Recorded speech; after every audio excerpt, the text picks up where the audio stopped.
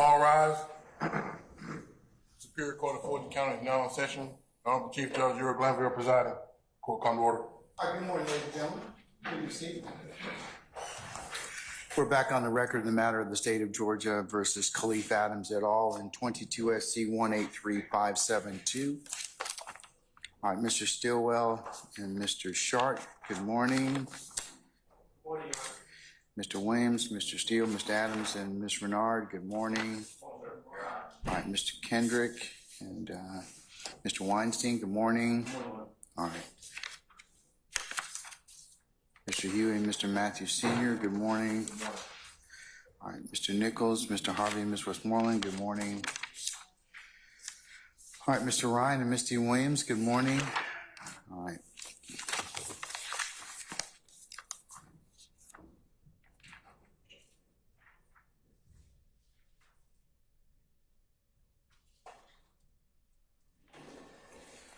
Okay, Mr. Smith, Ms. Knight, Ms. Hilton, Mr. Atkins, and Ms. Love, good morning. Good morning. All right.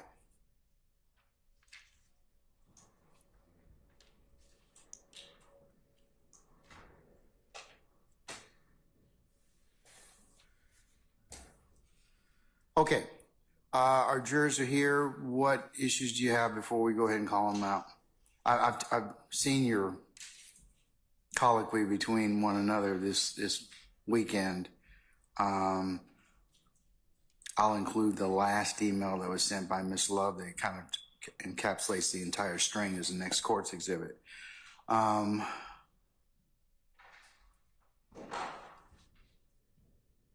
Okay, so Mr. Steele or any defense counsel, anything with the state's evidence at this point? Good morning, sir, and good morning to everybody.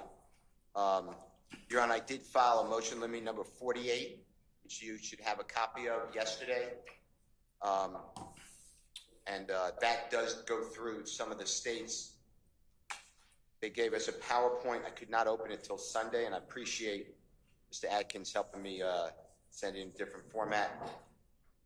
So I articulate that. There's a person on their witness list, two people on their witness list, but one person who they have on their witness list to call, who to my knowledge, and if I'm wrong, I ask the state to correct me, I have not heard back from them.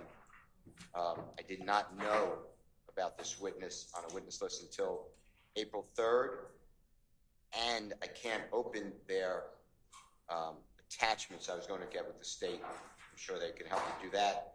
And it's allegedly, from what I could tell, a cell phone, I guess a supposed expert, never been qualified as an expert. I've never seen a CV plotting. Have we had a Daubert hearing on this expert as well? No, I didn't even know about the person. And look, if I'm wrong and the state said, hey, he was on a earlier witness list and I missed it, I apologize. I don't see it. But I was told about April 3rd.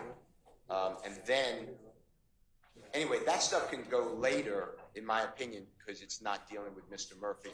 But, you know, whatever you want. But those are the phone records, okay, and the expert?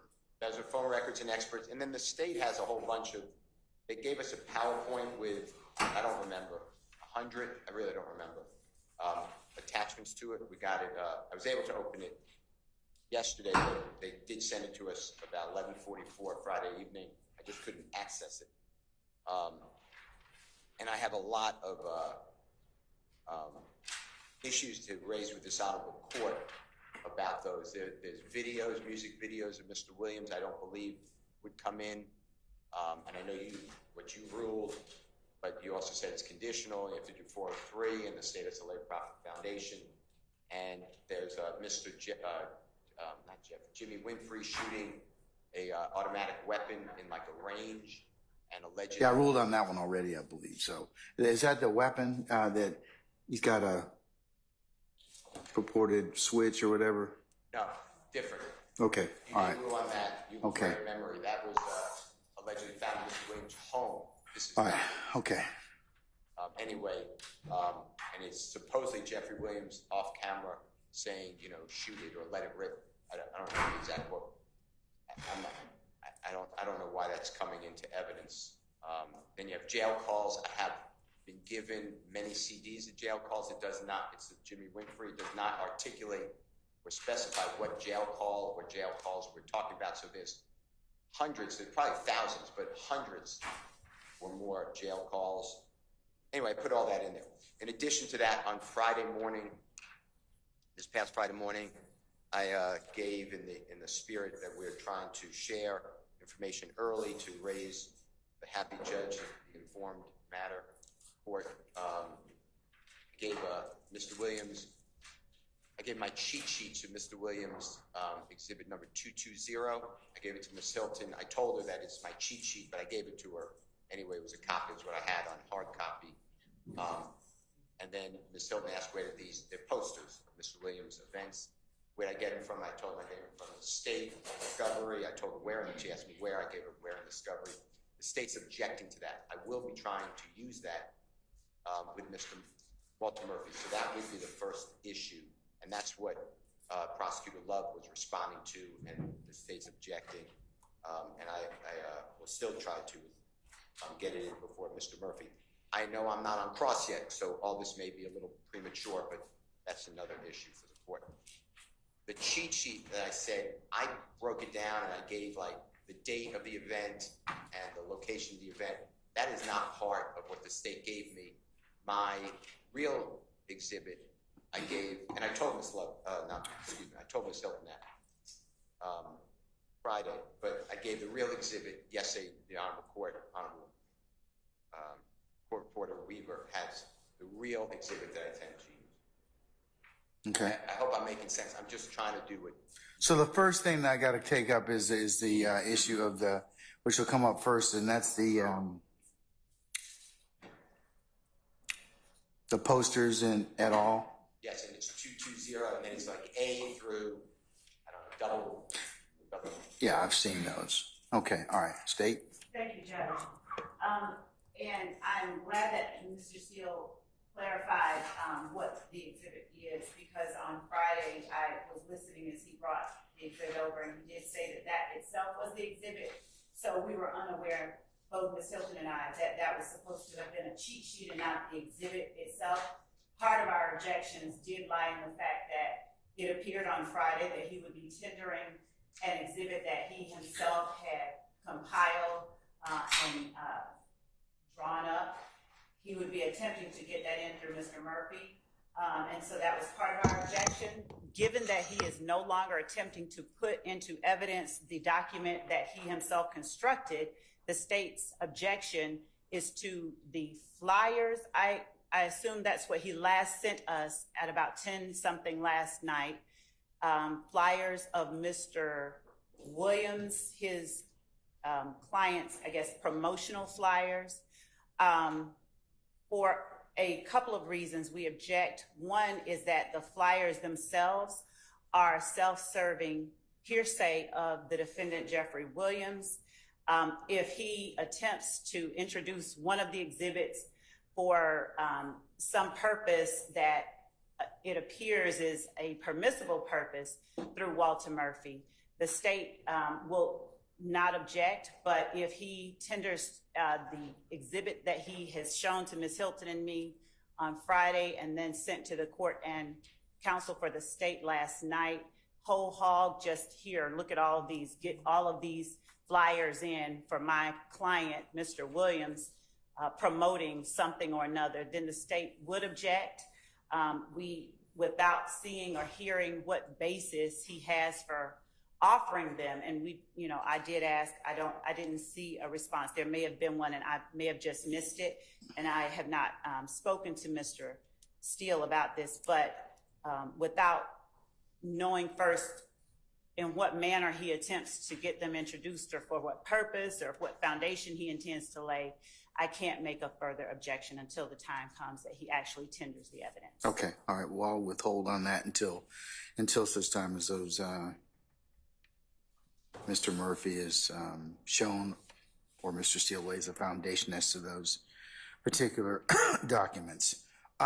Okay, what about the issue of the cell phone records and the expert or purported person that's going to come in? Has that already been dealt with? Have we already had a Daubert hearing in regards to that particular individual? We are still awaiting Daubert hearings on a few people, Your Honor. Experts that the state, I believe, has indicated it will call in, experts that Defendant Williams will call, but that person will not come. We do not anticipate using that person this week, perhaps not even at all. There are documents, there are records that are in evidence that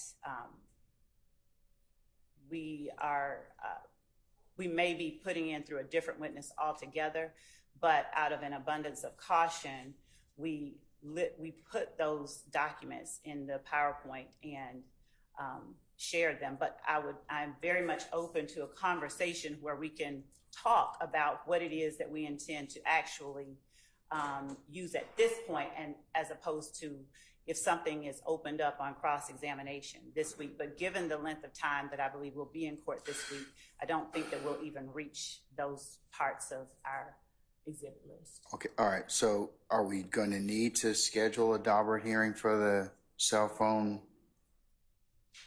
expert? Judge, because we have a few Daubert hearings left, I don't think that it would be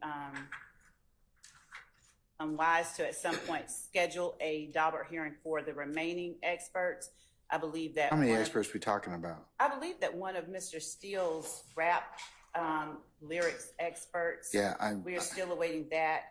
I know one of our potential experts has a outstanding Daubert hearing. I believe it's Investigator Gaither.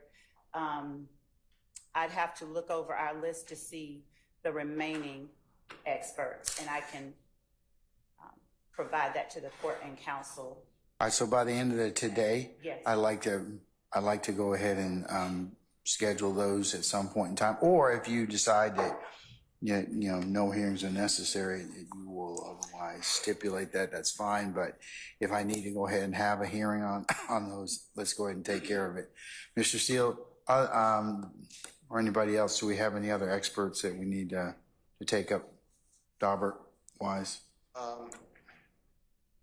have to think back, but not that I'm okay.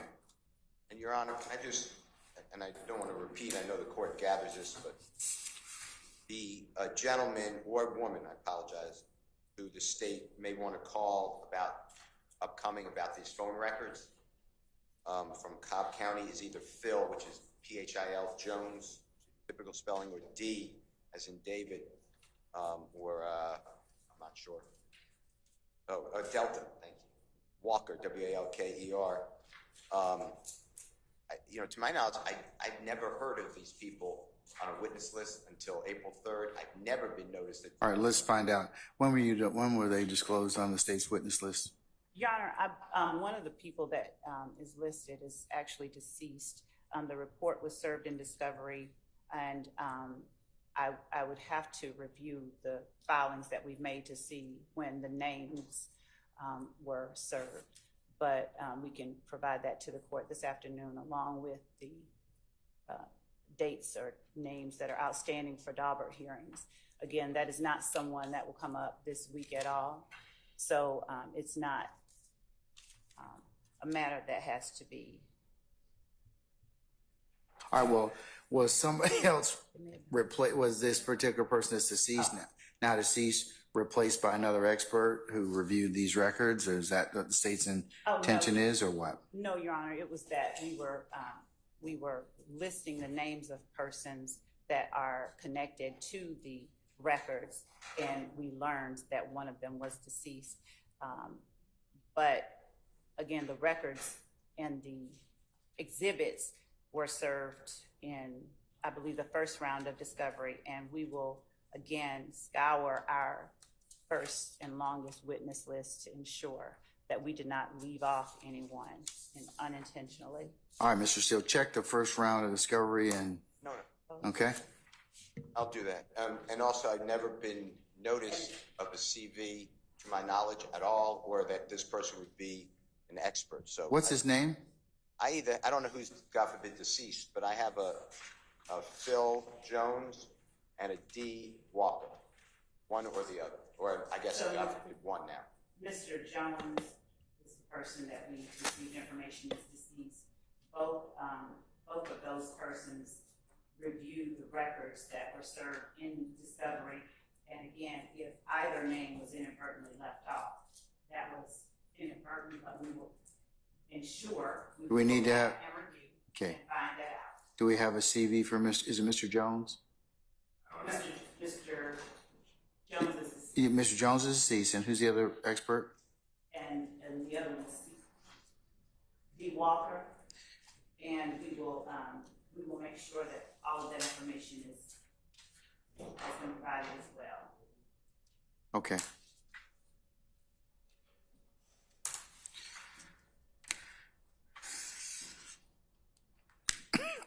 All right, anything else?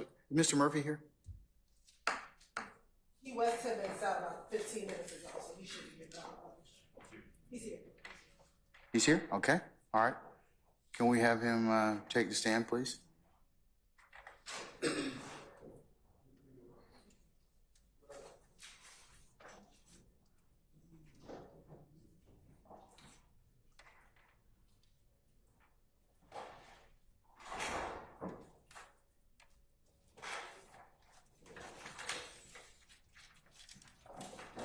All right, summon our jurors, please.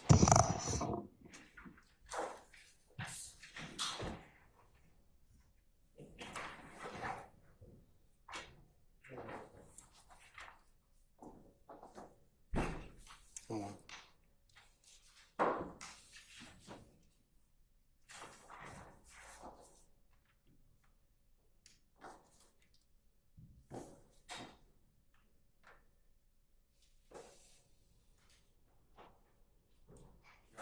Sir.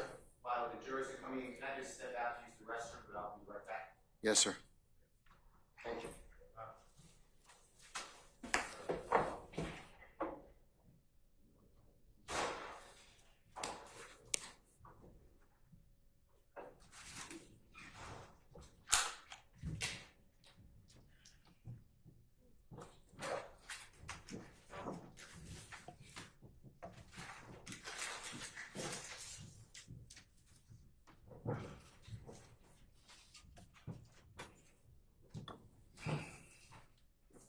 All right, ladies and gentlemen, please be seated. I'll do it first, counsel. All right, thank you, Sergeant Ingram. All right, ladies and gentlemen of the jury, good morning. All right, you sound caffeinated and well rested. Hope you enjoyed some of the sun this weekend. We're going to go ahead and continue with the presentation of the state's case. Mr. Murphy, good morning, sir. If you can pull the mic down a little bit closer to your face so you can be heard.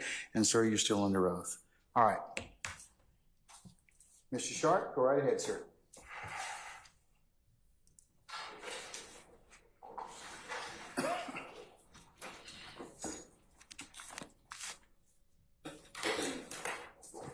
Mr. Murphy, good morning. Good morning.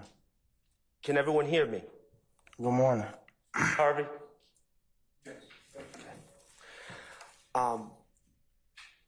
Mr. Murphy, before I start asking you any questions, I'm going to ask Mr. Kokomo to approach the state as well as Mr. Murphy to show what's been marked Defense Exhibit DS-8 and DS-8A.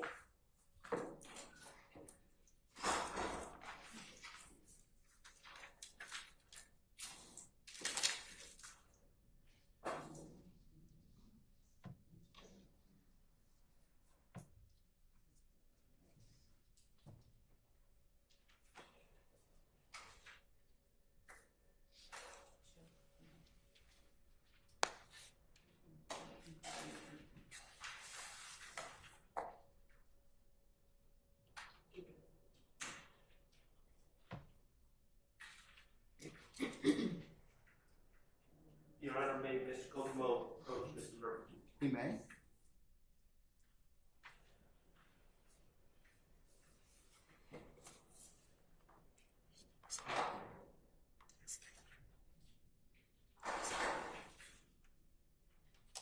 Mr. Murphy, did you have an opportunity to look at DS-8A Yes.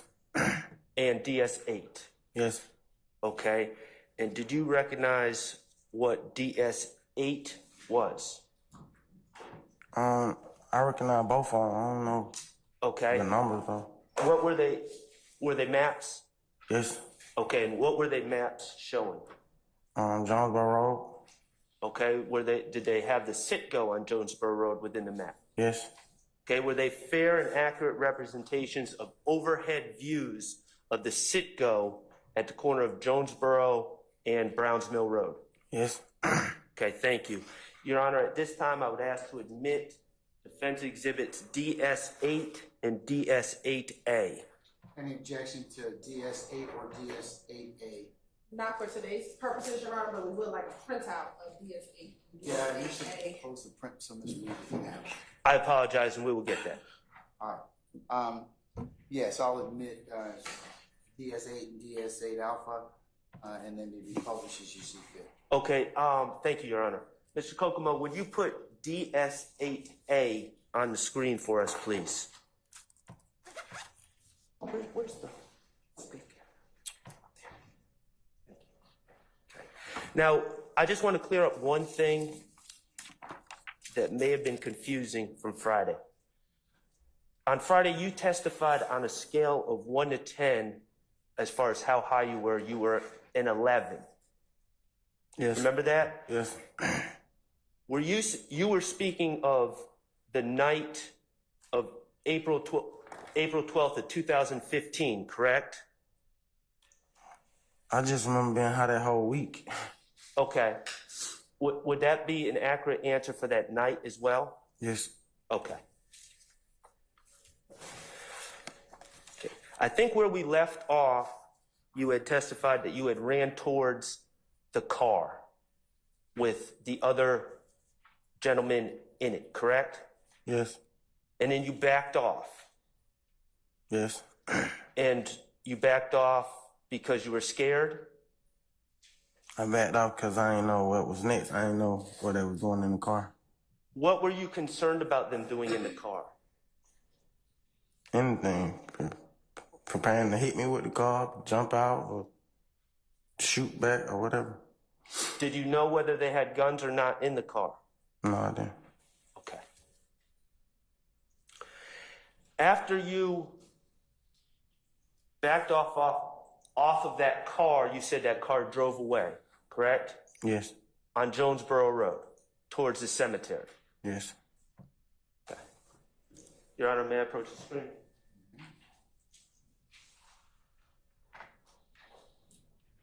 Okay, Mr. Murphy, will you kindly just turn around? Is this the parking lot area of the Citgo? Yes. Okay. When we say that, when we say that the other car with the individuals that you didn't know pulled away on Jonesboro Road, headed south, they went this way, correct? Yeah, down Jonesboro Road. Okay. And a short time thereafter, you got back in the car that you were in with Nard, correct? Yes. The white Nitro, The white Jeep. the white Jeep, and you went down this road on Browns Mill Road, correct? Yes. Nard was driving. Yes. Okay. So you did not. Mr. Shaw, yes, the young man to speak up a little bit while he's at the background. Speak Yes. Yeah. The car that you and Nard were in did not follow the car that went down Jonesboro Road, correct? No.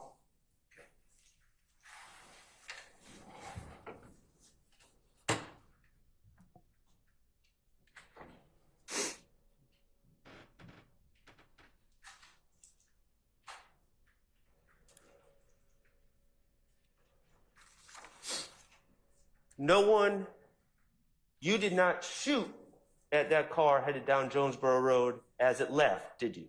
No. As that car left the Citgo parking lot, Nard did not shoot at that car, did he? No, they just left.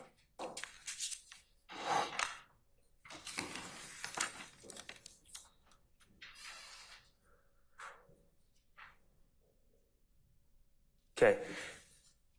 Your Honor, at this time, I'm going to ask Mr. Kokomo to publish what's been marked DS9. All right, sir. And Mr. Kokomo, if you could start at 13 minutes. Excuse me, Your Honor, I don't, oh, DS9.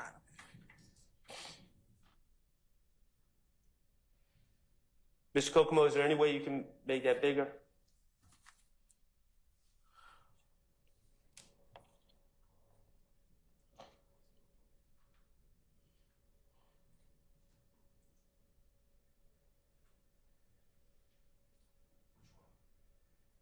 So more, oh, I'm sorry, I got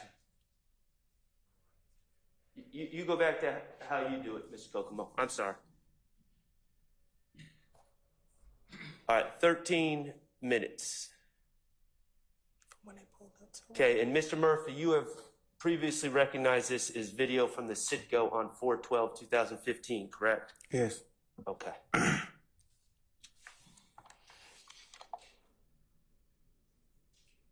All right, in that top left square is outside by the pumps, correct? Yes. Top right square that's showing right now is the parking lots right in front of the door of the Citgo, correct? The Yes. front door. Okay. Mr. Kokomo, if you could play it.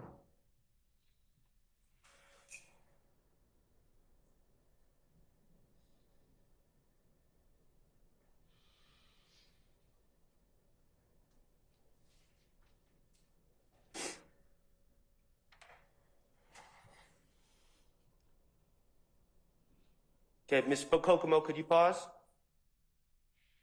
Now, in the bottom left, that is the inside of that Citgo, correct? Yes. Okay. Go ahead, Mr. Kokomo. Thank you.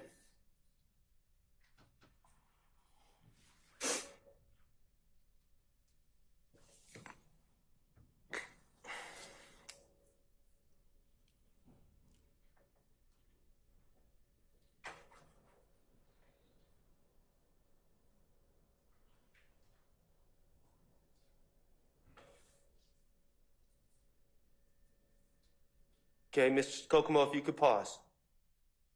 Mr. Murphy, did you just see on the top left, two cars enter the parking lot? Yes. Okay. Kokomo.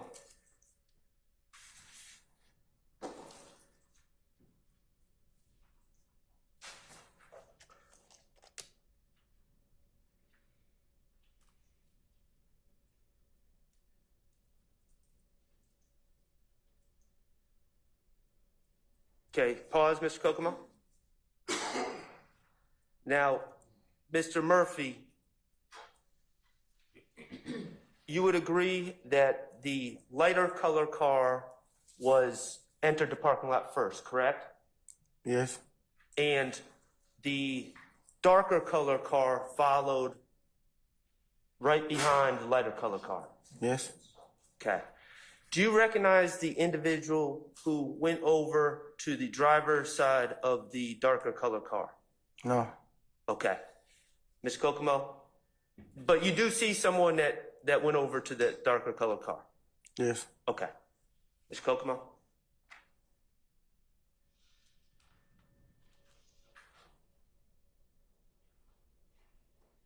Pause, please. Okay. The gentleman with the red shirt that just walked off screen, the one that went over to the darker color car, do you recognize that person is hot? I can't really tell. You can't tell now? Okay. How about the person in the back, the heavy-set gentleman in the back? Do you recognize that person? I can't see no. I can't Not yet? see like over there. Okay. Mr. Kokomo, would you let it play?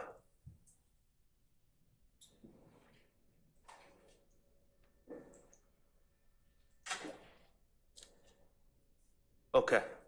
Mr. Kokomo? Those two gentlemen that just entered the top right square, do you recognize them now? Yeah, I think they're Bentley.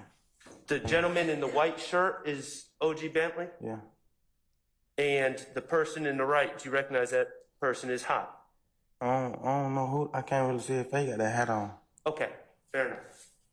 All right, Mr. Kokomo, if you would play.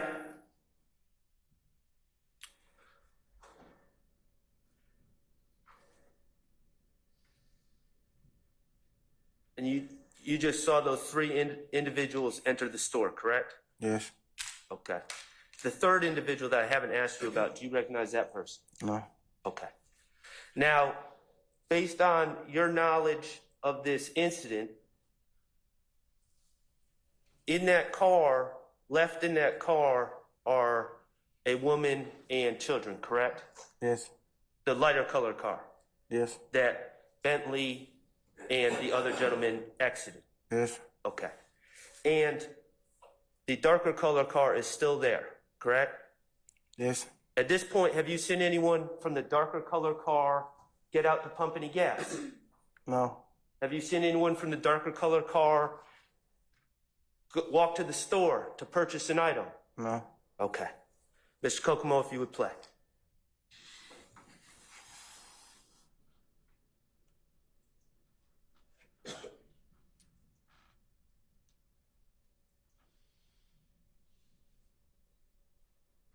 All right, pause, Mr. Kokomo. Did you see the darker color car now pull in front of the lighter color car containing the woman and children? Yes. Okay. Mr. Kokomo?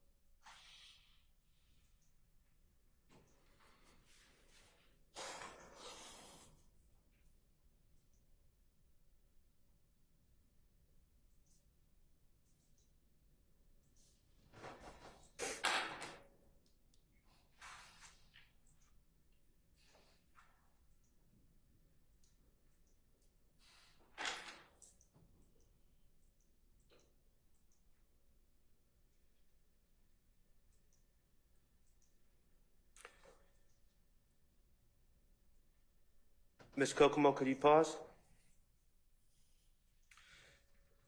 Mr. Murphy, did you just see the third gentleman that you can't recognize exit the store, look over to the cars, and then re-enter the store? Yes. Okay.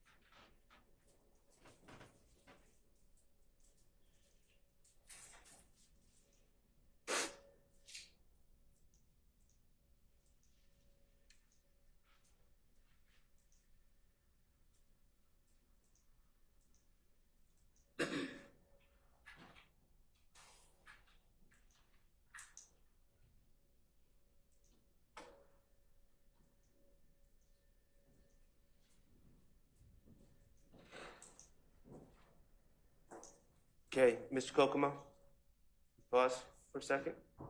Did you see someone exit the lighter color car that Bentley was in? Yes. Okay, do you recognize that person? No. Do you know if that was a male or a female? Female. Okay. And did she get out to pump gas? Yes. Y'all look like it. Okay. Mr. Kokomo?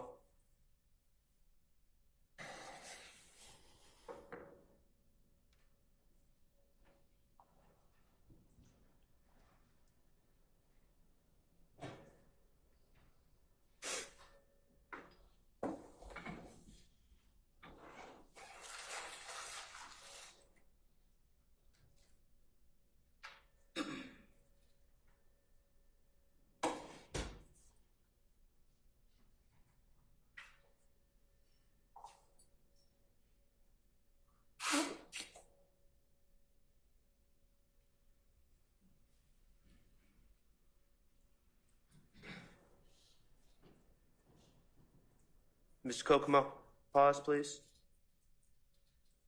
In the lower left, do you see an individual looking out the window towards the outside from the inside of the store?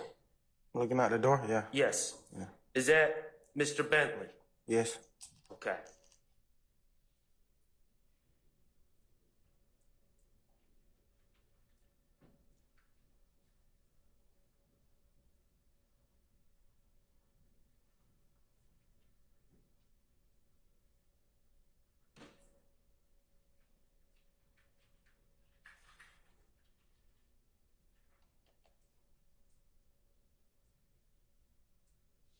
Okay, Ms. Kokomo, pause, please.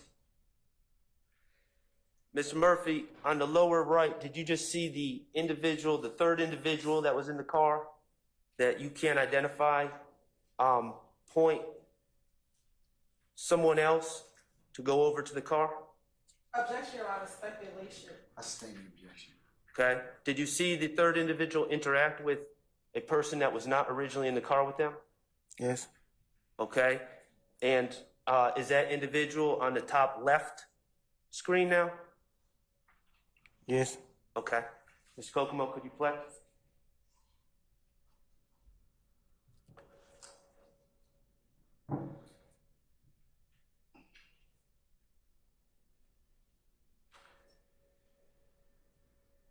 Okay.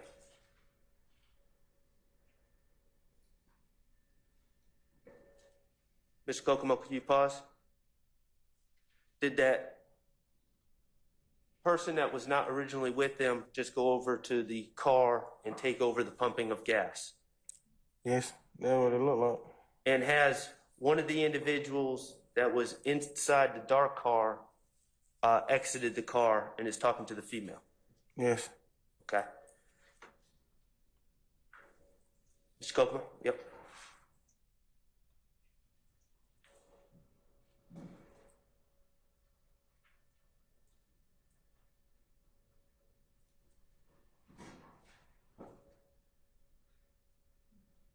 Pause. Did you just see Mr. Bentley looking out the window again towards the cars? Yes.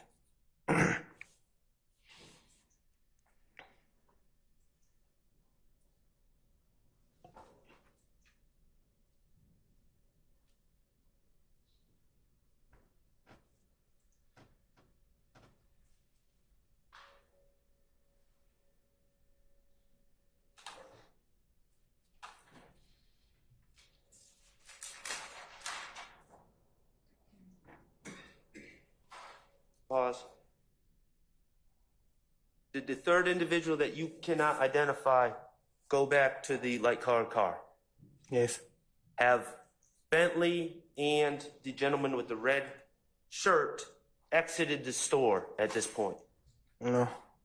That was a no? No.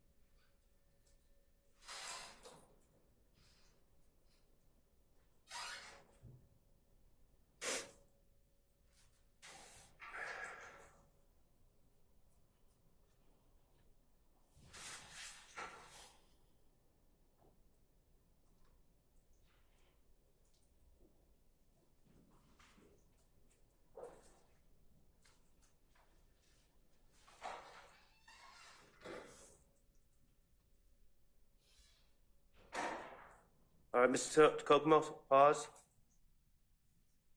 At 2143, is that the white Jeep that you and Nard and Fatty were in? Yes. Okay. At this point, when you arrived, I'm talking about you personally, did you have any insight about what was going on? I didn't know what was going on. All you knew was that Nard had given you an assault rifle, correct? Yeah. And he said, let's ride. Yes. And you were very high. Yes. Okay.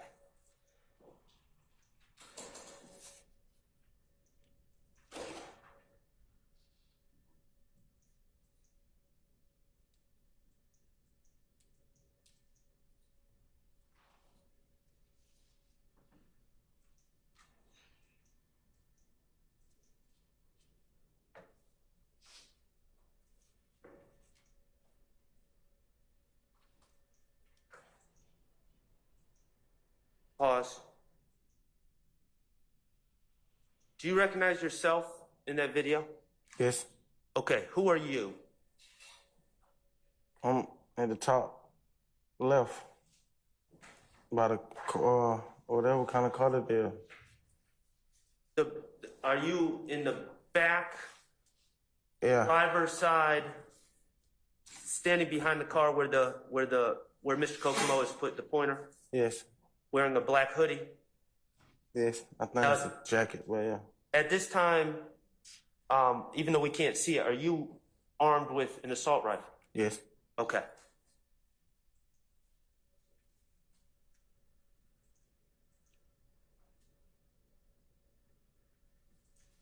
Pause. Mr. Cookman, okay. And did you just point the assault rifle at the black car Yes. or the dark car? Yes. Do you remember if you said anything?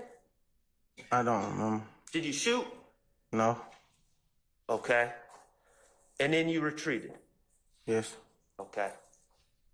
Now, on the top right, standing by the door, who is that? They're not. That's Nard, and is he standing by the front door? Do you see on the bottom left, him in the doorway? Yes. And that's the store that Bentley and the gentleman with the red shirt. Do you know who the gentleman with the red shirt? Have you seen enough of the video? I can't see his face. Oh, okay. They're in that store still? Yes. Okay.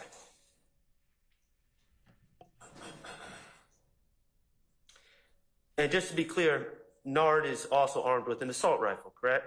Yes. And is that you running up on the car again? Yes. Okay.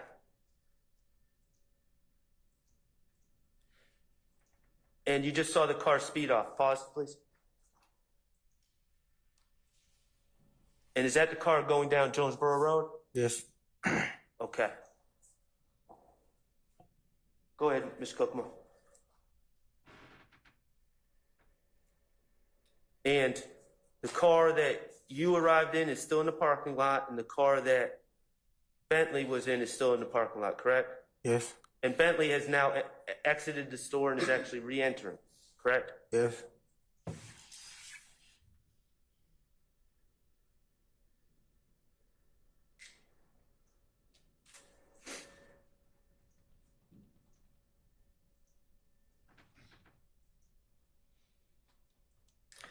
And now the gentleman with the red shirt is exiting the store, correct? Yes.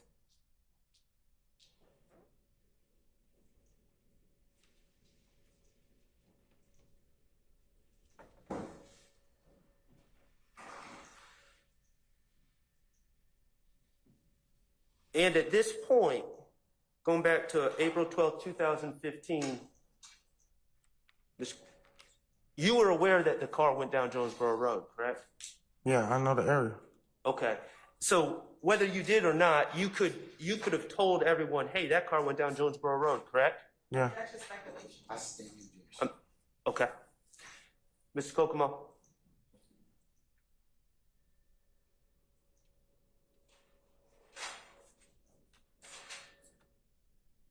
Okay, and the car with Bentley in pulls out, and it heads down Browns Mill Road, correct? Yeah, he's making That's what we're seeing right now. make a slight right, yeah. Yep. Okay. And the white truck that you're in, we're seeing it head down Browns Mill Road, correct? Yes. Okay. Mr. Kokomo, if you could put on DS8 on the screen, please. Okay. And you're familiar with this area, correct? Yes. All right. So, Ms. Murphy, if you could look at the screen. Or, yeah. This is the Citgo, correct? Yes. The orange. That, yeah. And the car with the other gentleman went down Browns Mill Road, correct? Yes. And you all went down Jonesboro Road towards the cemetery, Yes. correct? Yes. And you all went down Browns Mill Road, correct? Yes.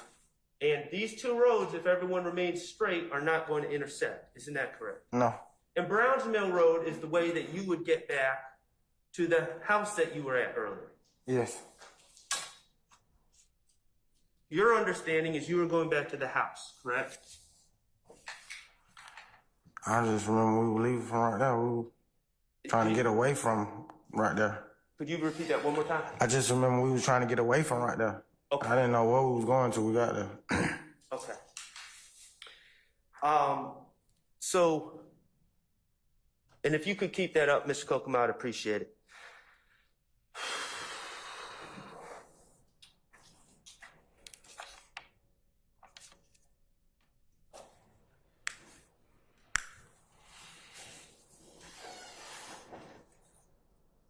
At some point, a shooting occurred, correct? Yes. It wasn't that much longer after you left the gas station, was it? No. Okay. You were headed down Browns Mill Road in the passenger seat of the white truck. Yes. Nard was driving. Yes. Fatty was in the back. Yes. Nard had a assault rifle at his feet. Yes. You had an assault rifle in the passenger seat. Yes. Fatty, do you know if he had a gun? I can't remember. You can't remember? You're not saying he didn't? You're not saying he did? Yeah, I'm not saying. Bentley,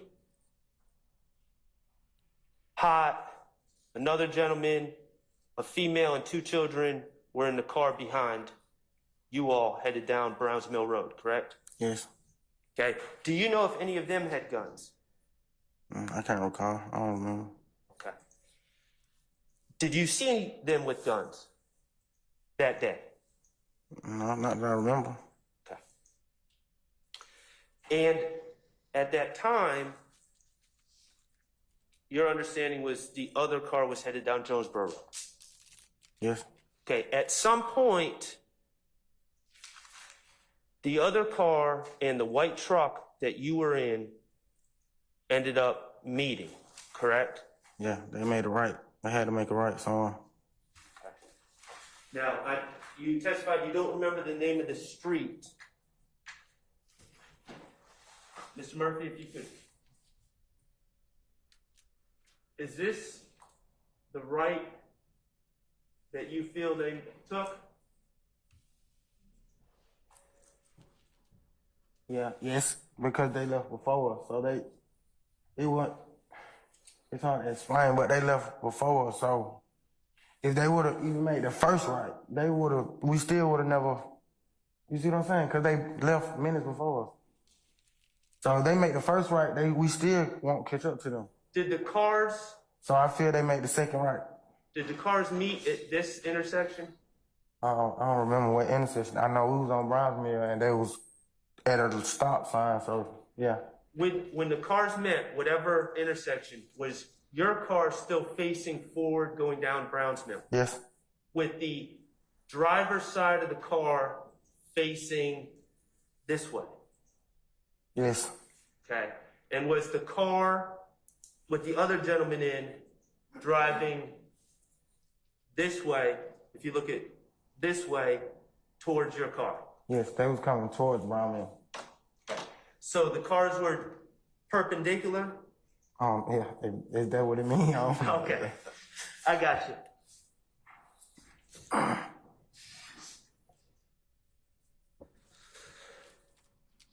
Okay. Did you personally see the car, the dark color car, approaching you all at that intersection? No. Okay. Did someone in the white Nitro see that car? Yes. Who saw the car coming? Objection, I see mischaracterization of the evidence of who saw the car coming. I stand the objection is form. You can refer. Without saying what anyone said, did anyone indicate to you that the car was coming? Objection, Your Honor, again, as to the car coming. That's not the I testimony. stand the objection. You can rephrase, sir. Okay. You said the car was driving towards y'all, right? Which car? The- car. Okay, I understand. The dark colored car was driving towards the white Nitro, correct? Yes. Okay. And who was the first person that noticed the car driving towards y'all? I can't remember, but it was either Fatty or Nard. It was one. Okay. I wasn't on that side of the car to even see it coming. So. Right. The driver's side of the car was closest to the car that was oncoming. Yes. So the driver or the back passenger to the driver would have been able to see it. And what happened? What happened when the car was seen coming towards you? We blocked it off. I think I remember we blocked it off. Okay. Was at the time that you blocked it off, was the car with Hot and Bentley and the children and the woman, was it behind you or in front of you? Behind us. It was behind you. And then that car, what did it do? The car with Bentley and the children, what did it do? It went around us and kept straight. Kept straight down Browns Mill? Yes. As you blocked the car off? Yes. Okay. And then once Bentley and the car with Bentley and the children got past, did the car that was coming towards you, did they stop? If you recall. Yeah. The car that's they stopped. Okay. And then what happened? It happened. The shooting happened. Okay, well, I'm going to have to ask you about specifics of the shooting. Okay, so who shot? Nard. Okay, Nard was seated in the driver's seat. Yes. Okay, explain to the jury how he was driving and he shot. He stopped the car. Okay, did he shoot through the window? No, he let the window down. He let the window down? It might have already been down. I can't remember. But it was. We definitely didn't shoot through the glass. And where did he get the gun from? He already had it. Okay, well, where was it in the car? I can't. It might have been in his lap in the floor. He had it. Okay. Did anyone hand it to him? No. Okay. And when he shot, do you remember how many shots he fired? I can't remember. A couple. More than one. More than one? Was it less than 10? Yes. Do you know how many shots a gun like that holds? It depends on the magazine. Okay. Do you remember telling investigators that you thought it was 3 or 4 back in 2016? I might have said that. Okay. And Nard shot. Do you know if Fatty shot? I don't recall. Now, did you shoot? How could I shoot? I'm on the opposite. Else I would have got out of the car. I didn't get out of the car though. I'm not arguing with you. I'm asking. Did you shoot? No. Okay. And after Nard shot, what happened? Left. Did you personally, I'm asking what you knew, did you know if anyone was shot or not? No. Okay.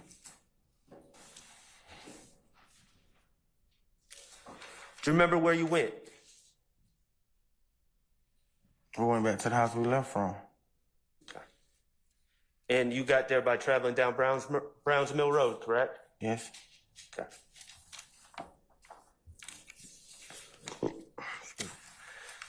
On that video we watched,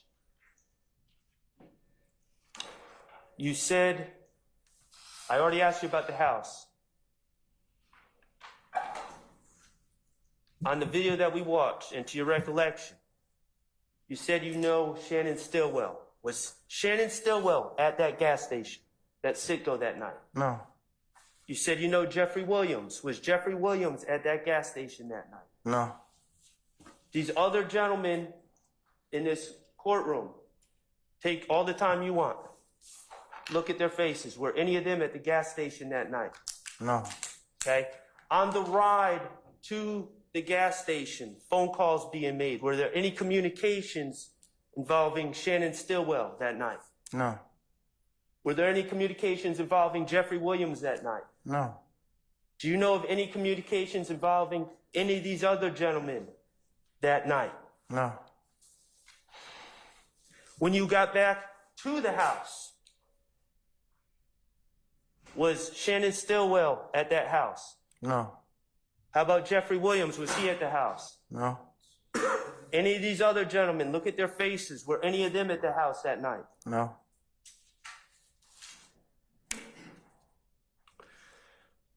Okay, I'm going to shift topics a little bit about paying, quote unquote, paying dues. Okay? Putting money on books. You remember being asked about that? Yes. Okay. You've been to Rice Street before, correct? Yes. Okay. Let's just talk a little bit about Rice Street. In Rice Street, when we say Rice Street, we're talking about the Fulton County Jail, correct? Yes. The address of the Fulton County Jail is 901 Rice Street, correct? I think that's it. Yeah. People in Atlanta call the jail Rice Street. Yes. Okay, that's common parlance. You would agree? Yes. Okay. When you are an inmate at Rice Street, when you are being held, can you explain the difference between jail and prison as far as, is jail when you're waiting charges prior to when your case is pending? Is that correct? I think so. I guess that's if they still holding you or you ain't pled guilty or got no time. Right. And then once your case has been resolved, if you're sentenced to prison, you go to prison, correct? Yes. Okay. All right, so we're going to talk about jail first, and specifically Rice Street. Do you have a room? When you're an inmate at Rice Street, do you have a room? I have a cell. A cell, okay. And how big is that cell? I don't know, it's small. It's small, okay.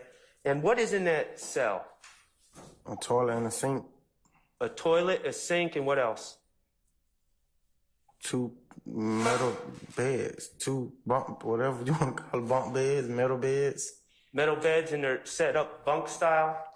Yes. Okay. And the toilet and sink are made of metal? Yes. Okay. And you said 2 beds. How many people live in a cell? It depends on what floor. At Rice Street, it depends on what floor you on. Okay. Is it possible that more than one person lives in a cell? Yes. Okay. Have you been in Rice Street with a cellmate? Yes. Okay. And in fact, in Rice Street, some people don't even get a cell, do they? They sleep on boats, correct? Yes. And what are boats?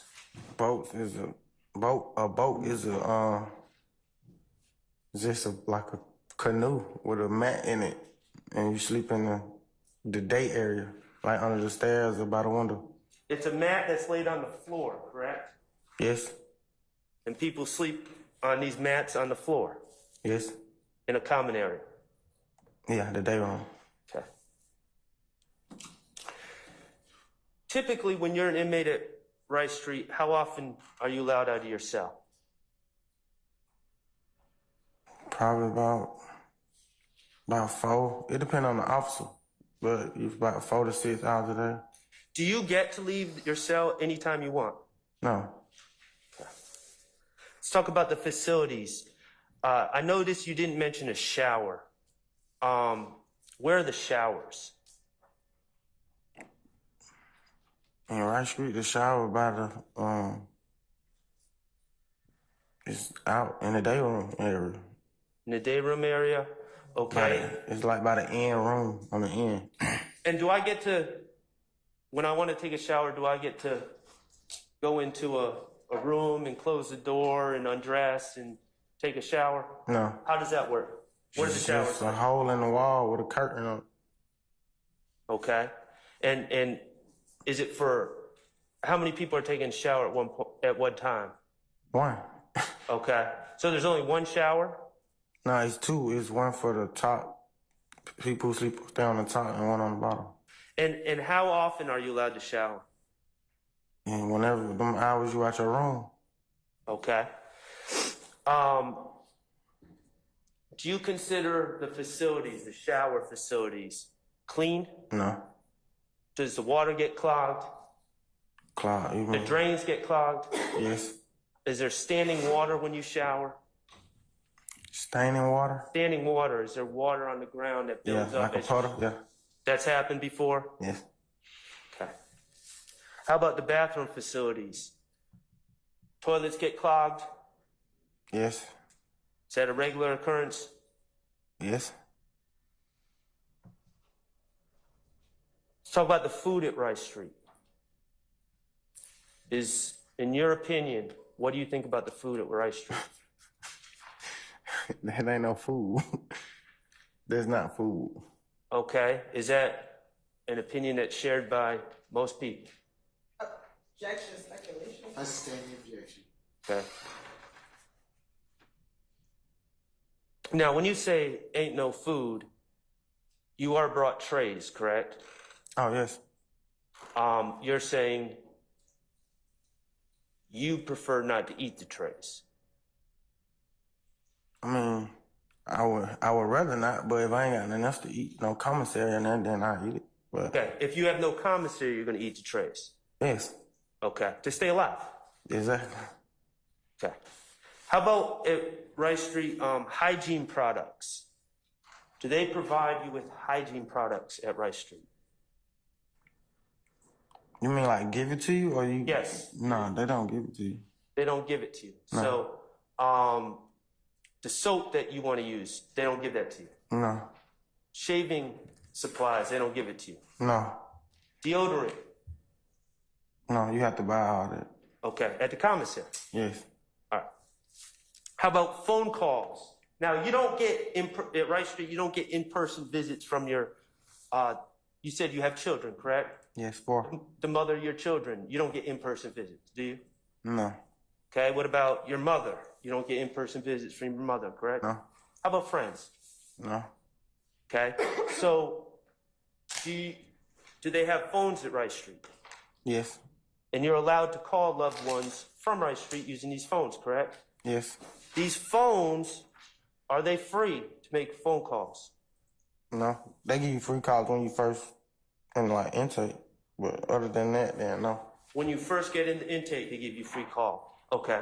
After you get out of intake, are the calls free? No. Okay, so how can you make calls to people from Rice Street, people that you love? They have to put money on their phone. Is that through commissary, money on your books? Oh yeah, you could put. I forgot they got that. No, you could put money from your books on there, but other than that, when I used to be in there, they had the person on the outside had to put money on their phone for you to call. Either way, whether it goes through the books first or directly to the phone, it costs money from people on the outside, correct? Yes. Okay. Now, all these questions I asked you about Rice Street, is it fair to say that your answers would be similar for prison as well? You don't get free calls from prison? Yeah, some of them will be the same, but most of them no. Is Rice Street worse in prison? Yes. Okay. It depends on the condition you're talking about, though. And it depends on the prison. Prison that is you're at. dangerous, but Rice Street is, like, far as, like, hygiene and all that you were talking about, the shower is worse. Like, the living condition is worse. Okay, so let's talk about, we brought up money on books. Can you,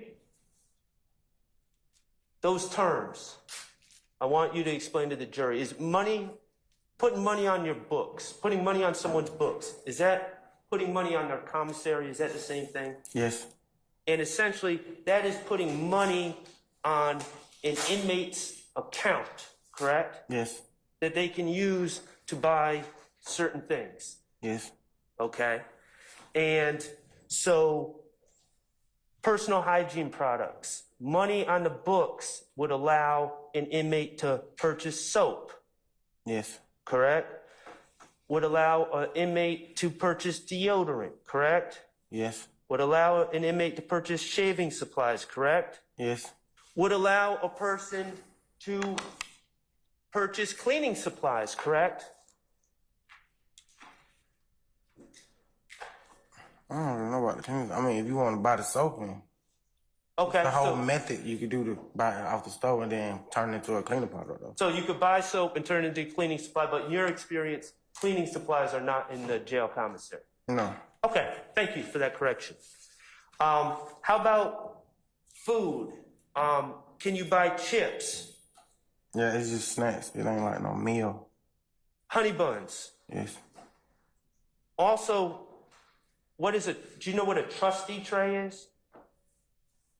That's the food that they get. It come from like staff dining and stuff like that. Can you buy that using commissary? No.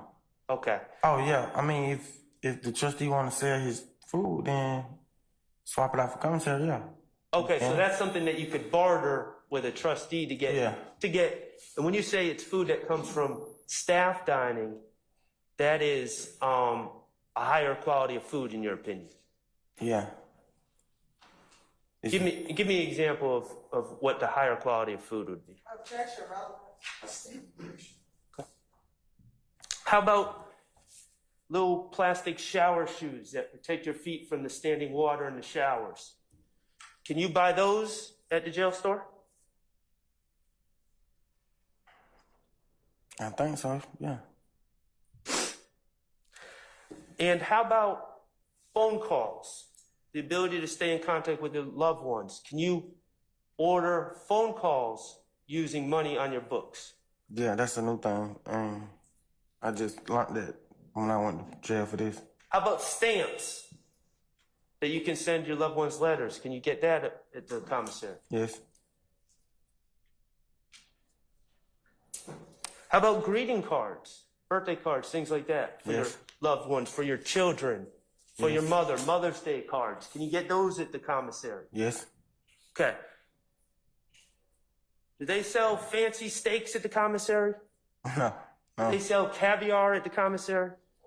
I don't even know what that is. Okay. I heard of it though.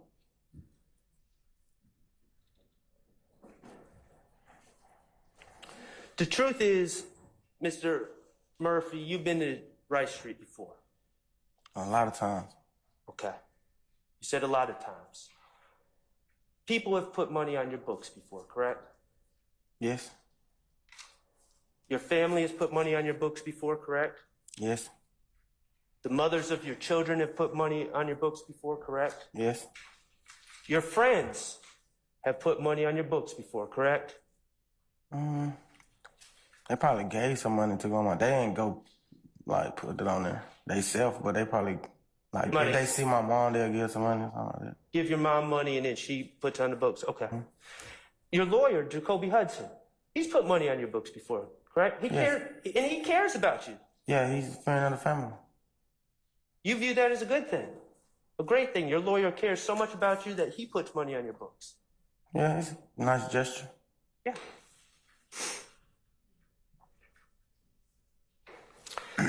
And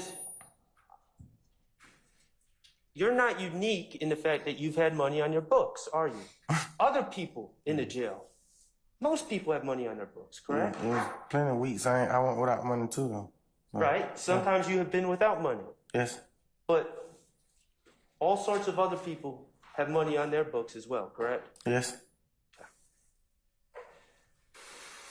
You have had friends locked up in your life, haven't you? When you've been out, Yes. okay? And there's been times where you have put money on people's books, correct? I've given money to go on their book. I never went to Rice School to put no money on nobody's book though. So you've given money to people's mothers so they could put that money on your friend's book. Yes. You've given money to the mother of people's children or their wives so they could put money on books? Yes. Okay. Why do you do that? It's just, I know how I feel to be in there. You feel, I can't even describe the way you feel, but when the people do stuff like that, you know they there for you, because that's like a dark place to be in, dark space to be in. You would want people to do that for you, correct? Of course. And you, therefore, do it for other people, correct? Yes. Has anyone ever forced you to put money on people's books? No. Has anyone ever told you you need to put money on this person's books? No. Has there ever been any rules that you've had to follow to put money on people's books? No. Okay, you've identified some people through your testimony as being YSL, okay? That was your testimony. Have you put money on the books of people that have, in your mind, been associated with YSL? No. Have you put, and I'm talking about either directly or indirectly? You mean like somebody in here? Like? No, just in general. Oh, yeah. Okay, and have you also put money on people's books who you do not consider YSL at all? Yes.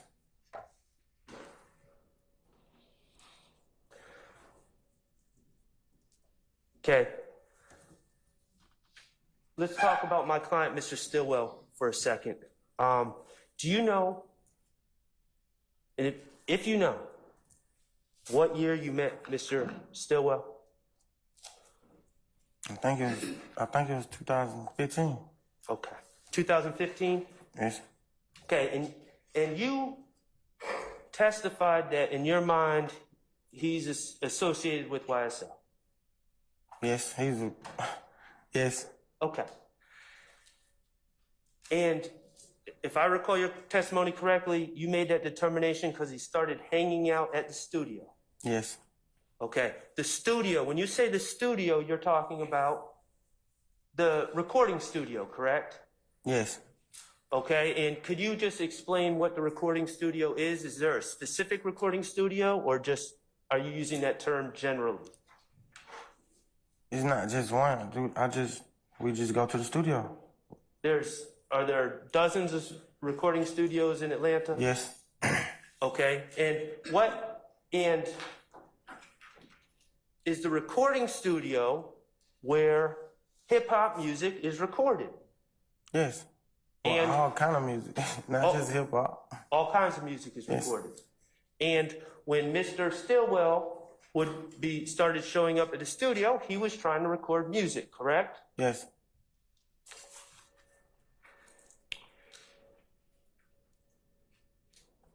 Mr. Stillwell was never beaten into any gang. Not to my knowledge, no. Objection, speculation. To your knowledge, was Mr. Stillwell ever required to commit any crimes, to hang around you all? Objection, speculation.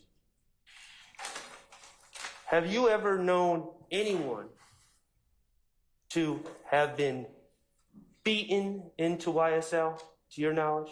No.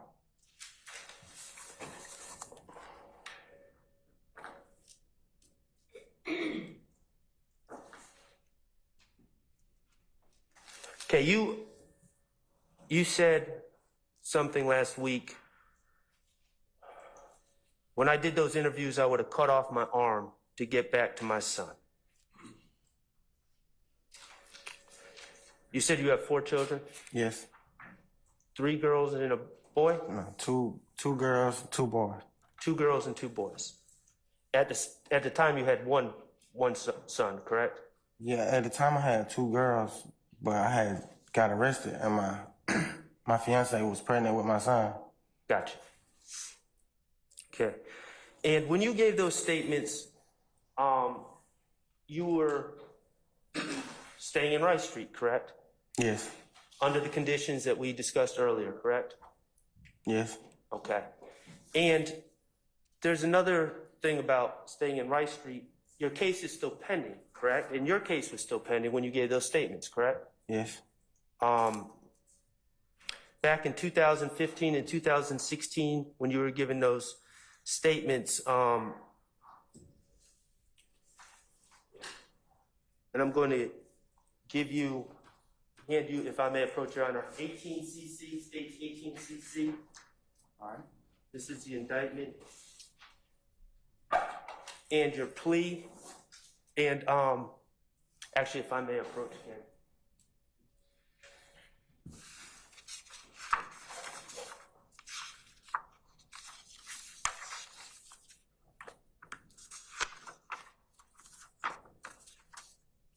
Okay, Mr. Murphy, that's the indictment, and the specific counts are listed right here, okay? Okay. At the time, you were facing violation of Georgia Criminal Street Gang Act charge, correct? Yes. Okay, you were facing 4 counts of criminal attempt to commit murder. Yes. Facing aggravated battery, Yes. facing 4 counts of aggravated assault with a deadly weapon, Yes. facing 4 counts of possession of firearm by a convicted felon. Yes. You were facing 255 years. Does that sound right? Up to 255 years. A long time. I don't remember the exact time, but it was a long time. And this is for the April 12th, 2015 incident. Yeah, that was just one of my cases I had at that time. Okay.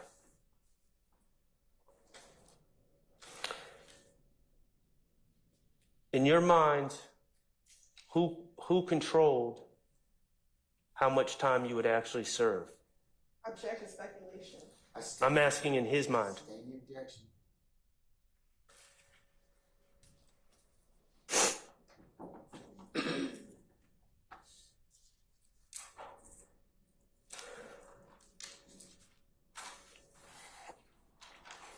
Okay. You ended up pleading guilty. Yes. Okay. Now, can you look at count 1 of that indictment that you pled guilty to? That approach to. Yes, sir.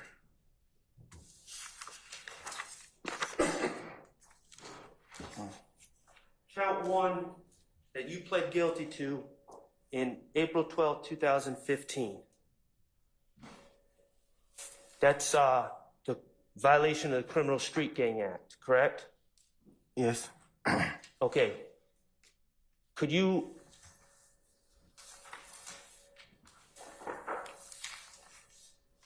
Ms. Murphy, I'll read it, and could you follow along and let me know if I read it correctly, okay? Okay.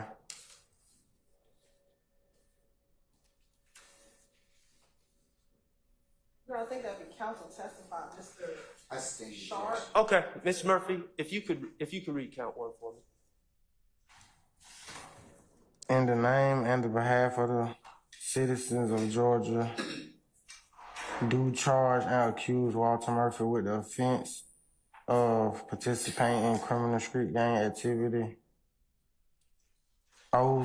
OCGA 16-15-4 for the said accused in the county of Fulton County and state of Georgia on the 12th day of April 2015 did unlawfully while associating with a criminal street gang participate in criminal gang activity through commission of an offense.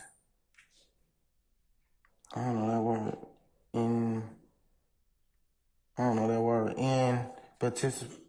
In paragraph 1 of Code Section 16-15-3, to wit, criminal attempt to commit murder, contrary to the law of said state, the good order, peace, and dignity thereof.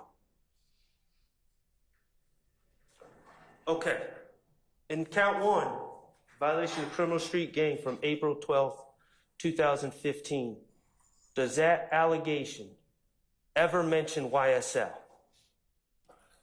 Does it say YSL anywhere in that allegation? No.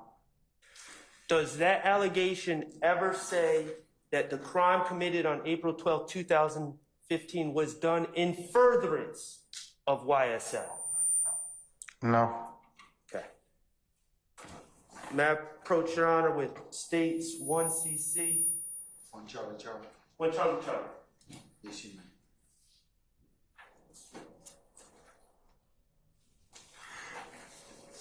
Mr. Murphy, do you identify 1 Charlie Charlie as the plea agreement that you struck regarding this case? Yes. Okay, and you initialed several factual acknowledgments in this case, correct, as part of your deal?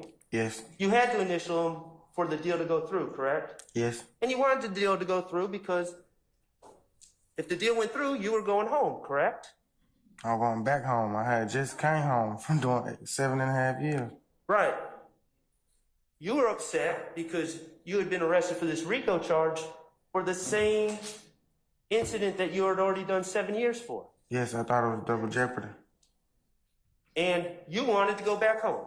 Yes. Okay. And so you initialed these factual acknowledgments. I want to talk to you about number 14, if you could turn to page 4.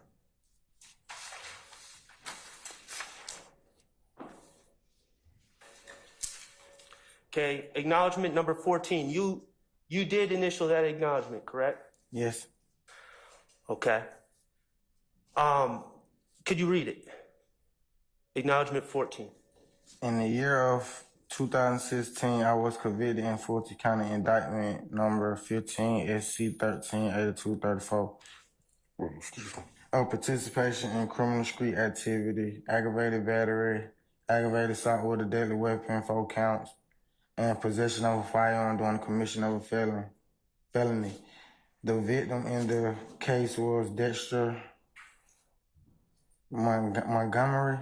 I committed these acts during the time period that I was a YSL gang member. Okay, it says, I committed these acts during the period that I was a YSL gang member, correct? Yes, that's what it says. Anywhere in that acknowledgement, number 14, does it say that you committed these acts in furtherance of YSL? In number 14? Yes. So, can you ask that again? Does anywhere in number 14 say that you committed these acts in furtherance of YSL? No. Does it say that you committed these acts in furtherance of Jeffery Williams? No. Does it say that you committed these acts in furtherance of Shannon Stillwell? No. Does it say that you committed these acts in furtherance of any of these other gentlemen sitting here? No. Mr. Murphy, you've testified that you're now sober, correct? Yes. You have a job. Yes. You're trying to be a father. Yes. Your life is in a better place than it was back then, correct? Than it ever been. Okay. When you look back on April 12th, 2015, you committed a crime, correct? Yes. Regardless of what was going on in that other dark car, what you did was wrong, correct? Yes. It was heinous. I don't know what that It was means. awful. Yes. It was violent. Yes. What Nar did was awful and violent. Yes. It was selfish, wasn't it? Yes. It was selfish for you to even put yourself in the position that Mr. Montgomery could be hurt and for his head to get hit by a bullet. It was selfish. Yes. It was selfish against your children to put yourself in a position that you would be taken away from their lives. Yes. That was selfish of you, wasn't it? It was. You're not saying that you didn't do anything wrong in 2015, are you? No. Okay. But the reality is, Mr. Murphy, this was an isolated incident committed by men who were high out of their minds, correct? Yes. Committed by men with assault rifles, correct? Yes. Committed by men who got a call at a gas station, correct? Yes. That crime did not involve anyone back here, did it? No. That crime did not further any interest of YSL, did it? No. And none of these gentlemen had anything to do with it, isn't that correct? Move on. I have no further questions. Thank you, Mr. Murphy. Ladies and gentlemen, how about a comfort break? Let's go ahead and take 10 minutes and let's see where we can leave from there, all right? All right, we're in recess. All rise.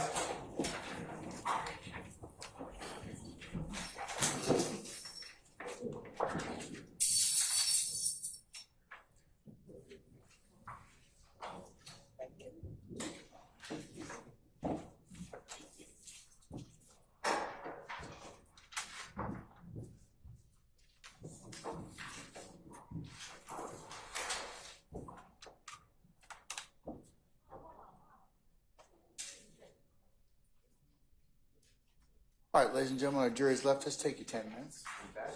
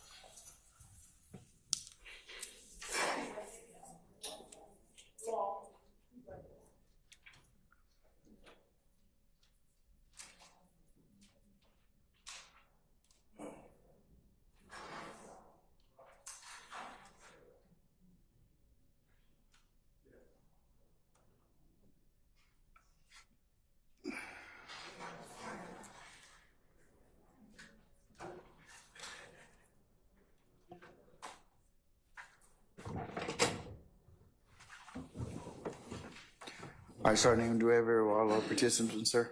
Yes, sir. All right, summon our jurors, please.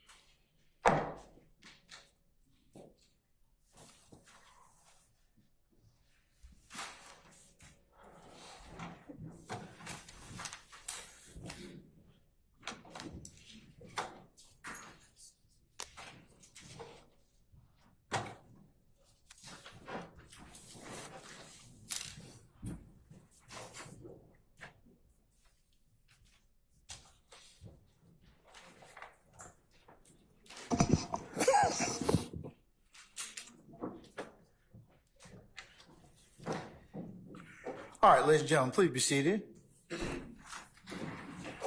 All right, thank you, Sergeant Ingram. All right, next counsel that wishes to examine Mr. Murphy. I'll go, Your Honor. All right, Mr. Weinstein. Good morning, Mr. Murphy. Good morning. My name is Doug Weinstein. I'm Diamante Kendrick's attorney. Okay. You identified, I believe you know him as Yak, is that correct? Yes. And you know Yak's government name is Diamante Kendrick. Yes. Okay. And you identified him in the courtroom last week as a member of YSL. Yes. You know that, should I call him Yak or Mr. Kendrick for you? It don't matter. Anyone? Okay, I'll call him Mr. Kendrick then, okay? But we're referring to the man you know as Yak. So, you know Mr. Kendrick is a rapper, correct? Yes.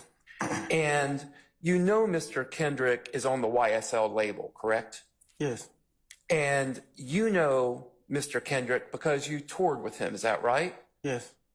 And you traveled with him, I assume. You went to different places on the tour. And that's how you know Mr. Kendrick, correct? Yes. Okay, thank you. I don't have any further questions. All right, Mr. Matthews. Mr. Murphy, good morning, sir. Good morning. Mr. Murphy, I represent Mr. Marquavius Huey here at the table. I just have a few questions for you. Last week, you recall speaking outside the hall with Mr. Max Sharp, the gentleman who had been asking you questions for several minutes this morning? Yes. And when you spoke with him outside, you had spoken also with Mr. Kokomo, the gentleman back there with the glasses on, the dark-skinned brother? Yes. Okay. And they showed you several videos and things of that nature from many years prior, correct? Mr. Kokomo? Yeah, but the other, I don't know his name. This gentleman here with the Yeah, mask he on? wasn't, when I seen it, that was, I think you talking about two different incidents. Okay. When he showed me the video, I ain't see, Mr. Kokomo? when Mr. Kokomo showed me the video, I ain't see the other You gentleman. didn't see Mr. Sharp? No. Okay. But the point I'm making is, though, they went over the videos with you. Mr. Kokomo showed me the video, he didn't go over it with me. I tried to ask him something, he was like, he can't do that. Right.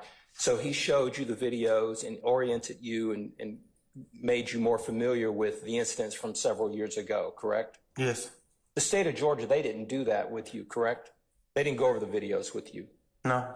The first time that you had actually seen those videos and refamiliarized yourself with those videos and the incidents from several years ago was with Mr. Kokomo, correct? Yes. And that would explain why you were able to answer Mr. Sharp's questions more clearly, correct? Yes. That's all I have. Thank you. Any other examination? Yes, sir. All right.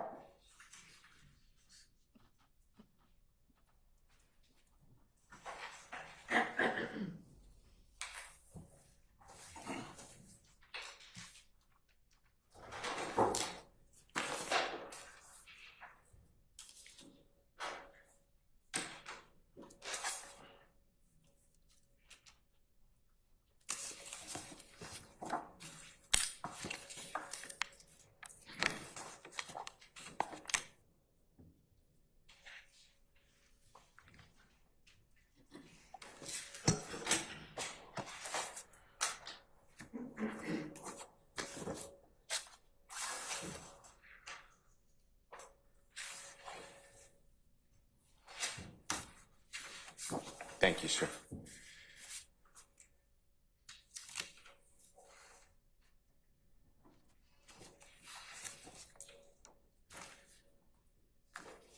I heard you state that your life is more at peace or better now than it ever has been. Is that what I heard? Yes.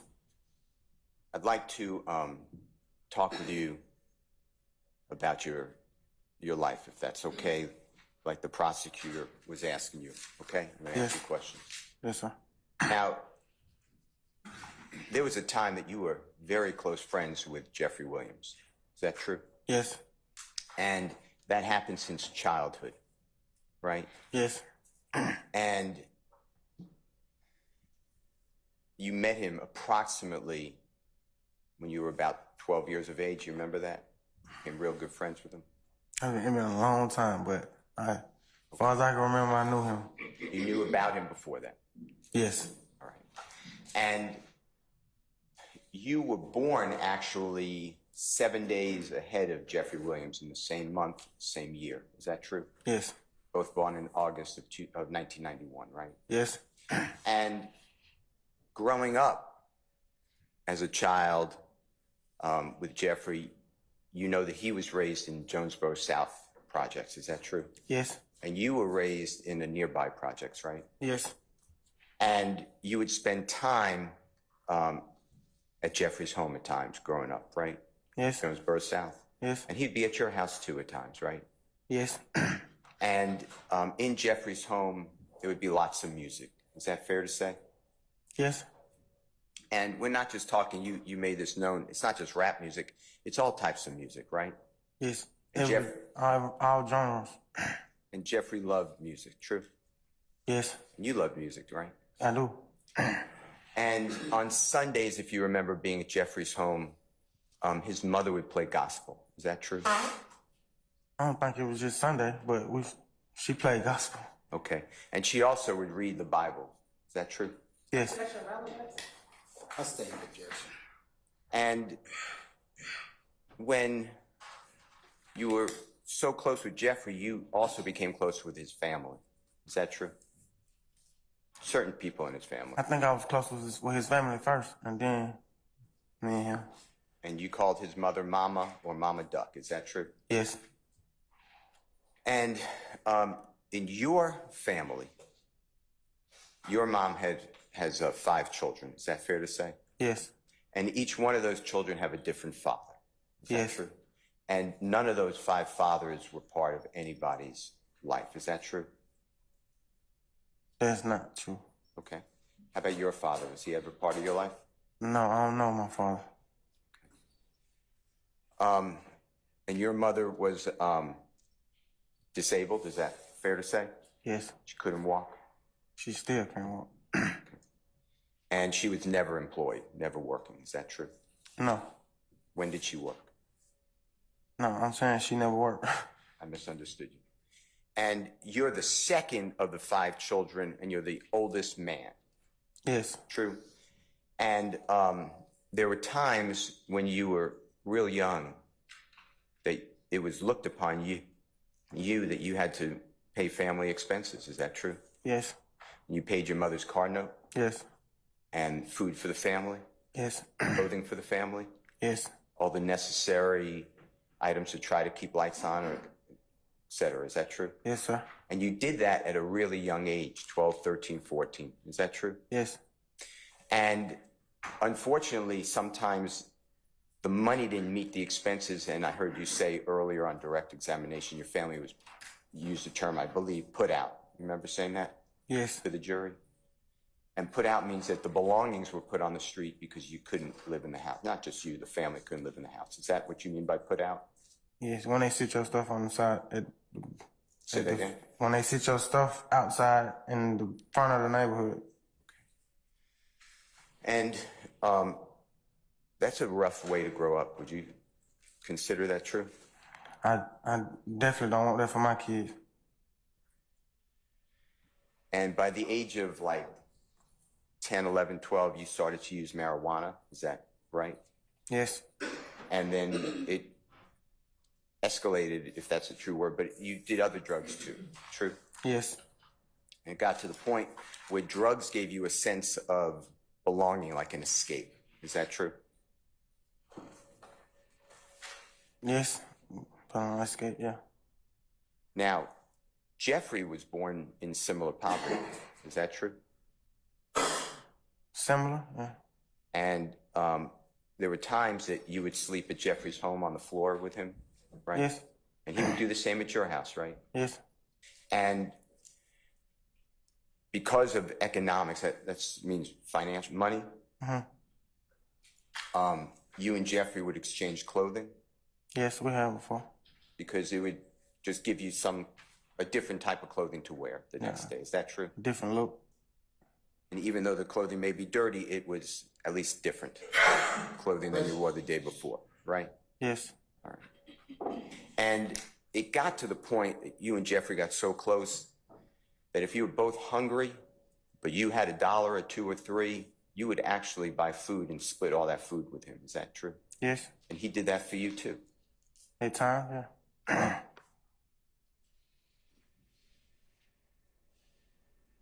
And the people in the area, some of the people were in the same type of financial problem as you and Jeffrey's family. Is that true? People Yes, didn't it have was money. other families, yeah. Now, from being with Jeffrey, you learned that he idolized Lil Wayne. Is that true? Objection on the self-serving. I state the objection. Did you idolize Lil Wayne? You know who Still Lil do. Wayne? I still do. Okay. And to your knowledge, was Jeffrey holding the same opinion? Objection, same Same objection. objection. How about Tupac? You know who Tupac is? Yes. Same answer. Yes. Objection made. Same the question. Now, did you observe Jeffrey study the music of Lil Wayne? We both did. Okay. And did you observe Jeffrey, and you, study the music of Tupac? Yes. And you said on direct examination last week that you called Jeffrey Little Jeff. Is that true? Yes. And do you know there came a time that Jeffrey wanted to be called Young Thug? Yes. He named himself, true? Yes. And that was for his ability to try to get into the rap industry. Is that true? Speculation. I sustain the objection. Did Jeffrey choose the name Young Thug for his musical career? Objection, speculation. I understand it as the form of asking another way. Do you know whether Young Thug was a musical creative name? Objection, Jeffrey. speculation. If you know. Let him answer. I'm over the objection. You can answer it, sir, if you can. Ask it again. I'm confused. Do you know whether the formation of the name Young Thug was for his musical? That was his rap name. Okay. And do you know what Thug stands for? It got a couple meanings, but yeah. Okay, tell the jurors. Tell them all of them that I know. It's, Sure. The hate you give, truly humble unto God. There's a couple of them. Now, you mentioned that you have tattoos on your face. The prosecutor was asking you about those. Remember all that question? Yes. You also mentioned that tattoos got on the face because you were trying to mimic, copy. You were trying to be like a rapper. Do you remember that? Remember saying that to jurors? Yes. And did Lil Wayne, before you ever had tattoos on your face, did he have tattoos on his face? He's the first one rapper I seen with tattoos. Okay. And did you copy Lil Wayne? Yes. And Jeffrey has tattoos on his face, right? Yes. Same reason for rap? You guys were trying to get in the rap industry? Yes. Now, when you heard Jeffrey perform music, you've heard him perform music, right? Yes. Even when he was young, 12 years of age, did he try to sound like, and did he sound like Lil Wayne? Back then, yeah, he did. And did you know that Lil Wayne appeared to give out impression that he's with the Bloods gang. Were you aware of that? He was one of them, yes. All right. And I'm not limiting it just to Lil Wayne, other people in the rap industry, true? Yes. Now, did Jeffrey work hard at music and performing music and becoming a rapper and getting a name for himself? He worked harder than me. Did you ever see anyone work as hard as Jeffery Williams? No. Is it true that by the time Jeffrey was when he met you, around that time, in your neighborhood, if you know, his reputation was that he's a good rapper? Is that true? Can you ask it again? Yeah. Did he have a reputation in your neighborhood as being known to be a good rapper? You saying when I met him? Yeah, when he's a young man. Yes, even when he's young. First, everybody knew him from throwing the football, though. He was a good quarterback. Okay. And then he started rapping, and everybody loved his rap, so he kept doing it. Say the end again, I apologize. I said he started rapping, and everybody loved it, so. Okay. And his talent, to you, did he have talent? Yeah. It was obvious? Yeah, he was nice. Okay. Do you remember there come a time that Jeffrey was marketing himself as a rapper, Young Thug? What do you mean, like marketing? Through his iPhone, promoting himself. Yes. And did you help him promote himself? For years. And did you actually spend tremendous amount of times talking with people about the rapper Young Thug? Yes. Come out to the shows, Young Thug? Yes, I did it all. There was no limit. Put on your own personal social media, Young Thug? Yes. Come view him? Yes. Come talk about him? Yes. Put him on your other people's social media? Yes. You are attempting to improve the notoriety, meaning the visibility of the Young Thug rapper. True? Yes, I know he was better than me, so. One more time?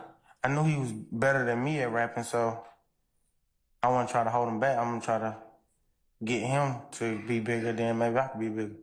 Okay. And other people did that too in your neighborhood, true? Yes. The whole neighborhood actually got behind him, right? Yes. And when I say got behind him, you'd come out to shows Yes. he was performing? And would it be fair to say there were hundreds of people come out to his shows even when very in the beginning? Is that true? Yes.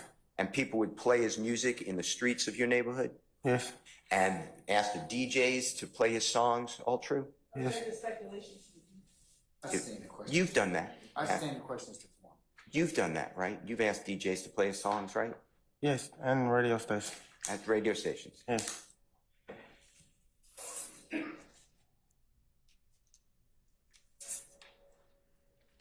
Do you know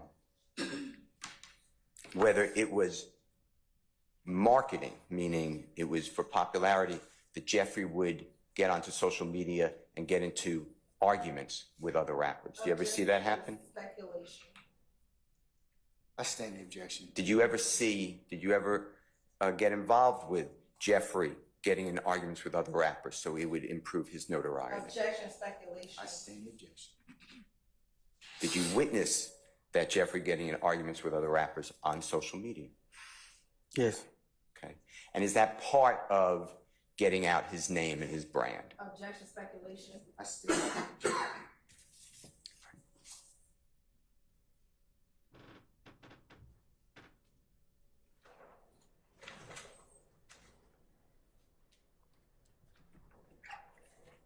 Do you remember Jeffrey's eventually did mixtapes?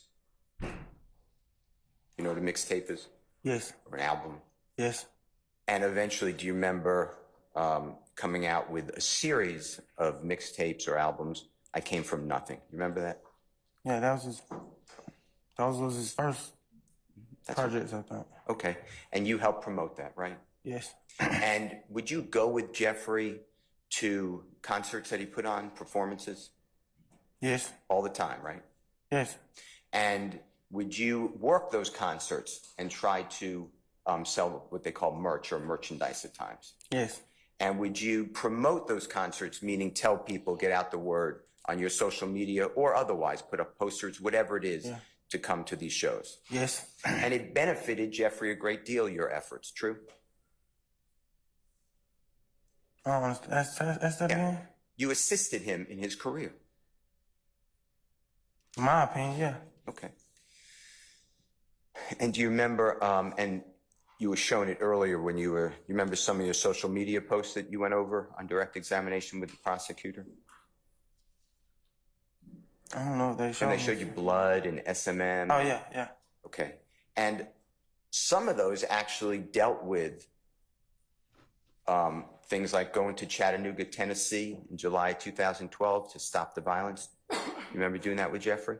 I don't recall doing that, but we went to a whole lot of, like, down south states and cities and stuff like that. The one I'm asking you about, remember Trayvon Martin? It was dedicated to Trayvon Martin. You remember that gentleman? I know Trayvon Martin, yeah. Do you remember going to that show in Chattanooga? And if you don't remember, it's fine. I think, I can't recall. It was, like, going to that show, but we went to a lot of shows. As you started going around with Jeffrey to different shows throughout Atlanta and, like you said, beyond, you remember Jeffrey telling you to stop doing the stupid stuff? I'm not cursing the last word, but do you remember that? Objection, hearsay, self-serve. I stand the objection.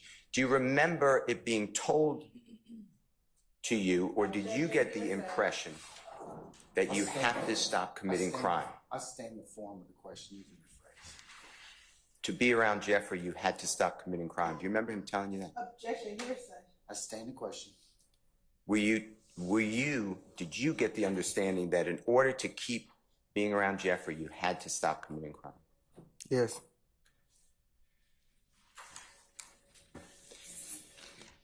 Now, besides, I'm excluding drugs. I'm excluding lean and marijuana. I'm excluding gambling. Excluding means I'm not asking about that, okay? Okay.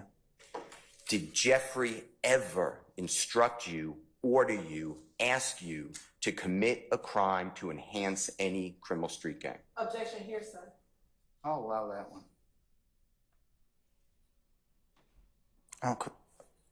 I'm confused what to do. I don't know what to do. The Honorable Court's allowing you to answer the question. Can you ask it again? Yeah. Besides, doing drugs and gambling, I'm not talking about that, okay? Okay. Did Jeffrey ever instruct you, order you, ask you to commit any crime to enhance any criminal street gang? Objection would be a legal conclusion. That's not a legal conclusion. I'm going to overrule the objection as I did last time. Did So you ever answer it? Yeah. He was mad at me. He didn't want me doing. He didn't even want me on Cleveland Avenue. He didn't want me doing nothing. They gonna get me taken away from my kids or him or nobody. He didn't want me doing none of that. Did Jeffrey ever ask you or instruct you to commit a crime? No. Did Jeffrey ever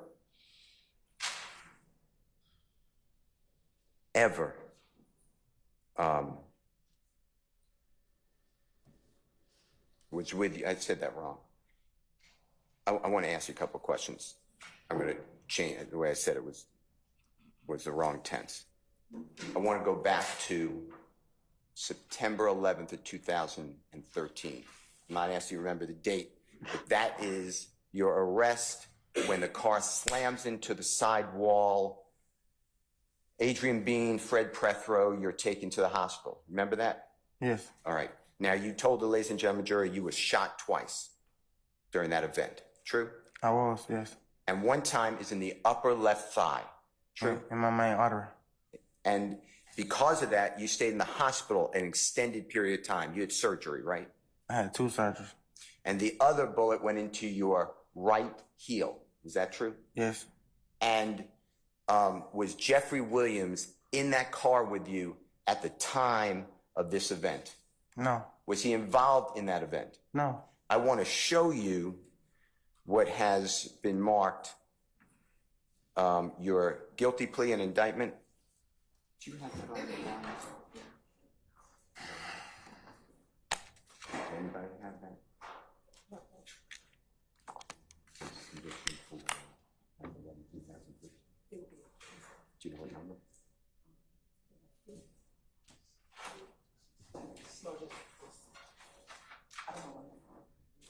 Your Honor, may I approach? You may.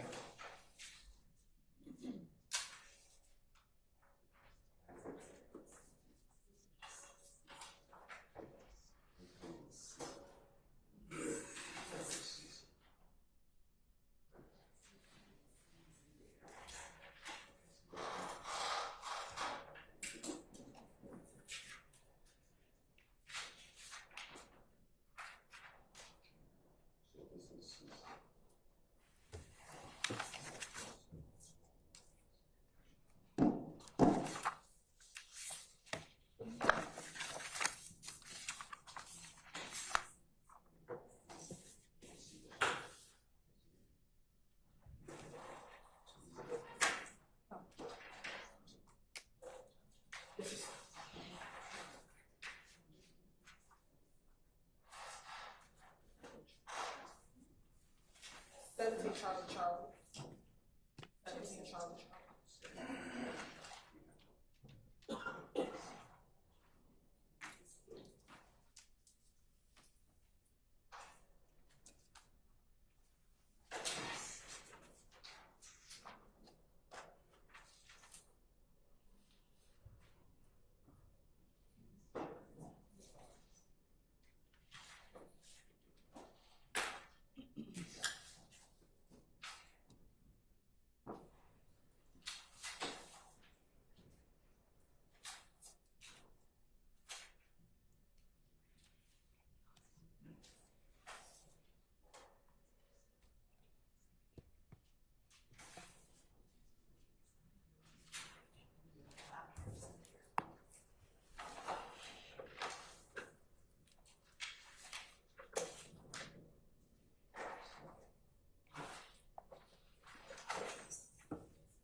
That's 18. God bless you.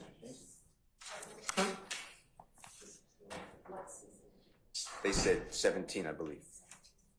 Yeah.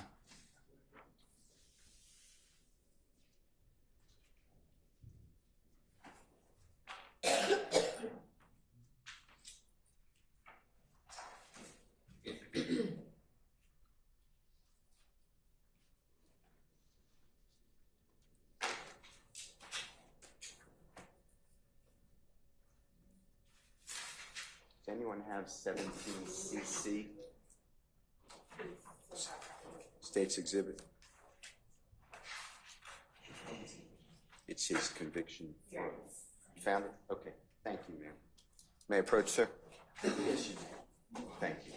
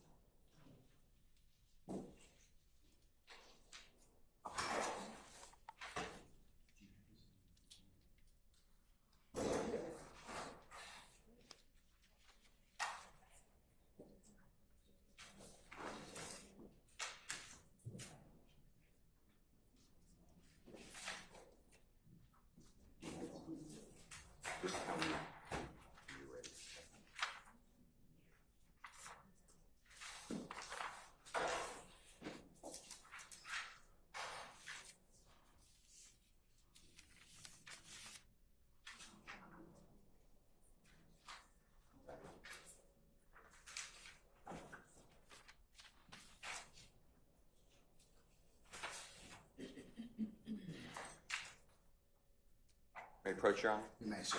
May I approach you, sir? Yes. Yes. Yes, sir. I'm showing you it's already in evidence.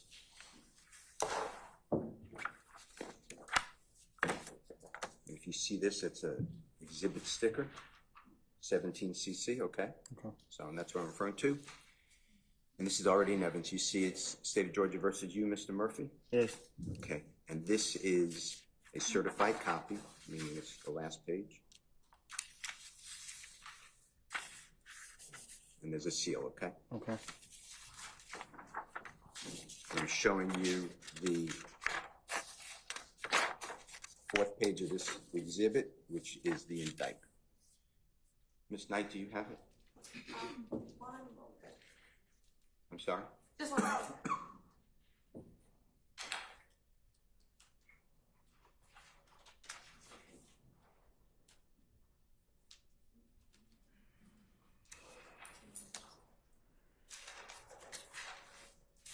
It's okay, Ms. Knight. Thank you, though.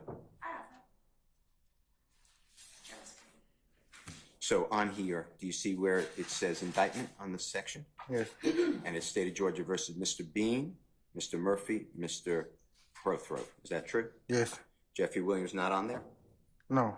And then this is returned in October 1, 2013, meaning that's when the grand jury filed this in open court. Is that what the date says? Yes. Okay. I'd like to show you what has been marked and admitted as 19cc.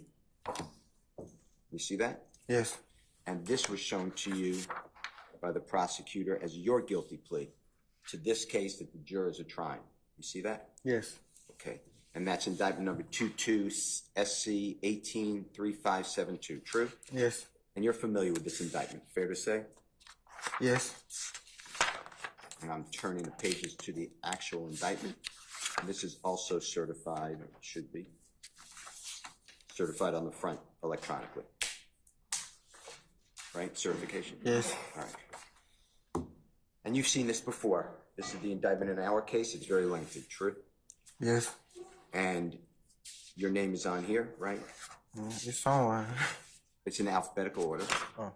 That's Yes. your name at the top? Yes. Jeffrey's name is in here at the bottom. Yes. And then Adrian Bean is not in this indictment. Is that true? No. Nor is Fred Prothrow. True?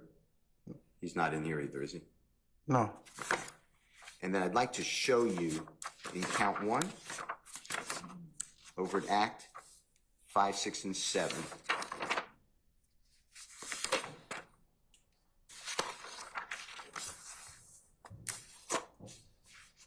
Do you see the acts here? Yes. In count 1. Is that true? Yes. And then I'm turning on page 15. You see where it says September 11, 2013? Yes. That's the date of the Adrian Bean incident, true? With the car colliding into the wall? Yes. And it charges you, Walter Murphy, with attempted armed robbery, right? Yes. And in an overt act 6 of count 1, same date of September 11, 2013, charges you, Walter Murphy, with aggravated assault with a deadly weapon, true? Yes. Count 1, overt act 7, September 11, 2013, again charges you, Walter Murphy, possession of firearm by first offender. Yes. Right? Yes. And in 5, 6, and 7, they all deal with the Derek Dotson. And if I'm going too fast, just say I'm going too fast. But that's the incident involving Adrian Bean, right? Yes. Is Jeffrey Williams charged in overt act 5, 6, or 7? It just say my name. And this was returned not in October 1 of 2013. This indictment was returned on August 5 of 2022, right? Yes. I'm going to leave that with you just for a moment, if I may. Okay. I'm returning, Your Honor, 17cc. Yes, sir.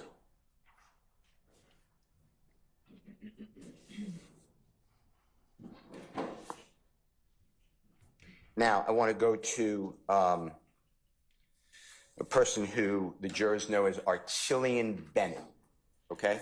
Okay. You said you didn't know that name, but you know her as Che.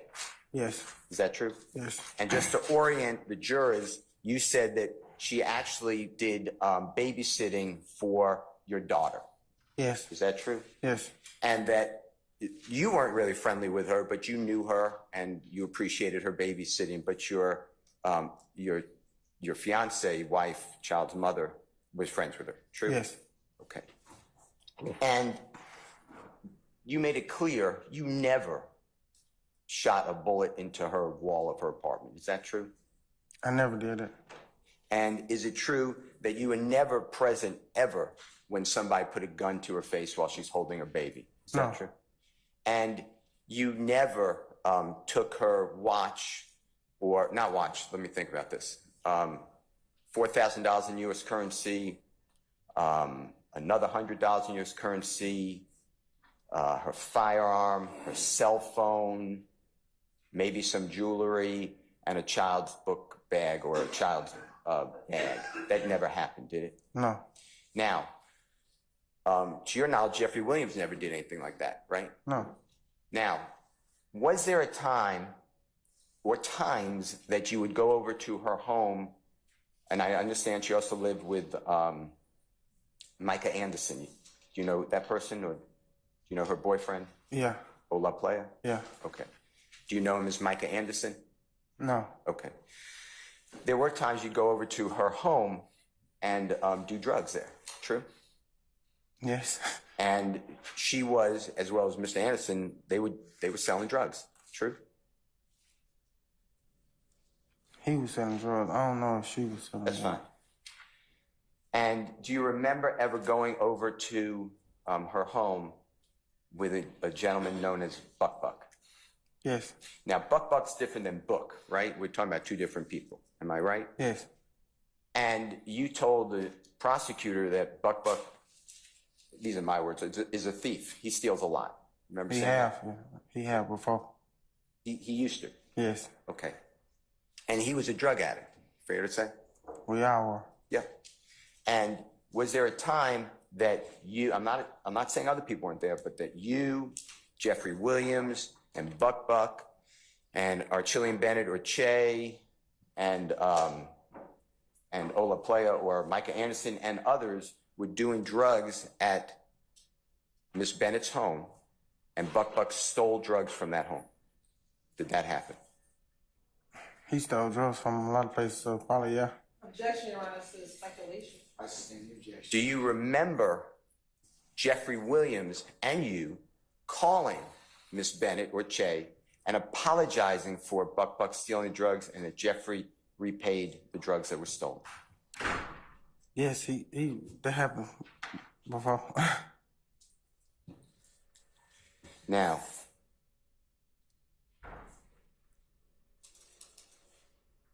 you talked about the studio, and you went a lot. I'm talking about years ago. I'm talking about a decade ago, 2014, 2013, 2012, 2011. I'm going way back, okay? Okay. You spent a lot of time in studios, recording studios, didn't you? Yes. And Jeffery Williams spent even more time in studios, true? Yes. In fact, Jeffrey didn't go home. He would sleep in the studios. Is that true? Yes. And he would be in the studios every day performing music after music, lyric after lyric, song after song. True? Yes. And you witnessed some of this, right? You were there. A lot of it, yeah. And when Jeffrey was in those studios performing music, eventually he would perform out in the public, right? Yes. I want to show you what I'm marking.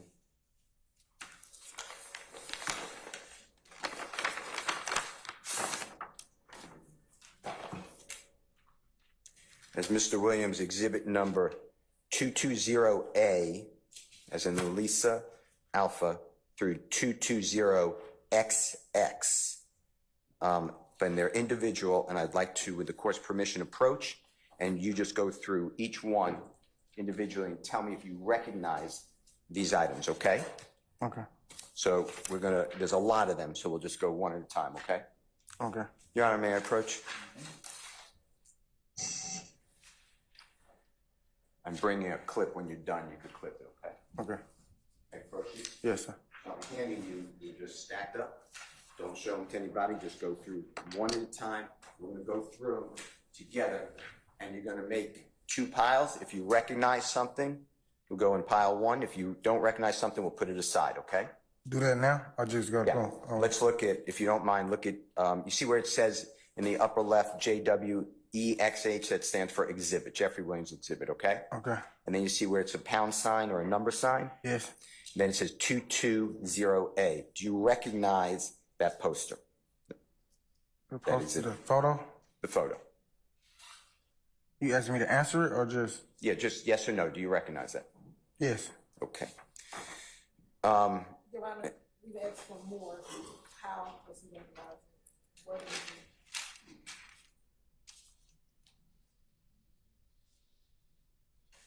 We would need more foundation. I would agree with that at this point. So I'll sustain as the foundation. Just ask him some more questions. Okay. What's he looking at to begin with right now? These are You want me to say it out loud? They're posters. What's he looking at in terms of the exhibit? I knew you had Oh, marked 220A, I apologize. 220A? Yeah, 220A is an That's what you need to reference when so the record's clear.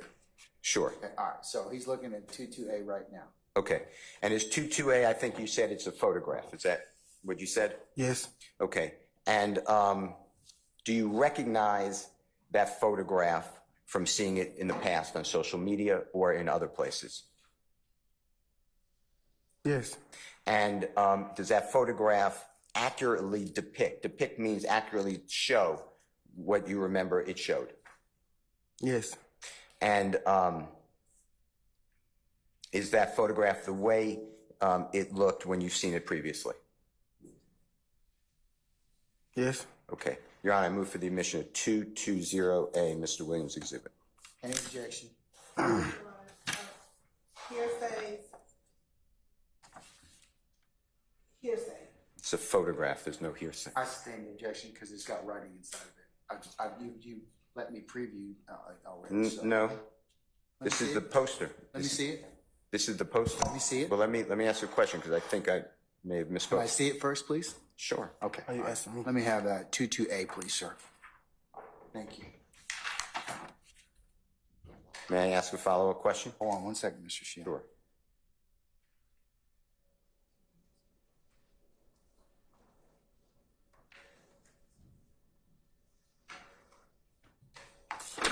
Here you go, Mr.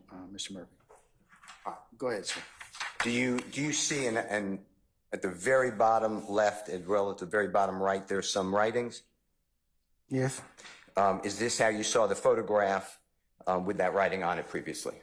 Yes. Okay. Your Honor, I move for the admission of 220A, Mr. Williams' exhibit.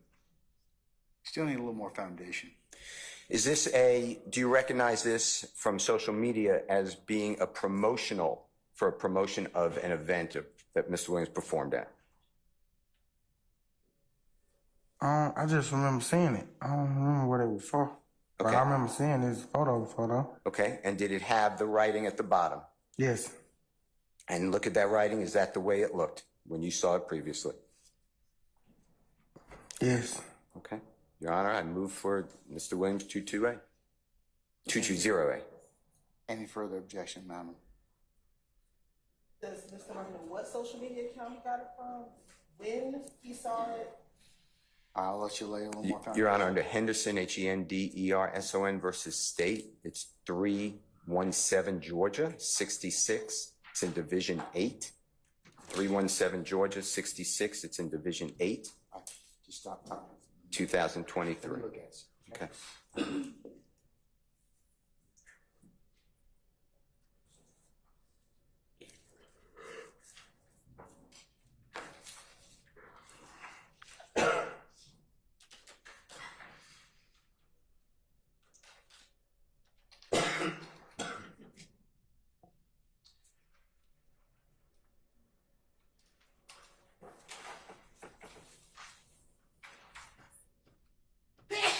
Ooh, bless you.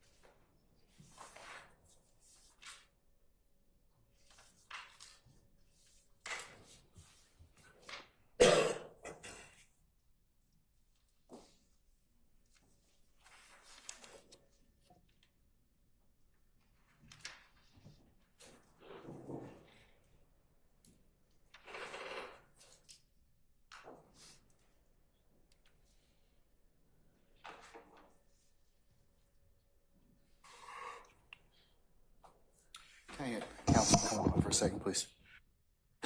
Mr. Murphy?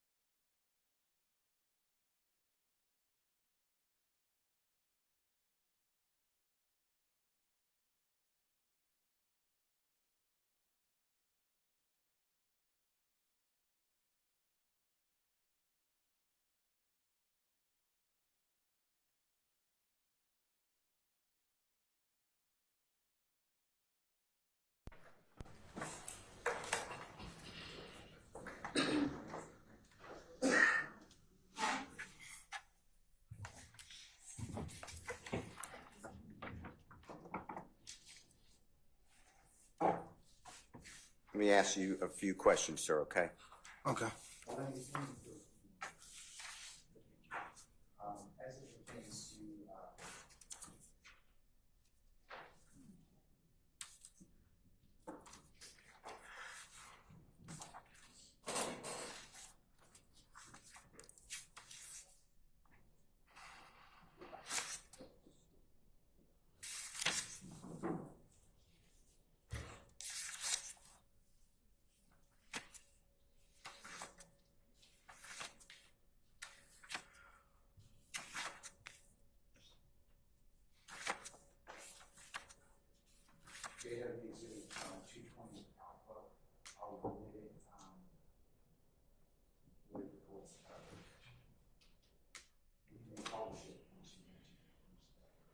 I can't hear the court. I said, you may publish it once that is finished.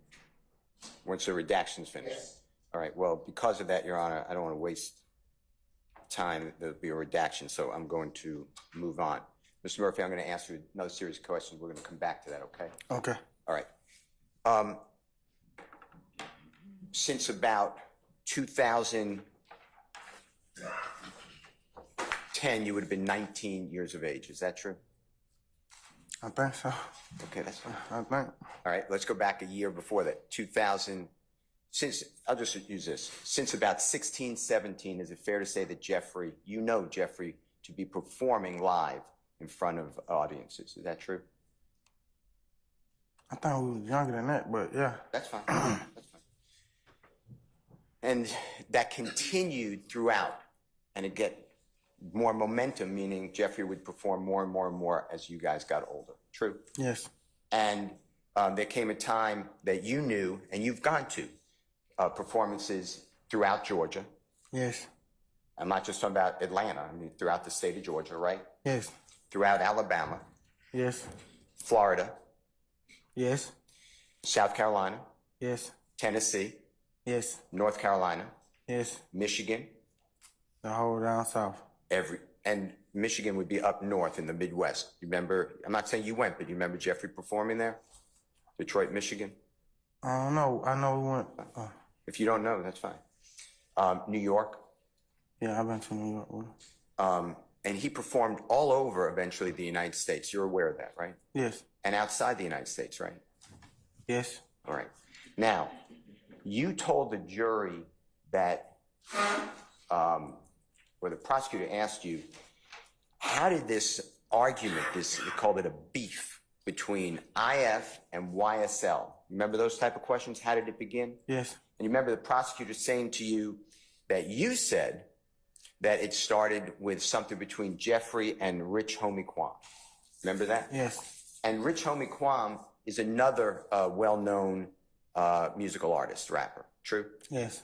And were you aware, do you remember, that in late December of 2014, late December 2014, Jeffrey and Rich Homie Quan were performing together live under the name Rich Gang? Yes. Okay. And tell the ladies and gentlemen, jury, what Rich Gang is. It's a record label. Okay. And was Jeffrey a member of Rich Gang? Yes, The to my musical knowledge. group? Yes. And was Rich Homie Quan a member of Rich Gang? Yes. And was a man named Brian Williams, you may know him. If you don't know him, that's fine, as Birdman, owning that record label? Yeah, I think he the owner. I think he owned it. He made it. Now, did you realize that in January, specifically January 19th of 2015, Rich Homie Quan and Jeffrey were performing together? January when? What year? January 19th, 2015. I don't like remember when I know they performed a lot together. They got a lot of mixtapes together. A lot of mixtapes together. Okay. Well, let me show you something, see if you, this refreshes your memory.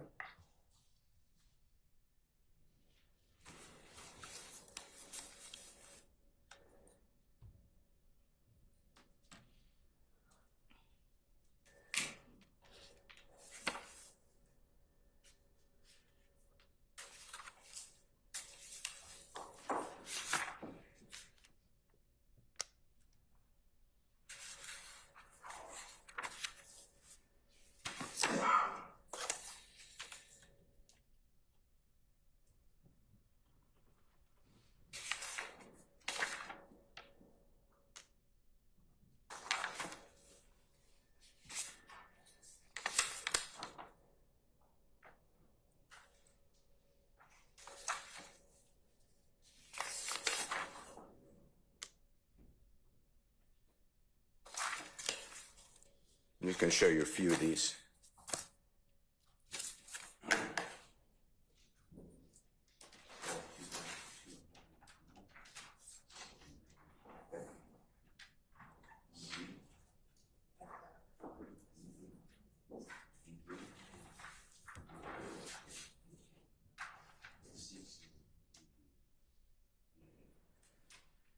Your Honor, may I approach? May I approach you? Yes. I'm showing you 4 exhibits which are marked. Jeffery Williams Exhibit 220CC, Colette, DD, Delta, EE, Aaron, and FF, Fox, okay? Okay. I'm just moving outside so that's good.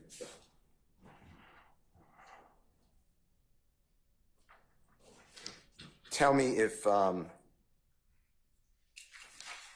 that exhibit, you're looking at 220CC, correct? Yes. Collect.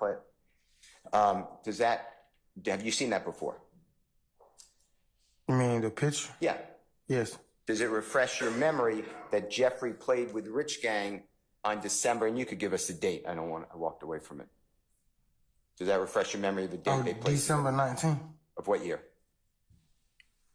I don't think it said a year on here. Okay. It don't say the year on here. But around the time would have been 2000 and maybe 14, 15, one of those years. Well, let's go to the next one. That's DD, correct? Yes. Do you see that Jeffrey performing with Rich Gang? Yes. Does it refresh your memory that that performance was in Chicago, Illinois, December 26, 2014? Objection, Your Honor, as the counsel testifies to what's on the document. He was the person. I'm refreshing his memory.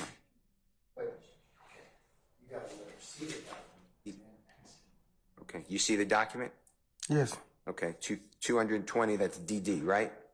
Yes. Have you seen that before? Yes. Does it refresh your memory?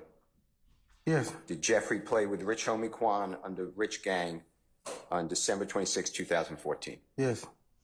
How about the next one, which should be Jeffery Williams Exhibit EE, Aaron? Yeah.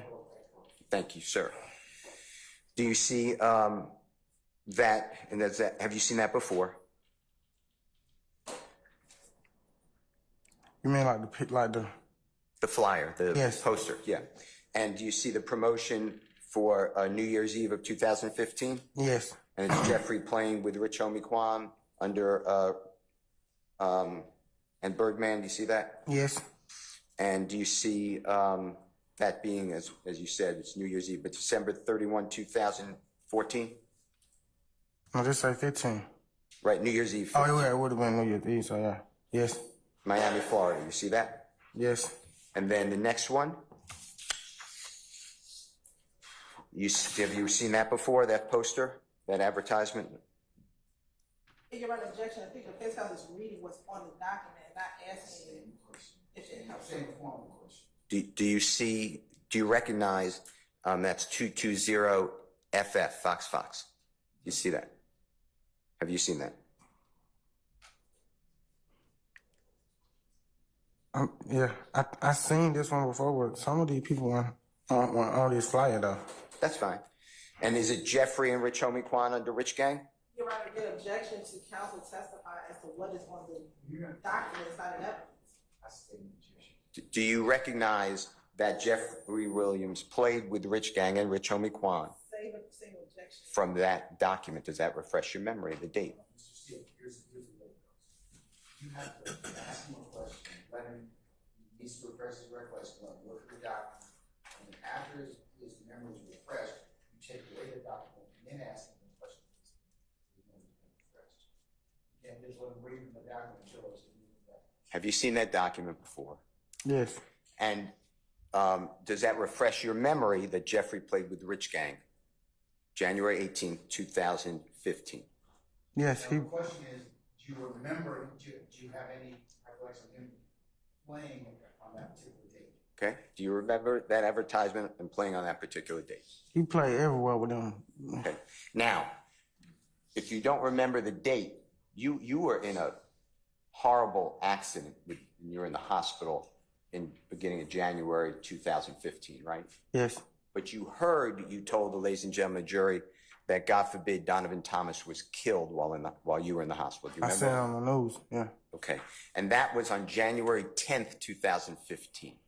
I don't remember the date, but I know I seen it. But these items that you just looked at, and refresh your memory, Jeffrey Williams 220, CC, DD, EE, and FF, they go right through January 10th, 2015. Do you realize that? Objection, Your Honor, speculation, Why is that speculation? because as it goes right through, there was 4 dates that were notified. Okay. You testified to this jury that you remember that Jeffrey Williams was playing with Rich Homie Quan December 19, 2014, right? Yes. December 26, 2014, right? Yes. Objection on lack of personal knowledge, unless Mr. Murphy was at any of these events, he That's- doesn't know That's if they performed. that's not He knows true. what the flyer says. December 31, 2014. You aware that they played together? Are you aware? Yes. Objection, Okay. speculation as He- to whether or not they actually played the concert. He just said they played together. That's what I said, are you aware that they played together? Okay, do you know that they played together on New Year's Eve of 2014 going into 2015? Yes. Okay, and on same question, January 18, 2015. Yes. Okay, now, explain to the jury if Jeffrey Williams and Rich Homie Quan had this big falling out or beef to cause Donovan Thomas's death, potentially. How is it that they were playing together 8 days later? If you can explain it to the jury. Objection, Your Honor, to speculation. All right. Let's talk about the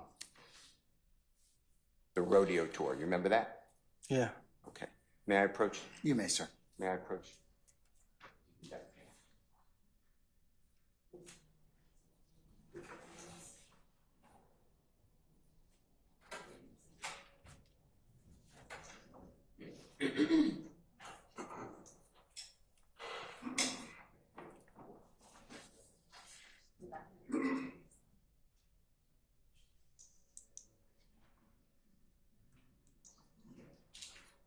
Your Honor, may I approach? You may, sir. Murphy, may I approach you? Yes. Hand you Mr. Williams exhibit number 19, okay? Okay. And I'm taking back, just for you to know, the CC, yes. Thank you. I'm going to hand you that. Take a peek at that and tell me if you recognize Mr. Williams number 19.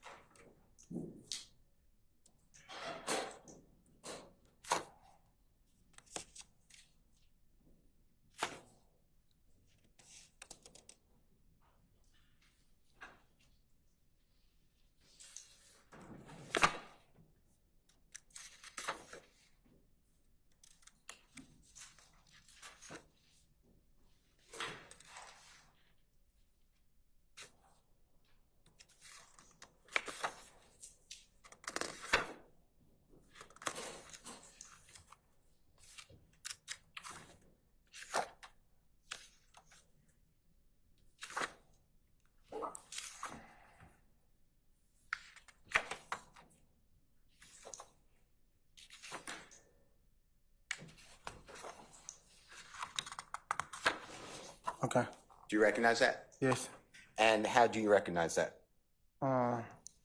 It's all the tour dates, the hotels and stuff. Just everything about the tour. Okay. And is that the tour, do you know the name of that tour? The rodeo tour. And did you go on that tour? Yes. Or at least part of it? Yes. Your Honor, I move for the admission of Mr. Williams, number 19.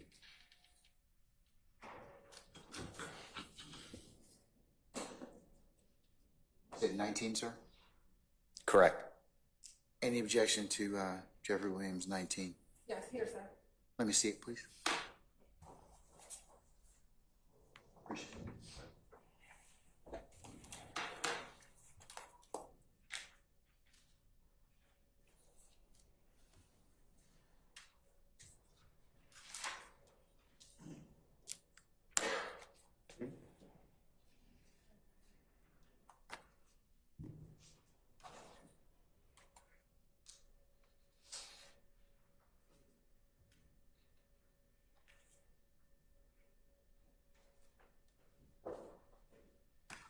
Can you all approach for a second?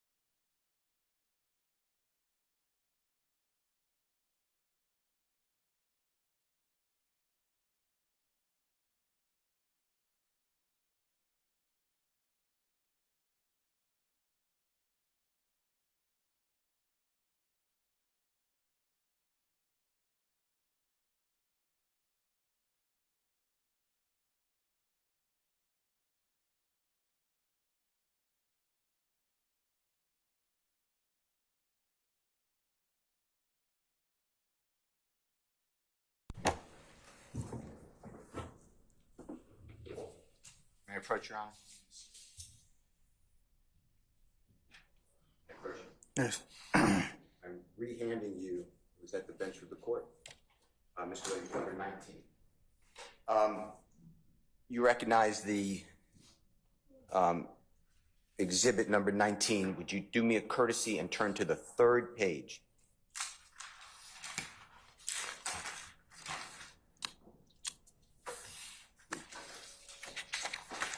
Okay.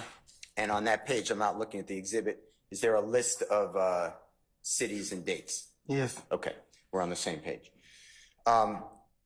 Did you go on that tour, part of it? Yes. And did you start out on that tour? What you mean, like when I began? Yes. I can't really remember, but I think I did, though, if I'm mistaken.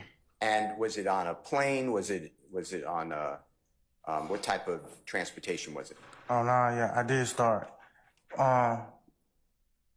We left on the bus, and then I think we met him in another state. He flew. And who's him? Legit. Okay.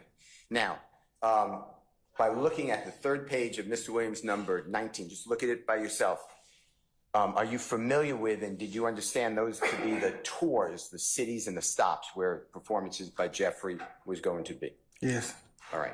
Your Honor, I move for, and I'll link it up later with other witnesses, but I move for the admission of Mr. Williams, number 19, the outside, the back, front cover, back cover, and page 3. No objection to the front page and page 3 only. Those two pages. I want to ask you a question, okay? Okay. All right. Describe the bus to the ladies and gentlemen jury that you're talking about. A tour bus.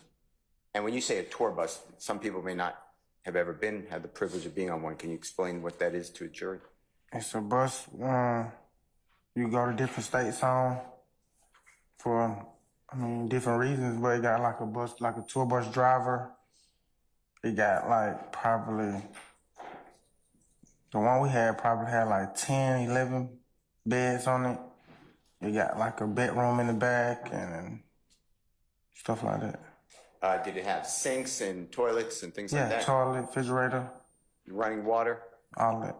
Okay. And where did the tour, was the tour with another artist? Do you remember who that was? Yes. Who was the other artist? Travis Scott. Okay. And is he also a well-known to you? Is he a well-known musical performer, rap? Yes. All right. Did he just play at the Super Bowl? Objection relevant. All right.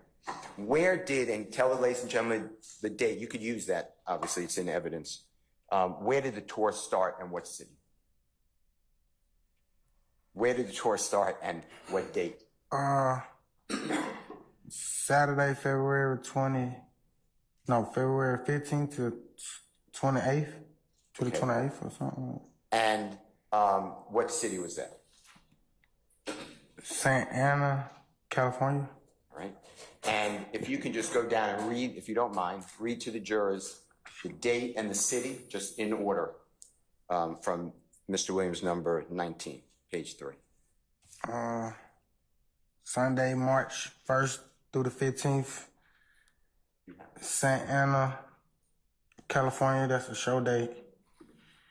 Monday, March 2nd through the 15th, Tucson, I think that's what it is, Tucson, Arizona, that's a show day. I remember that one.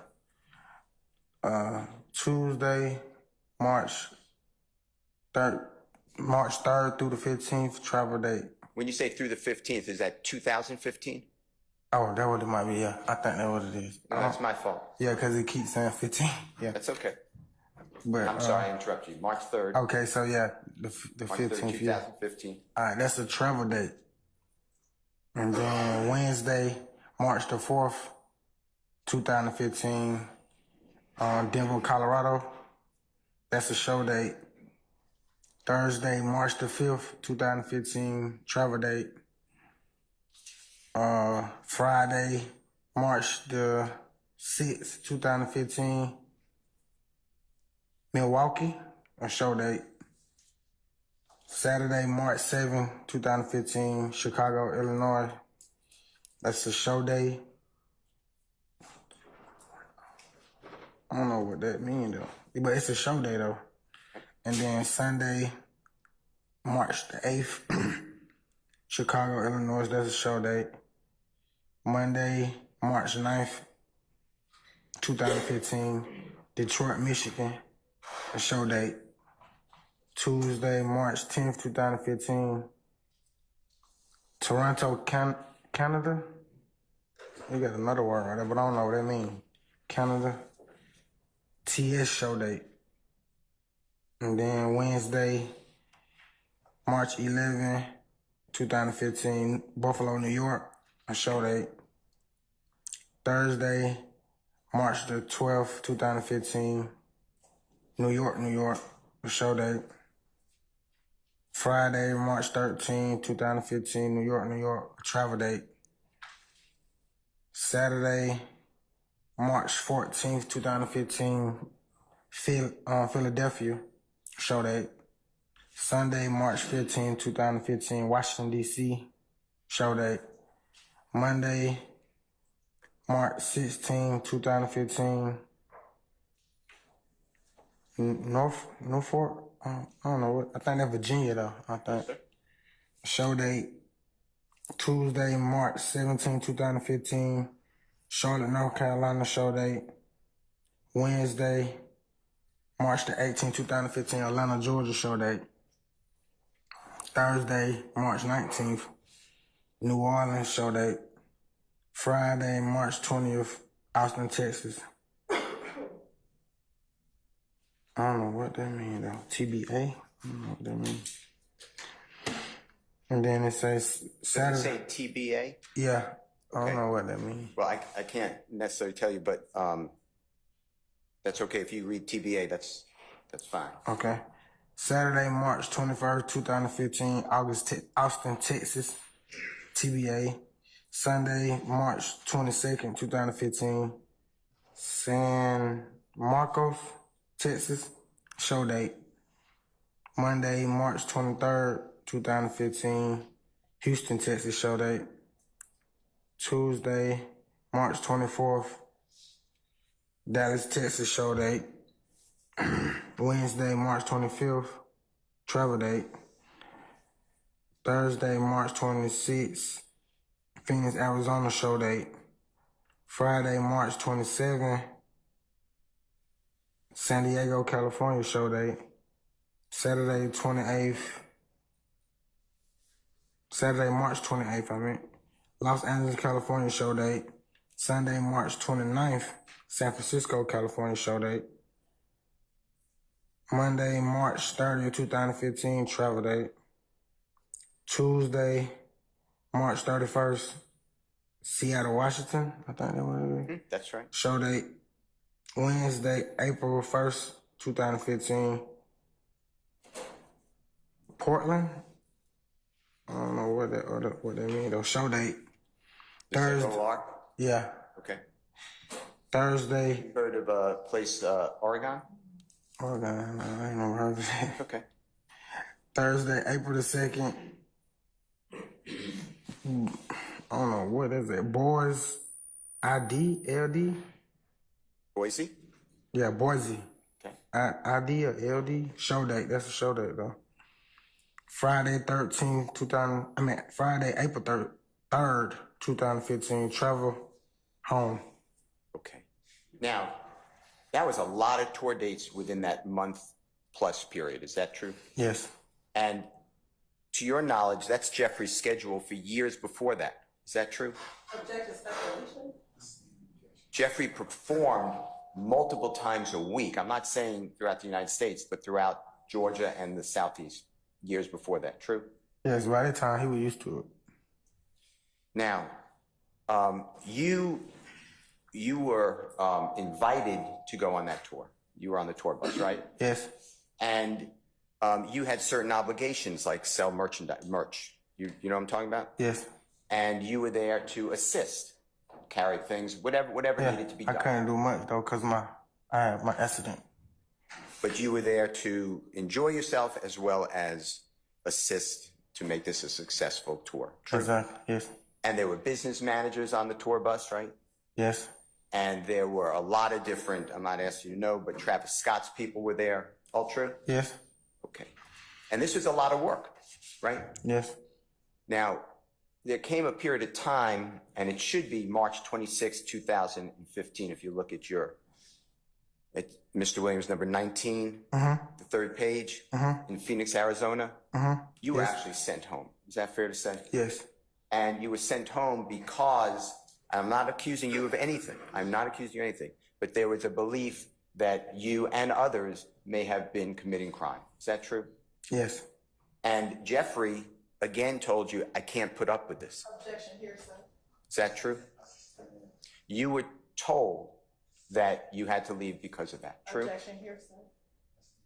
That's why you were asked to leave or put on a plane to fly back to Atlanta, right? Objection still here, sir. You knew that was the reason that you were put on a plane to leave. Objection is still based on here, sir. Goes to his state of mind.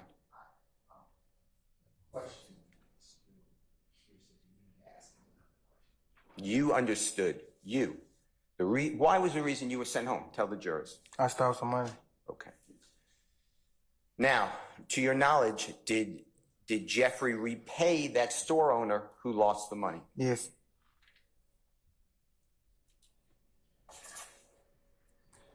Now, you told the ladies and gentlemen of the jury that Jeffrey, and to your knowledge, I call him Mr. Donovan Thomas, but you referred to him as Nut. Do you know what I'm talking about? Yes. All right.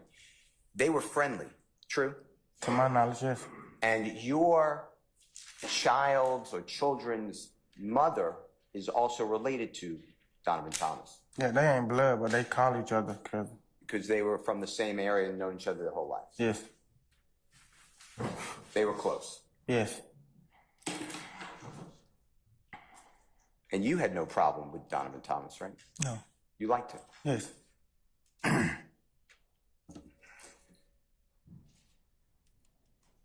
Now, before going on that tour bus, so it's after you're in the hospital and before the tour bus, you could use that. It should be the, in March, February, March, the end of February, March, when you go on the tour bus. Jeffrey already made it known to you that he was not happy with you, right? Objection here, sir. Jeffrey wasn't speaking much with you before this tour. Is that true? We wasn't speaking at all until I had my accident. In fact, he separated himself from you. I'm not saying, Yes, that's it's true. true. Then when you had your accident, then he reached out to you and hoped that you feel better. True? Yes, he came to see me. Yeah, hoping he was bringing well wishes, whatever the right word. He was Yes. hoping that you recover. Yes. And he allowed you to come on this tour, right? Yes. You've never experienced anything like that before, have you? Drive No, around the United States? That was one of the best, well, however long it was, but one of the best times I had. And you were there to potentially get a job with YSL record label, right? Yes. If you could show that you would work hard, and be an asset means be a contributor. Yes. True? Yes. That didn't work out, did it? No. You didn't get that job. No. And in fact, after that tour, again, Jeffrey wasn't speaking with you. True? Yes. In fact, since before your accident in sometime 2013, until your accident, Jeffrey hardly spoke with you. True? Yes. And then after your accident and going on this tour, when you were sent home, Jeffrey hardly spoke with you. True? Yes. In fact, the last time and the only time that you really spoke with Jeffrey since being sent home from that tour was on the day that you were arrested on July 15, 2015. True? Yes. And Jeffrey was arrested that same day for terroristic threats at a mall. Do you remember that? Yes. Do you remember seeing him in the Fulton County Jail? Yeah. You remember what he told you? Yeah. Objection, Your Honor, second. Hearsay. I asked, do you remember what he told you? Did he tell you something in the Yes. Fulton County Jail? Yes. How did you take it, what he told you? Objection, it be based on hearsay. Its effect on the listener.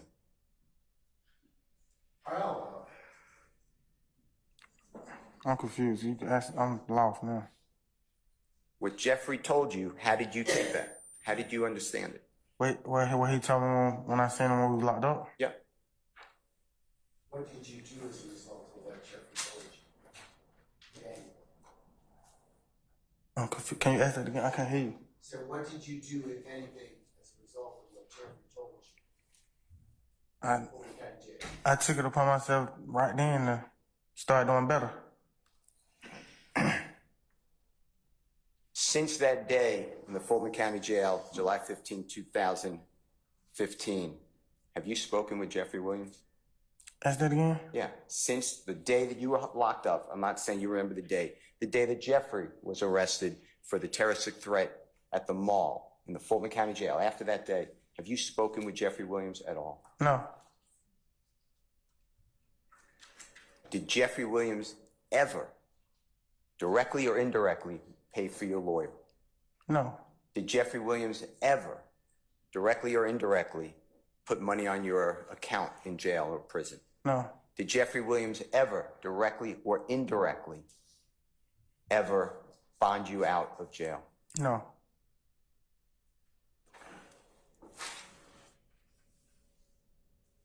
Now, the day you were arrested on the Dexter Montgomery warrant, July 15, 2015. And if you don't remember that date, that's fine, but you were arrested outside of Jeffrey's home. Do you remember that? Yeah, I remember that. Now, the prosecutor was asking you about that you were arrested. You were never inside Jeffrey's home, right? No. You actually heard about Jeffrey being arrested for the mall terroristic threat incident, and you came to Jeffrey's home to see what happens, right? I heard they were busting his house, so I came. And then while there, a police officer recognized you, asked you if you're DK, you said yes, and they had a warrant. God bless you. They had a warrant for you. True? I don't even think they asked me who I was. They just threw me on the ground. Okay. The police threw you on the ground. Uh-huh. And you were arrested for the Dexter Montgomery warrant, right? Yes.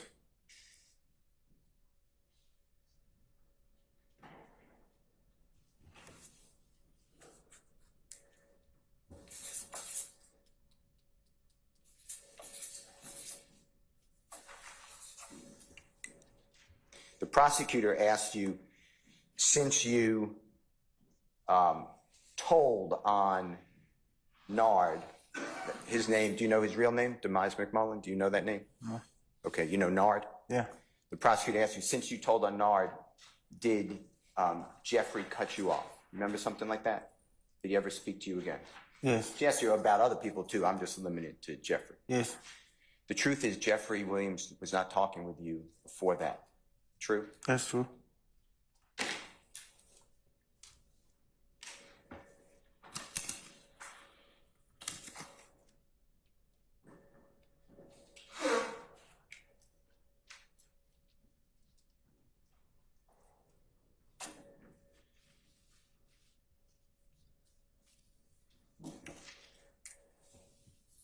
I want to talk with you about the bus, the tour bus of a performer known as Lil Wayne. His name is Dwayne Carter. I want to ask you about that, okay? Okay.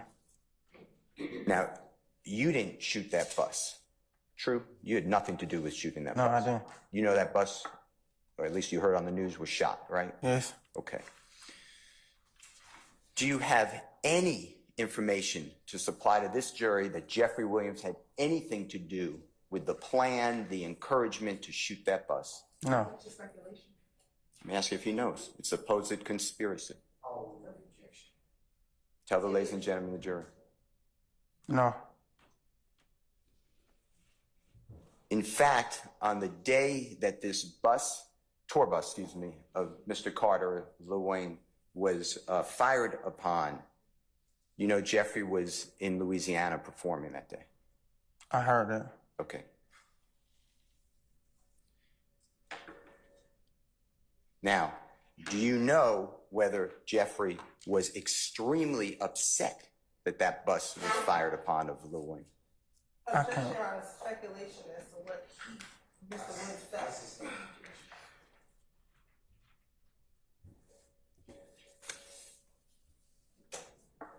You told the police, according to the prosecutor's questions of you, that Jeffrey was mad at you because you didn't ensure that his sister, Dolly, you know who Dolly is? Yes. You know her real name's Alexis? Yes. Okay. Was at the club. Do you remember something like that? Do you remember being asked that question? Yes. And you said something like that Jeffrey was mad at you because she was at that club. Remember? Or something like that. Remember? Yes. The truth is, Jeffrey never asked you to protect Dolly, did he? No. He never asked you to protect his mother, did he? No. He had private security. This is 2015. Do you remember the bus shooting was April 26, 2015? I think that's when it was. Do you remember it being the date of the birth of Trontavia Stevens? Or Tick? You remember the same day? Okay, yeah, that sound about right.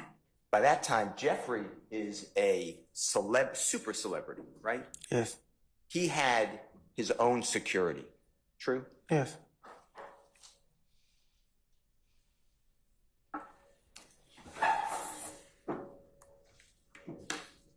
Now, Jeffrey constantly, just like you said, well, I'll just talk about you, okay? Forget about my question. You said earlier, when you allowed me to ask you questions, that you never would want anybody, especially your children, to grow up the way you grew up. Remember saying something like that? Yes. You never forgot where you came from, did you? No. You never forgot those struggles? No. And you're doing everything you can now to work every day to help support lawfully your family, true? Yes. And you know that Jeffrey never forgot that there's other people there living in poverty? Objection, speculation as to what. Do you know whether Jeffrey has given opportunities to countless people in poverty to get lawful jobs? Yes.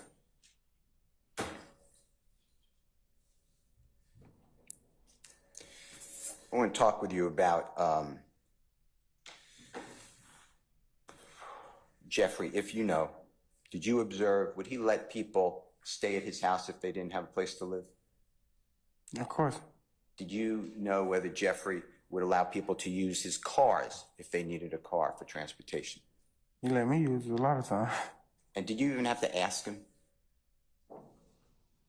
No, but I would though. But no, you don't have to. And do you know whether Jeffrey would rent cars for people who said that they needed a car because they couldn't rent it themselves? Yeah, he did it before.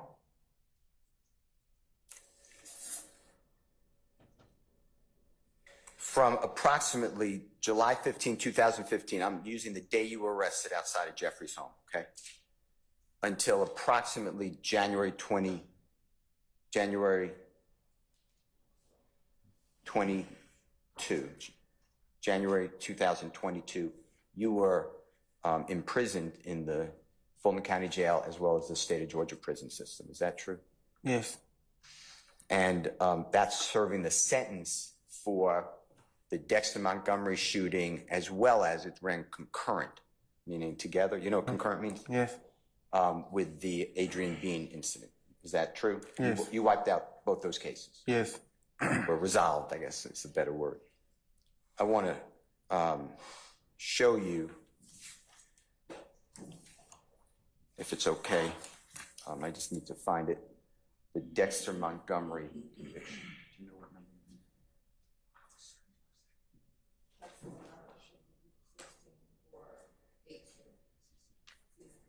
Your Honor, may I approach the honorable court reporter?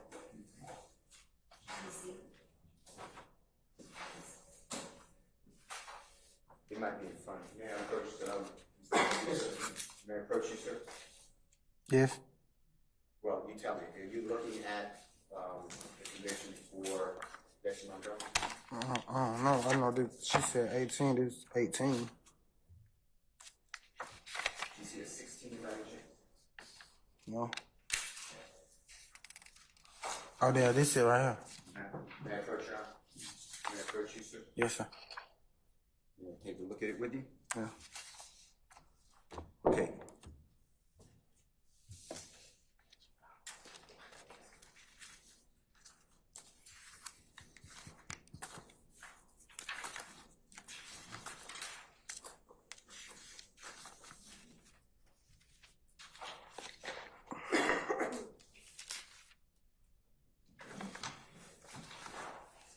So I'm looking at it already in evidence, States Exhibit 18CC, Colette, Charlie. You see that? Yes. Okay. And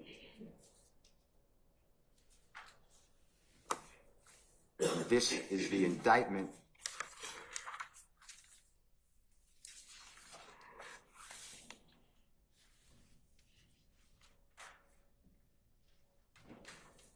indictment number 15 SC 138234. You see that? Yes.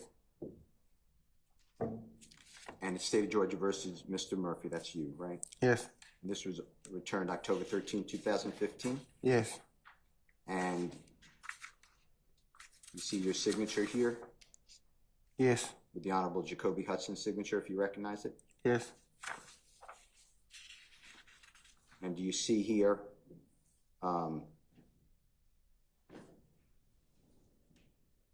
that this deals with the April 12, 2015 incident involving Mr. Montgomery? You see all that? Yes. And there's multiple counts, right? Yes. All right. Jeffery Williams is not charged in this indictment, is he? No. All right. Then on,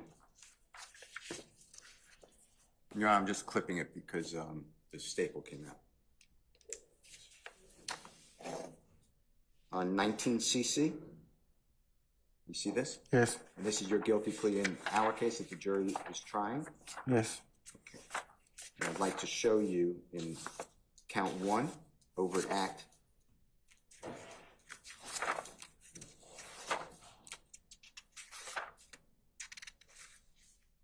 $30. Do you see here with Demise McMullen? You know that gentleman's Nard, Yes. as well as you. You see your name? Yes. On April 12, 2015. Yes. And it's attempted murder on Dexter Montgomery. You see that? Yes. And then overt act 31, same two people, Mr. McMullen and you. Yes. Same date, 4/12/15, which is April 12, 15. Yes. Attempted murder Yes. goes Mr. Davis. Then on overt act 32, again, Mr. McMullen and you, same date, same incident involving Mr. Montgomery, right? Yes.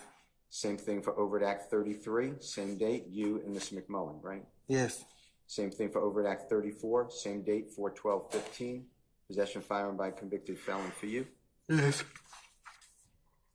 And then same date, 4/12 or April 12, 2015, Mr. Demise McMullen, possession of firearm by a convicted felon. You see that? Yes.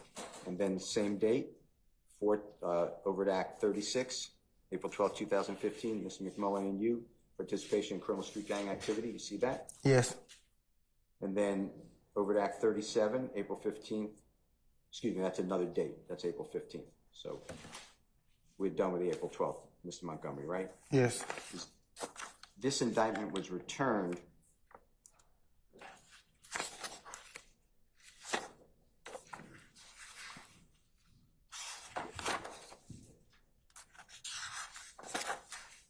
August 5, 2022, correct? Yes.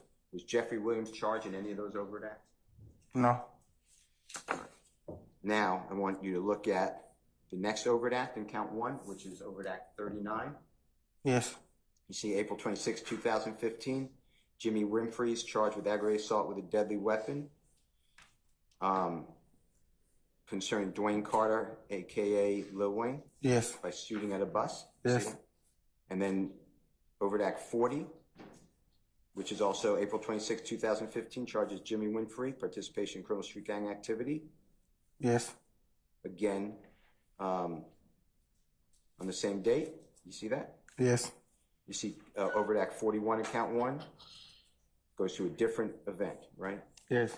Is Jeffery Williams charged with anything in the indictment that the jury is considering concerning the tour bus shooting on April 26, 2015? No.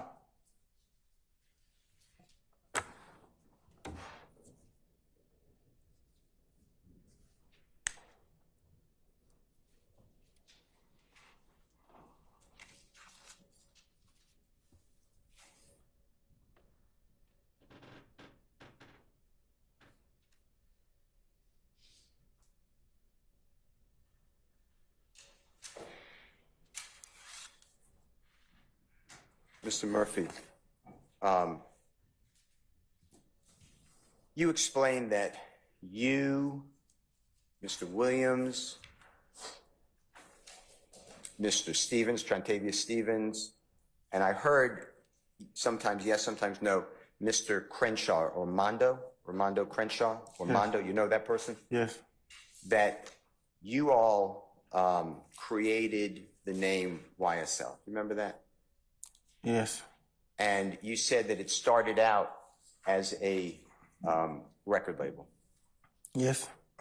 Jeffrey wanted a record label because people like Lil Wayne had a record label, right?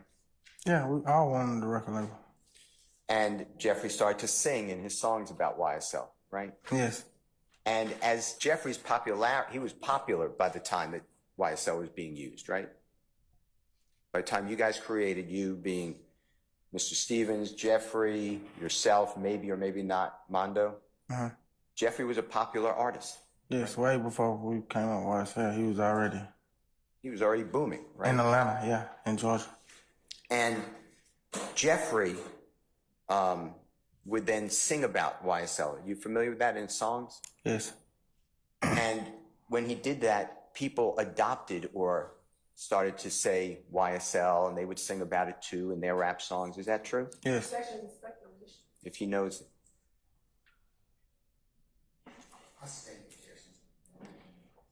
And are you aware that people would put tattoos on their body of YSL? Yes. And are you aware that people would have Jeffrey's face, his image tattooed to their body? Yes. And you said something like, at some point, it just got out of hand. YSL was just everywhere. Yes. Remember that? Yes. When we say everywhere, it's not just talking about Cleveland Avenue or Atlanta, Georgia. You're talking about all throughout the United States and the world, right?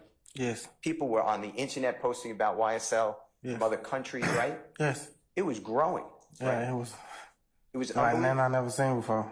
And some people used it, like Jeffrey, for music, right? Objection, speculation. If he knows. Well, let's talk about that. You know that Jeffrey incorporated YSL? Do you know that? Yeah, I later found it out. I didn't know back then, but That's fine. he did. You know that YSL has employees? Yeah. You know that it's part of a publicly traded company? You know what I mean by that? And if you don't, just say, I don't know what you mean by that. Do you know it's been bought by another record label? You familiar with that? Objection, speculation, he doesn't know.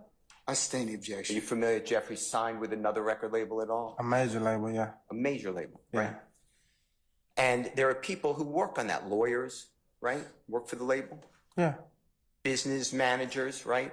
Yes. Accountants, All correct? that, yeah. All that. And people who run studios, own studios, and the like, right? Yes. There's other people who use YSL, and they may commit crime, right? Yes. Objection, speculation. I sustain the objection. They've been talking about it the entire time. I sustain the objection as to form, Mr. Steele. You can rephrase. And does the part that includes criminality, YSL, does that have anything to do with Jeffrey Williams? Objection, Your Honor. That'll be speculation and I sustain legal the- conclusion. I sustain It's the not a objection. legal conclusion. He's allegedly a member of a conspiracy. I sustain the objection, sir.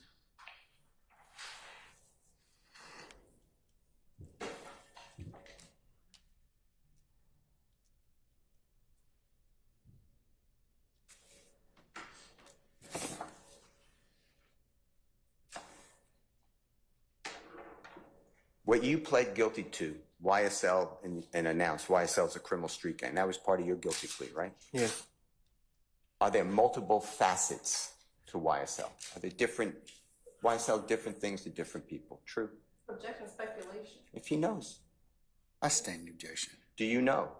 Do you know personally that YSL is also a lawful entity? Lawful. Can you dumb it down? I don't understand what you.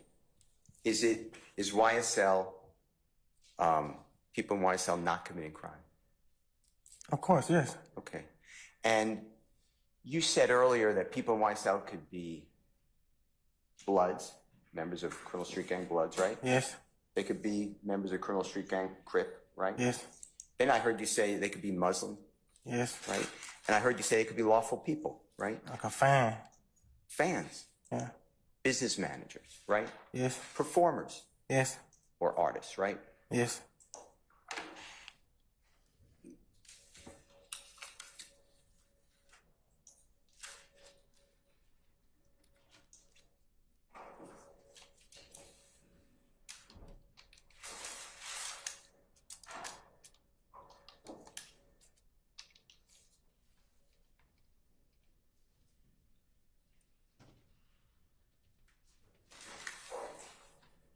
You were asked about the tattoo, certain tattoos on your body, but you remember the prosecutor asked you about Haiti, Yes. and you explained that one of Jeffrey's daughters is named Haiti. True? Yes.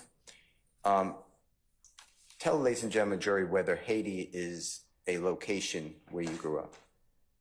It was a nickname for a location we grew up.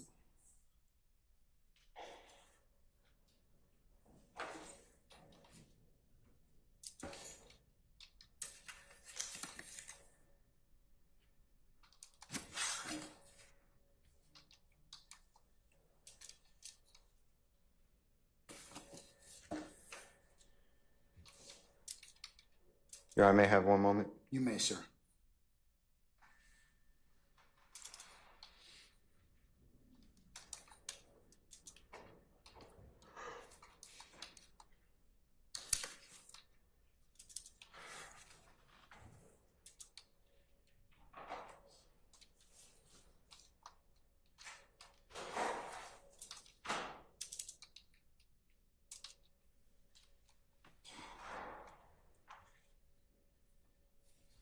Mr. Murphy,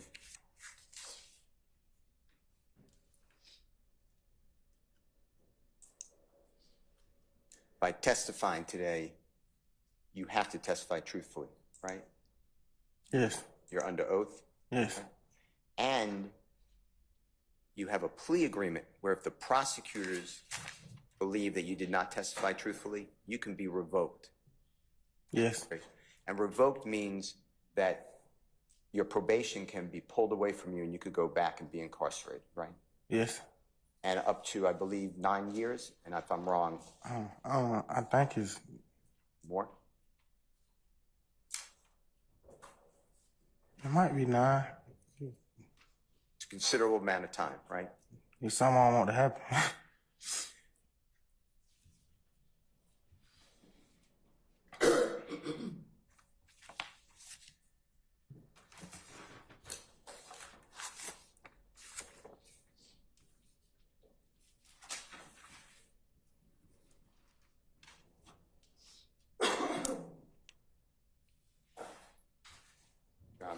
May I have 1 second, please? You may, sir.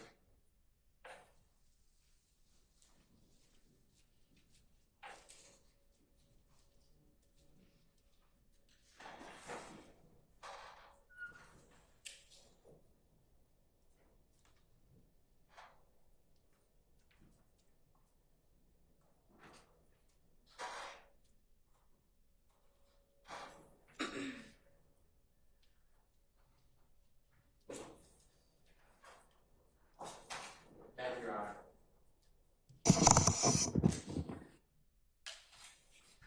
All right, ladies and gentlemen, how about some lunch? Among other things. All right, how about we do this? Why don't we recess and come back at 2 o'clock? And we'll see where the rest of the afternoon leads us at this point in time. Mr. Murphy, we'll see you back at 2, okay? Okay. All right? Okay. Okay, sir. Don't discuss testimony of anybody except the attorneys in this case, all right? Okay. Okay, all right, ladies and gentlemen, we'll see you at 2 o'clock, all right? All rise.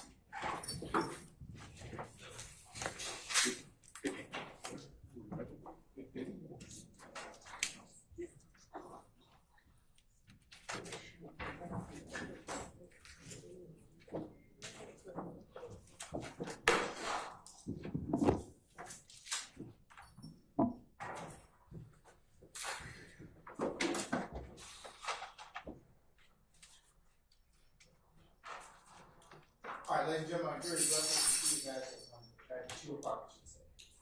Remember you.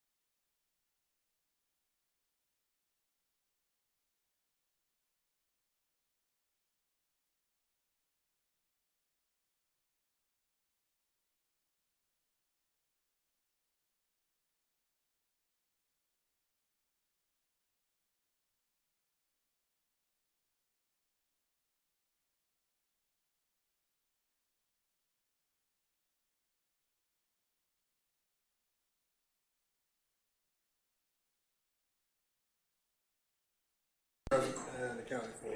Okay, Mr. Murphy outside?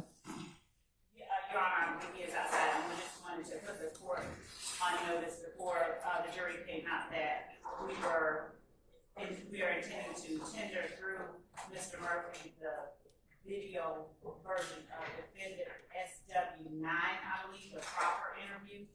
And as I stated to at least one member of the defense before we began lunch, we have redacted out the name of the prosecutor. At the beginning,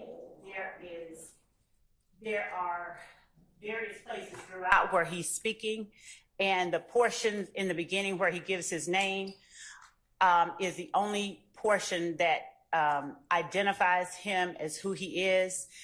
The reason the state believes that it is important to play the portion prior to the start of the proffer is for the effect that those words would have had on Mr. Murphy, given his testimony on cross-examination. He was asked extensively about being in jail. He was asked about his trusting of his attorney and things like that, and what his attorney may have said or done. And at the very beginning of the proffer, Your Honor, we have the guidelines being set forth for the agreement. And essentially, inside the proffer, Mr. Murphy is being told that they were getting ready to do a proffer. It's a final plea, that Mr. Murphy is in handcuffs, and that if he needed a break to speak with his attorney, he could. Also, he was explained that the proffer agreement meant that he was going to speak to the state. There were promises that were being exchanged. The promise was that everything he told the state on that date would not be used against him, that the goal of the proffer is for Mr. Murphy to have been truthful, that he could not get into any more trouble by anything he said that day. Whatever evidence that the state had against Mr. Murphy had already been served. Whatever statements that he may have made in the past prior to that proffer were fair game still, and the state could use those against him if the case went forward. But on that day, which happened to have been the day that he entered a guilty plea, on that day, the state promised that it would not use anything that Mr. Murphy said against him, with two exceptions. In exchange for the promise, Mr. Murphy was asked to be completely honest, to be candid, to be truthful. Do not try to minimize your involvement. Don't try to minimize other people's involvement. Just tell us the truth, because the state is gauging how honest or how remorseful you are, and this is going to help the state determine if we can give him a negotiated offer for something less than what's already been offered right now. So the only two exceptions were that these statements to be used against you say that you decide to cooperate with us. He has not made that decision, and the state did not offer anything yet, but say in the future, Mr. Murphy did decide to cooperate with the state and took the stand, or he wanted to take the stand in his own defense. He had a right to testify on his own behalf or to not testify. But if he got on the stand and said something different than what he said in the proffer, the state would let the jurors know that one of these statements has to be a lie, and it was explained that that's called impeachment. So the prosecutor said that he would tell the jury that, I don't know which one's a lie, but he said two completely different things, and it's going to be up to you to gauge whether or not the witness is lying, and most likely he's lying to you if he says something different in court. So it was explained to Mr. Murphy that we can impeach his credibility with the words in the proffer. And it was explained that the other time that the state could use it against him would be in something called perjury. Say that Mr. Murphy had said something different when he's on the stand under oath, and he said something different than what he said to the prosecutor and to the investigators during the proffer agreement, and that is material. It explained that materials means very important, something that makes or breaks the case. So he was told, say if you say something inconsistent that is very important, not only would I impeach you and tell the jurors, hey, don't believe him. If that's important, I would also bring new charges against you for perjury. That's a completely new felony. That would be a new case. But this is the only time that I'm going to use this against you. If you lie, if you're just completely honest with me and tell the truth, you don't have to worry about anything. At that point, he was asked whether he understood everything that the state was saying. And then Mr. Murphy said, yeah, you said you want to help me, you know, a lower plea, like an offer. And he asked, what are they offering now? The prosecutor told him that the offer at that moment is a non-negotiated offer, that he is recommending that the court sentence Mr. Murphy to 30 years with 20 to serve and the balance on probation. And that's with no negotiations. With Mr. Murphy talking to the state on that day, it would help the prosecutor to see where Mr. Murphy stands, how remorseful he was, and whether he would be truthful if he was put on the stand.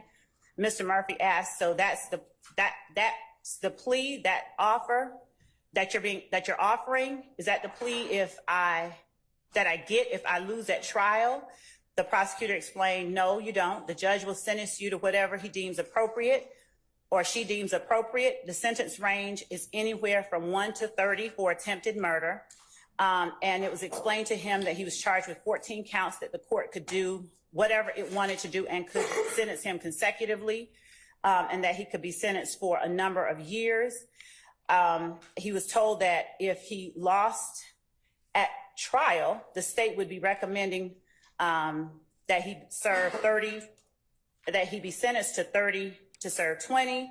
But he was told that from speaking with the state on that day, if it was determined that he would be helpful, then he would offer something different, and that it was still up to Mr. Murphy whether he wanted to take it or not.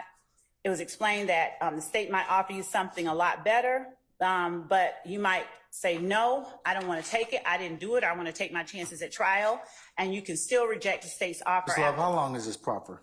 Oh, Your Honor, it's the one that's already been entered by the defendant. It's What is it 54 that minutes. you're trying to ask me, other than the fact that I just wanted to put that on the Mr. record. Chowder Jimenez's involvement? He's speaking. I don't want his name to be, we bleeped out his name. We completely took out his name. But we did want the admonitions that were given to Mr. Chowder, and I thought it was important that the court heard those. Those are the admonitions that I was able to complete, telling the court what they are.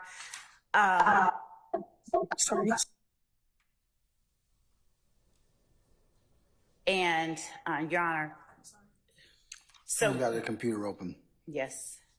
So, Your Honor, given that we just wanted to make the court aware that we were going to put on, given his cross-examination testimony, the video version of defendant Shannon Stillwell number 9, I believe, which is the proffer. And I believe previously the concern was that Mr. Chowder not be identified, but, and I think previously they had talked about taking out the first 12 minutes, but the first 12 minutes consist of much more than just Mr. Chowder's name, and Mr. Chowder is speaking throughout the proffer. So I don't believe that the voice was a problem, but rather his identification. And also at 34 minutes and 10 seconds through 34 minutes and 50 seconds, where you can visually see Mr. Chowder, that portion will not be shown to the jury either. Your Honor, so basically, we had a hearing about this last week. We all discussed it. You ordered the state to do something. Instead, they did what they wanted to do. That's basically where we're at. I'm going to omit the first 12 minutes, too. That's what I told you last week. Your Honor, will we be allowed to ask him, No, was he you told won't. certain things? I told you that last week. We could have had this discussion earlier. I'm going to admit it.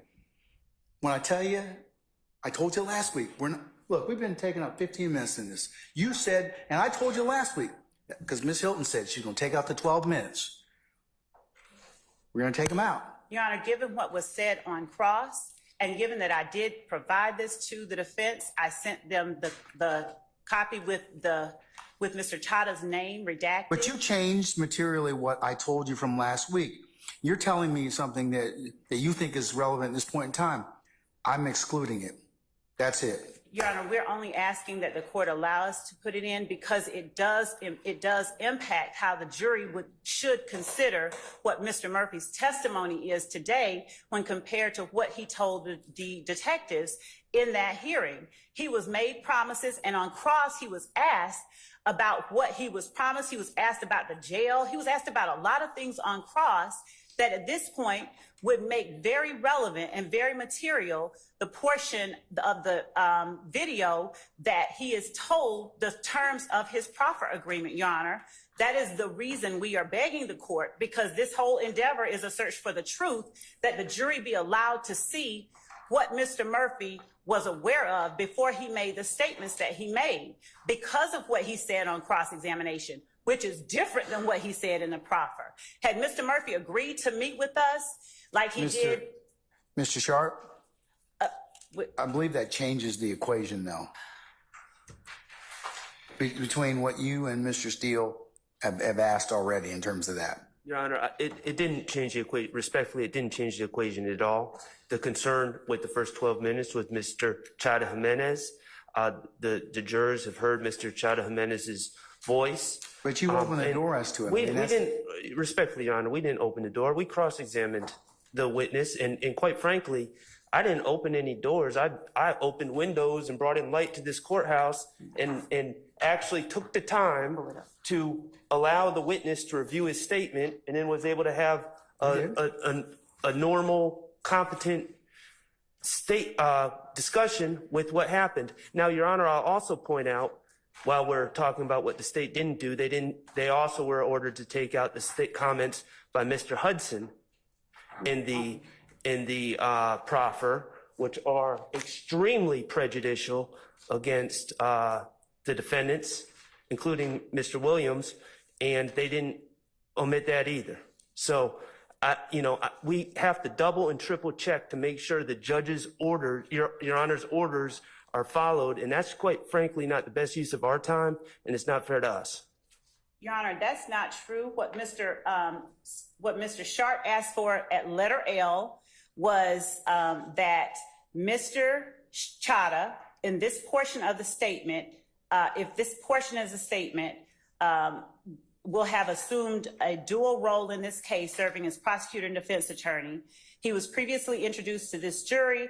The contents can be elicited without revealing the identity of the assistant district attorney who was conducting the proffer. But we said we were going to take out the first 12 No, minutes. I am. I'm just pointing out that what Mr. Sharp has said regarding not opening the door is insincere. If he had just said something about if Mr. Murphy had testified consistently and Mr. Sharp had not elicited testimony, essentially that Mr. Murphy just wanted to get back and to his family, and he would have cut off his arm, he would have done anything that he could. And if the statements that he gave to Mr. Steele were not inconsistent, and the statements that he gave to Mr. Sharp were not inconsistent with what he said in the proffer agreement, we would be in a different place. But the problem is that Mr. Murphy has agreed to speak with counsel for Mr. Stilwell and refused to speak with counsel for the state so that we could even go over anything with him. So this notion that we were trying to hide it is false from Mr. Murphy. He refused to speak with us further until he got on the stand. He said, you can talk to me when I get on the stand. And so that's what we had to do. And the information that was given and elicited while he was on the stand makes necessary that first portion of this proffer where the terms of the proffer are laid out. And so at that point, it allows the jury to adequately and properly weigh the difference in the two statements and why there would be a difference in the two statements. Who's giving the terms of the proffer? That is Mr. Chada Jimenez. His voice is heard not just in the first 12 minutes, his voice is heard throughout the proffer. And there was never a It's still a problem. It's still a problem. It really is. Your Honor, there was never No, because here's the thing. You all chose to put this case together with Mr. Chada Jimenez in that particular tape. I think you got problems with it. You're going to have to live with it. So I'm going to exclude it. If I may, Your Honor. I'm going to exclude it. That's my ruling. Your Honor. I've excluded it. That's my ruling. You've got some ethical and other issues bringing that. Even though even though you may have some issues with Mr. Murphy, I understand that, but this is not what you're going to be able to present in front of this jury. Your Honor, the state had the privilege as it related to Mr. Chadha and him. Are you going to keep arguing with me or what? I ruled. We are not going to cover the first 12 minutes. I told that to Ms. Hilton. She said she was going to agree to that. Yeah, you can still ask him questions. Do you have a transcript of the proffer? Yes. Then use that. That was what I was asking. Use that. We'll I don't have any issue with that. I told you that. Okay, we'll go past that. Thank you. And Your Honor, as it relates to Mr. Sharp's comments to the court about what Mr. Hudson said, actually, Judge, that was as it related to the August interview. There was never anything in this motion in limine. You're not making Mr. Hudson's statements, because I think we're supposed to exclude those as well. No, you only said to exclude the ones in the August statement where they left the room and only Mr. Hudson and Mr. Murphy were in there. Yes. Okay. So, no. All right. So, what you... Yes, sir. Your Honor, I asked for any non-testifying person. That's what I asked you in my motion, not to be allowed to get in via recording. They're not testifying. Attorney Hudson is not testifying. The state has it in this exhibit, I don't know the number, from 46 to 4630, and I'm strenuously objecting. In addition to that, who's that? 46? What part of the? Mr. Hudson is the attorney for Mr. Murphy. He's in the proffer. There's Detective Gaither, Detective Dennis, prosecutor at that time, Jimenez, Mr. Murphy in handcuffs.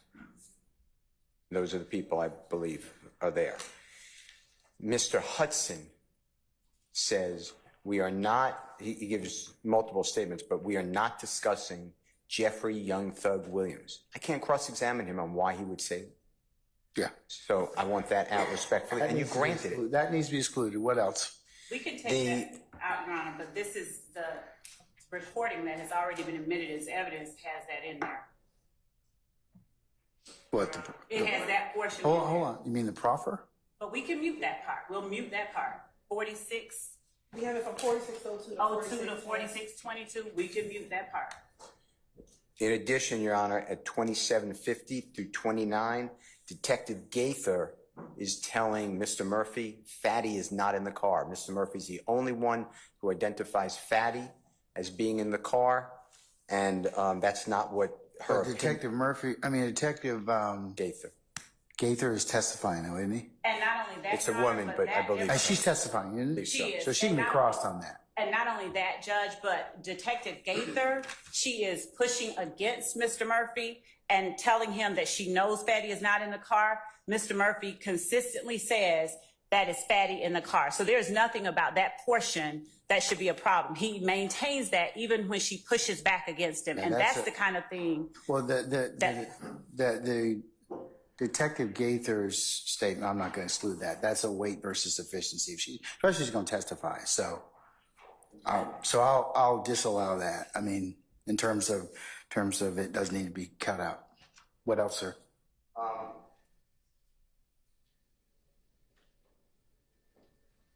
Your Honor, in addition, I am moving to exclude the entirety of the recording for two reasons. One, under 24-6-613. And Your Honor, that's in Division B, as in Barry, Bravo, C as in Colette, Charlie.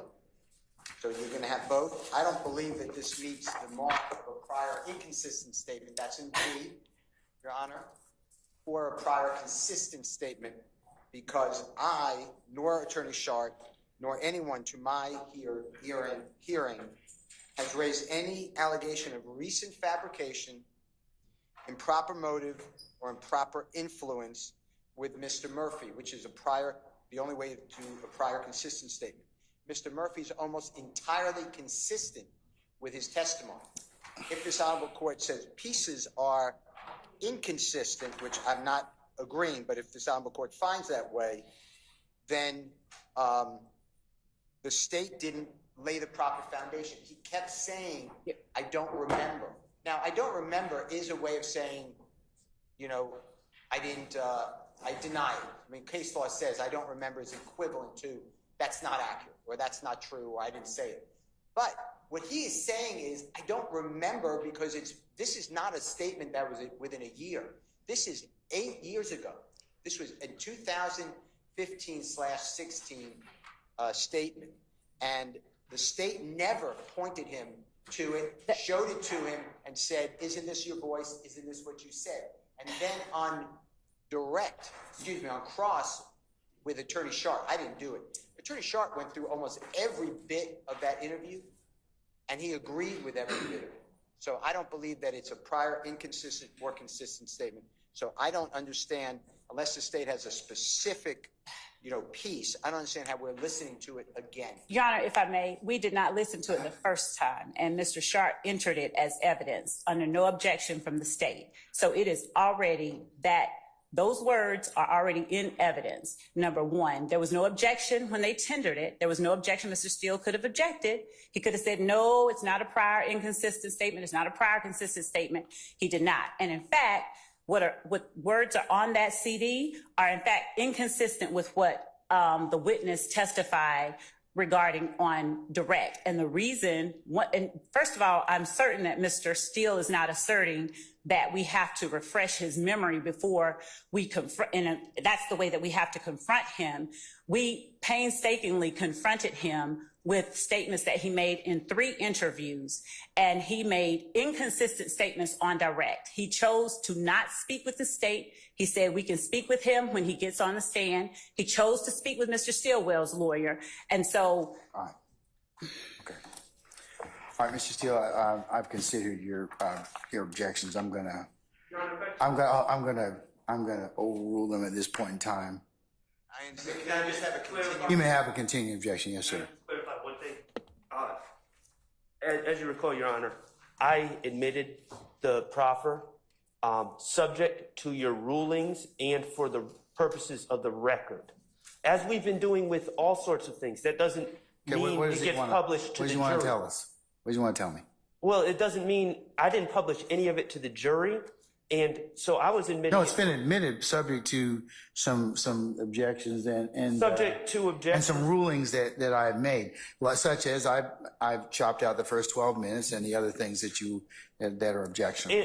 And subject to the rules of evidence. And Your Honor, I'm not trying to relitigate. If you're finding the prior inconsistent statement, that's your ruling. I'm not trying to argue that. But just because I admit something for the record doesn't mean it automatically gets published.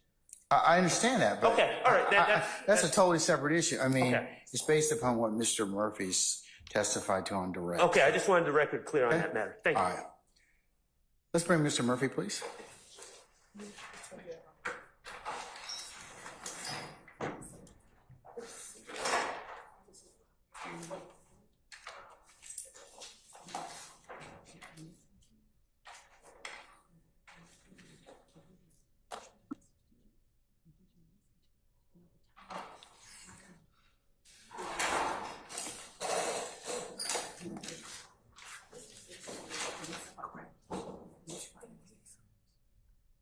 All right, starting with some of our jurors, please.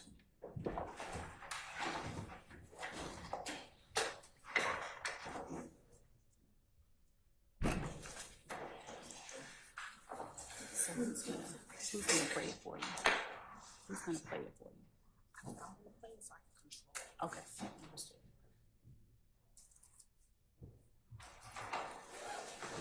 Do you have the transcripts?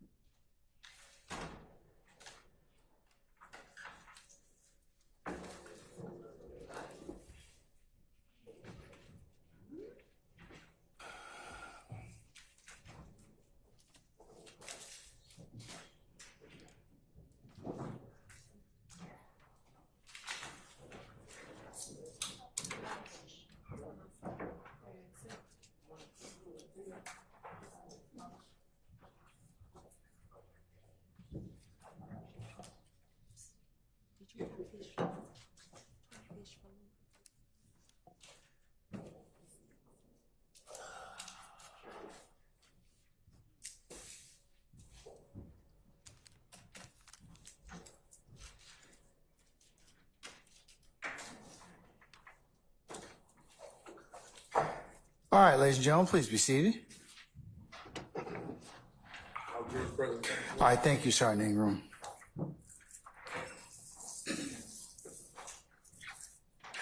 All right, State, do you have any redirect at this point in time? Yes, Your Honor. All right, go right ahead.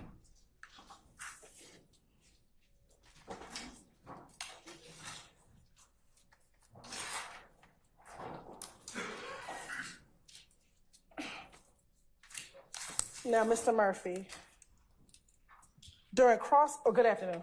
Good afternoon. During cross-examination, do you recall when Mr. Matthews, this gentleman right here, asked you a few questions? Yes. Okay. And do you remember him asking you whether or not we as a state showed you any videos or played your statement prior to you taking the stand? Do you remember that? Yes. All right. How many times have you and I met? Before coming to court? Twice. When were those 2 times? At court and when y'all came to my house. And do you remember when we came to your house? No, I don't remember the date, but it was probably a couple months ago.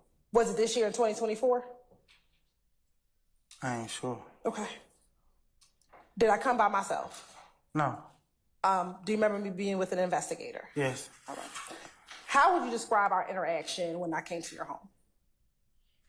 You mean like one word or like describe like what happened? Describe first in one word and then what happened. It was a meeting, like a peaceful meeting. It was peaceful? Yeah. Were you cordial to me and I was cordial to you? Yeah, we was respectful. Okay. And what did we talk about at that meeting? Me being subpoenaed, a couple topic. Okay. Did we talk about your kids?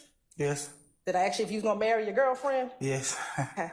Did we talk about other things outside of criminal activity? Yes. All right. And during that meeting, did I ask if you and I could meet again? Yes. Right. And initially, did we set up a time for me to come back the following week to meet with each other? Yes. And did you initially agree to meet with us? Yes. All right. At the conclusion of that meeting, did I begin asking you about Shay? What the conclusion? I mean, like the end. Like towards the end? Yeah. And how did you feel when I asked you about Shay? I felt disrespected. Okay. And why? Because I felt like that was my friend. Like you in my dining room while eating dinner with my kids that asked me did I rob my friend. Okay. And after that, though, did you still agree to meet with me? Yes. All right. Did my investigator make contact with you? And let me back up. You said you felt disrespected. Was I disrespectful when I asked you, or just the fact that I asked you, you felt? I'm gonna overrule the objection. Did you think that I disrespected you, or the fact that I asked you about her was disrespectful? Yes. The last one. Okay. Once we left, did my investigator try to make contact with you so that we could meet again? Yes. Did we meet again? No. Why not? I told him I didn't want to. So I talked to my lawyer after that, and he told me if I didn't want to meet with nobody, I don't have to, as long as I agreed to come and testify, and that's what I had to do. Okay. And so did you decide not to meet with us again? Yes. And did we ever contact you and ask for us to meet again? Did we ever call you and ask you any more to meet with us? You mean like after I said I didn't want to meet them? No. All right. And when was the next time you heard from anybody in my office? I think a couple days before I had to come here or something. A day before, 2 days before, something like that. 2 days before you had to come and testify? Yeah, it's in that range. So is it safe to say that I couldn't show you any videos because we never met? Objection, Your Honor, leading. I stand the questions. Was I able to show you any videos? Was you Speculation. I stand as to form. Did I show you any videos the first time we met? No. And was it initially we were going to meet again? Initially before you said no? Yes. All right. Now, I want to show you what's already been admitted as State's Exhibit 23, Alpha Alpha.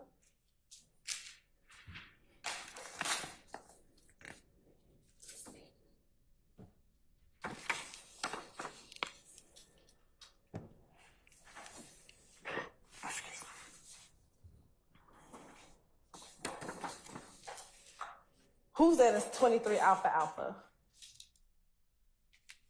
I don't know who in the phone or who in the picture. Who's in the picture in the phone? Me and Lil Jeff. Okay. And do you remember when you took that picture?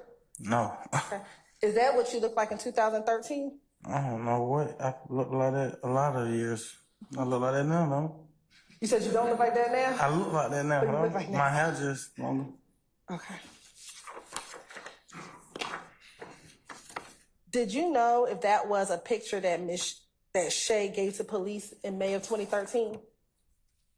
How would I know that? I didn't even know nothing about that. Okay. Thank you. Now, on cross-examination, Mr. Shar asked whether or not the two of you spoke, I think last week, and you said we nodded at each other. Do you remember telling Mr. Shar that? No, I said I nodded. You nodded. I nodded at everybody. Had you met Mr. Shard or anyone else prior to coming to court last week? When you say prior, you mean like? Before you ever had to come into this courthouse, had you met Mr. Shard or any of the other defense attorneys prior to you having to come to court last week? Yes. Who have you met with? Mr. Steele. Is that it? I seen Mr. Shaw at his office, but we didn't, like, how you say, converse. We didn't converse. Okay. So Mr. Shard was at Mr. Steele's office, but you and Mr. Shard did not speak with each other. He walked past. How many times have you met with Mr. Steele prior to coming to court? I want to say like 3 times. One time, he came to speak to me while I was while I was locked up on this case. And then I went to his office one time, and then Zoom one time. When you met with him at the jail, about how long did y'all speak with each other? I can't remember. That was a minute ago. What about when you went to his office? Do you remember how long y'all met with each other? Probably about 30 to 45 minutes. I had to go to work, so I was kind of rushing. And then what about the Zoom meeting? Probably about the same, about 45 minutes. When you met with Mr. Steele, was that before I came to your home? Probably right before that. I can't really remember, but they aligned, so it was. Now, since you've been on the stand, you've allowed Mr. Kokomo, Mr. Kokomo let you listen to the audio of your father. Remember that? Yes, we was outside, yes. Now, since this break, did you meet with Ms. Knight, and did she show you the video of that same proffer Mr. Kokomo showed you? Yes, that was the same. That was the same thing, though? Did it sound like the same thing? I can't. That was days ago he told me that. I've been home with my kids. I can't remember. Let me ask you this. With what Ms. Knight showed you, do you remember that being the proffer you took in February 2016? Yes. And did that appear to be a fair and accurate depiction of the proffer that you took in February 2016? Yes. And have you had an opportunity to review it and sign and date that proffer that you took in February 2016? Yes, we scanned through it and I signed it. Okay. And did it appear to have everything that you talked about that you can recall at this moment? Yes. Permission to approach, Your Honor? You may. I'm showing what's already been given to defense counsel, but what's going to be marked as 33 Charlie. Do you recognize that CD? I just signed it. No problem. And did you date it? Yes. And that was at the video that Ms. Knight showed you? Yes. Your Honor, this time to say like Lieutenant Stacy Exhibit 33, Charlie with what we discussed into evidence. Any further objection or continuing objection? Previous objections, Your Honor, and we got for continuing. All right, so noted. It's admitted, subject to the court's prior ruling and the continuing objection. And permission for it to be published. It may be published. Now, Mr. Murphy, during that agreement, did the attorney speak with you about what a proffer agreement was? I can't remember. I just remember we had that little meeting. Let me ask you this. Did the attorney tell you that he was gonna record that interview? I don't know. I would have to like look at it to see. I don't remember. Let me ask you this. Did he go over the proffer agreement, like why you were there? Did he tell you why you were there? A sustained objection. You can rephrase. Why were you present inside of this room? It was, Sure, I'm sorry. Why were you present in the room? we was having like I call it a meeting. Y'all call it something else. What do you call? A proffer? Yeah, that. Okay. And was the expectation of that proffer for you to be completely honest and truthful? I'll sustain that as the form of the question. Why don't you just rephrase? Yeah, I got him on redirect. Okay. So. Were you in handcuffs during? I can't remember. I can't see all that. We just looked at it for a second. She made sure I recognized that was me and my attorney, and so I signed it.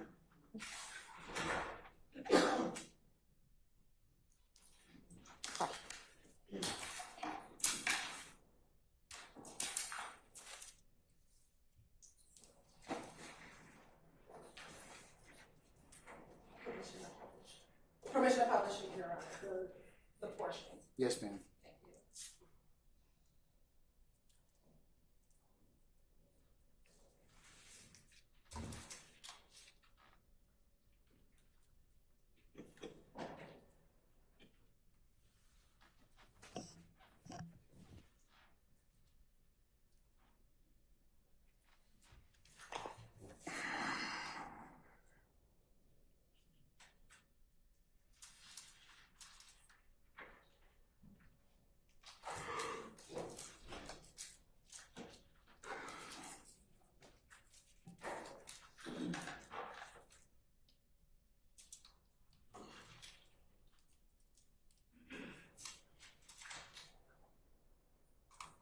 Then we're speaking of happened April 12th, 2015, at 2110 Browns Mill Road. The reference APD. Okay, whose vehicle? And then I.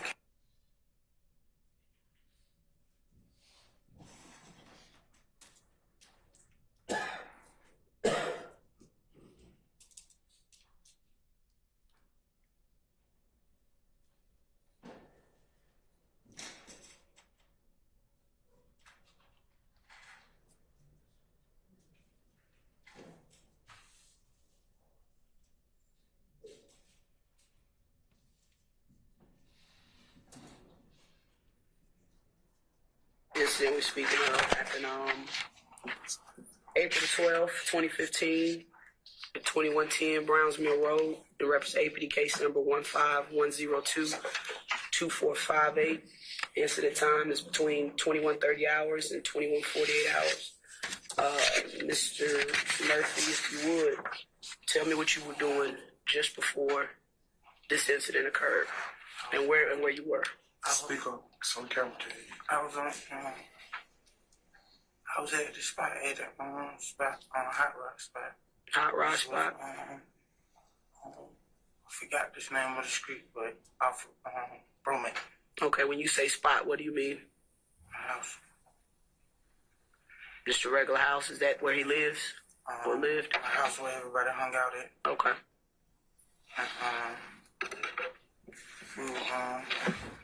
We were just chilling. Okay, who all was there with you? Me, Fatty, and no, I was in the back. Anybody else? Can't really. I think it was like a Jay working the door or something. When you say working the door, what do you mean? You said working the door. Yeah, answering the door. Oh, is it like a dope house? Do they sell dope out the house? Like, I'm just trying to. You saying working the door? Like, why do you think somebody? Okay. So you, Fatty, and Nard, and maybe a Jay that was at the house. Yeah. Okay. What happened next? We was just chilling, high, and Nard came out the back. And he was like, let's ride, yeah, we gotta ride. And I was like, all right. So when I got up, he walked back in the kitchen, and then when I got up, he handed me a chopper. So Nard handed you a chopper? Mm-hmm. Who all left? Me, him, and Fatty. Okay. Whose vehicle were you all in? Bentley. And what type of vehicle was that? The white Jeep truck, the white truck. The white truck. This part here is important. What exactly did Nard say when he came out the back? And I assume you and Fatty were in the front of the house. Mm-hmm. When he came out that back room, what exactly, as best as you can remember, were his words? I think the best I can remember was I think he said, "Let's ride, let's ride." What did you take that to mean? Like something going down, we gotta ride. Okay. Something bad going down? Yeah, like something going down. Okay.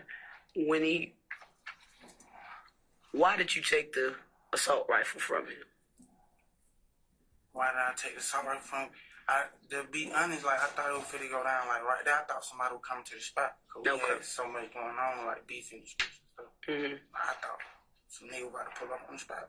Okay. But then when we jumped in the truck, I knew we were going to either do something or something had went down. We had to pull up on the scene. Okay. Did he say why you guys had to ride or who called him? Not at that moment. Not at that moment. When did you find out? When I got to the scene. When you got to the scene? Okay. And what was the scene? The store. The gas station? Mm-hmm. Okay.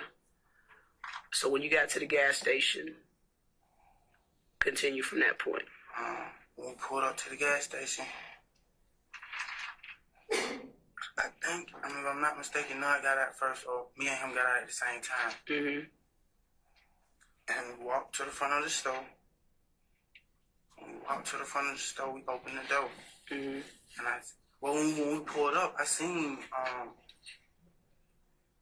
the car Bentley was driving earlier, which was Hot Rod car. The car that they were black something. The car that Bentley then was in. Yeah. Okay. Sedan car, mm-hmm. Black. Bentley was driving earlier, so I seen it and I knew it was like, you know what I'm saying. So when we opened the door, I seen Bentley and I'm like, come out, you know what I'm saying. Mm-hmm. I'm holding the door open, in the middle of the door. Come out. And they were acting scared, like. When you say they, who are you talking about? Who did you see at the store? I seen Bentley. I seen Hot Rod, like standing in the back, like talking to somebody on the phone or something. And who else did you see? Bentley and Hot Rod in that part. Okay. And then they told Nard something, and then Nard came out and pointed. He pointed at the car. Pointed at which car? And okay.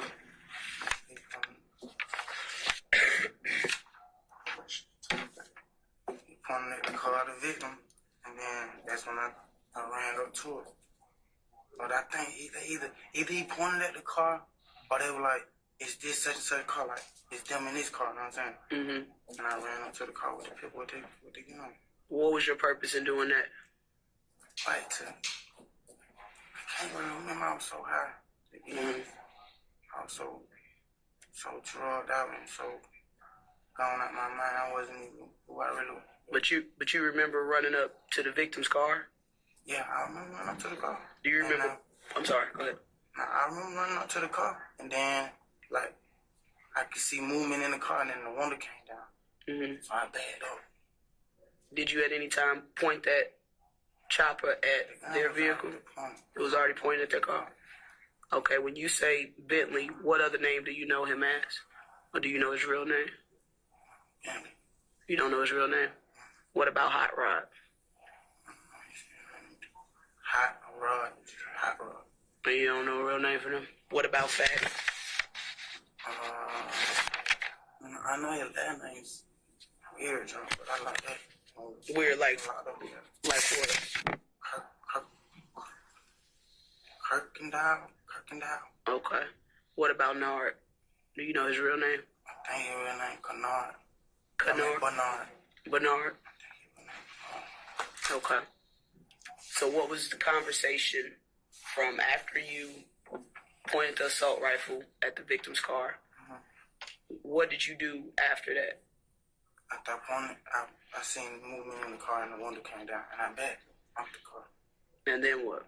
And then I think I walked back to the store, the door of the store, or the front entrance of the store, where everybody was standing. And then the car spurred out. They pulled up, and then like, they ride, everybody, they ride. And we jumped, they jumped in the car, and we jumped in the car. Okay, what was the conversation in the car? Really no conversation, it was just no conversation. Everybody was high. And then before, let me ask you something real quick. You say that you can't remember some of these things because you were so high. What were you high on? It's just marijuana or what? Molly. Molly. And how? Molly, Percocet. Do you remember about how much you took? Probably 3 grams, 4 grams. Of what? Molly. Plus the Percocet. Plus Percocet. How many pills of Percocet? Probably 2 or 3.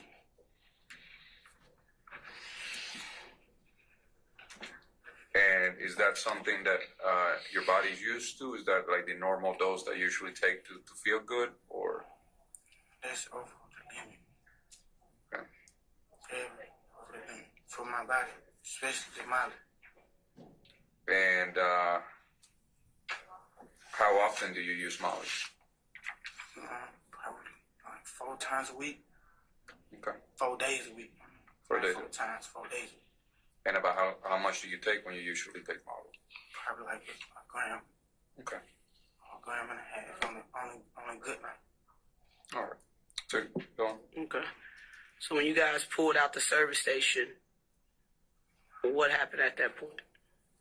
We pulled out the service station, and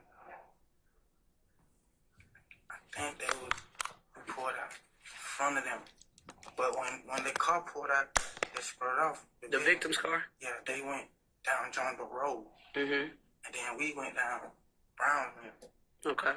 But I think they was behind us first. Bentley. Okay. I think they was behind us first. And then once we came to the street, where Dobbs Elementary, Harper Road. and then I seen the car again. And he like, these niggas think I think he said like, these niggas think I'm playing. And we pulled up like in between, in the middle of the street. Like Who said that? No, the driver. And what were you seeing? Tell her. You tell her. When I got back in the car, I was in the passenger seat. The front or back? The front passenger seat. Okay.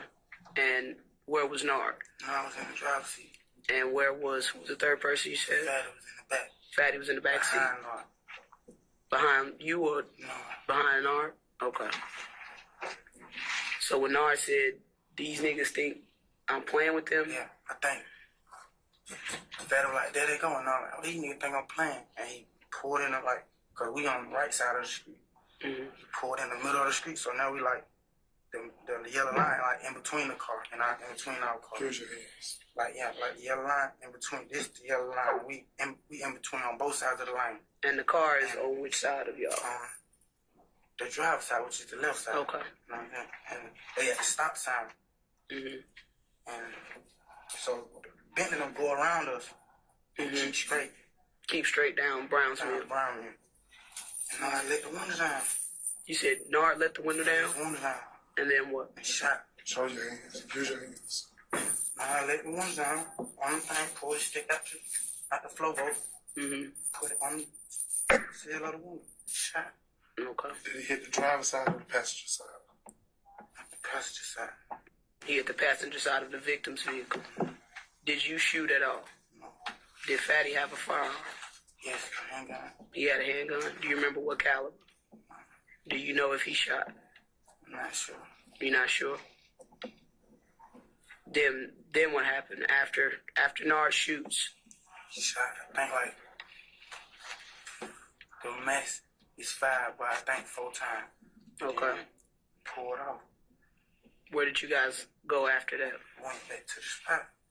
And Continue on. We went back to the spot.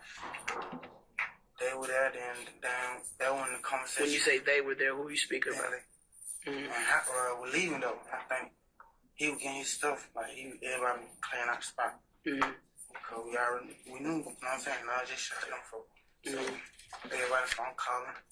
My ride trying to get somewhere to go. You know what I'm saying? So I think Fatty had a hot box, so Fatty got in the hot box either. When you say hot box, you got to speak layman's term.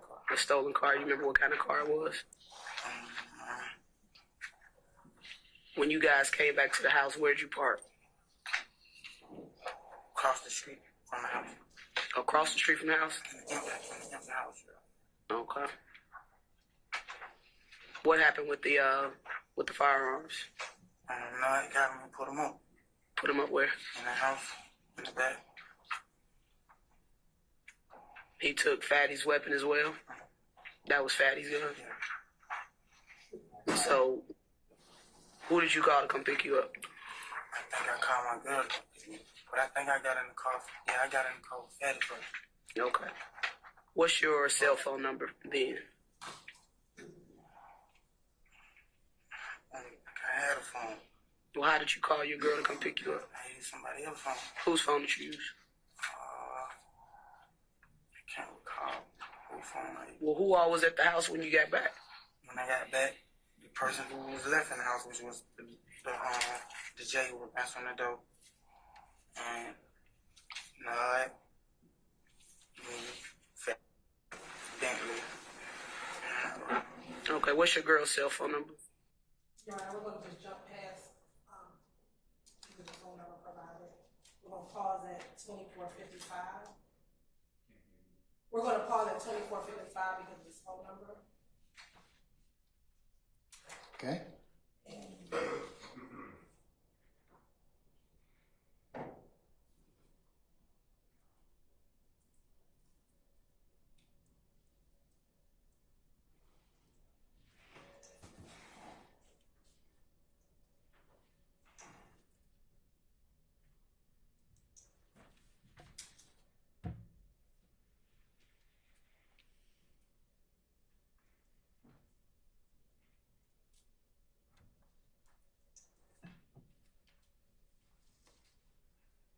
We're going to do 2502.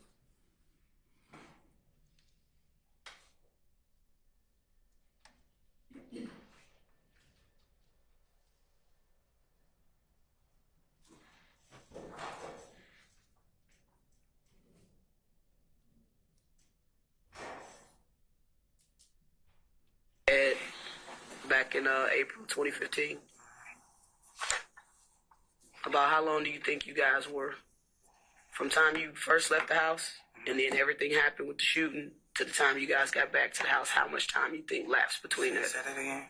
From the time you guys first left the house and then everything happened at the store and then the shooting happened to when you guys got back to the house, about how long you think it was total time? When you left the house to when you got back to the house? 11 and 10 or 15 minutes. 10 or 15? Yeah, from 15 to 10 minutes. Okay.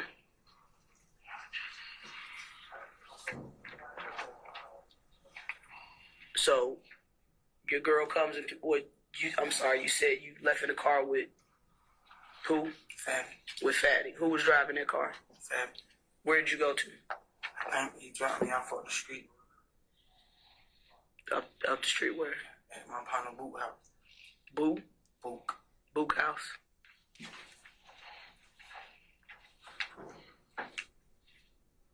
Was there any conversation after the fact? Who exactly called Nard to, I guess, say, let's ride? Who made that call? Bentley. How sure are you it was Bentley? I'm scared from 1 to 10, like a 6 or 7. Why did you say that Bentley called? Like, did someone tell you that, or are you just assuming? No, I ain't assuming. I know Bentley. That's what Bentley do. Like, you know what I'm saying? Mm-hmm. Hot Rod ain't gonna call nobody. He just gonna be like, hey, call such and such. Mm-hmm.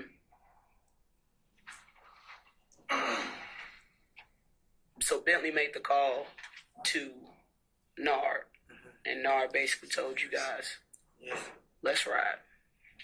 Okay. I never told y'all why. Hold on. I'm sorry. Pause that for a second. Yeah. You want to step out? No, it can't. I just want.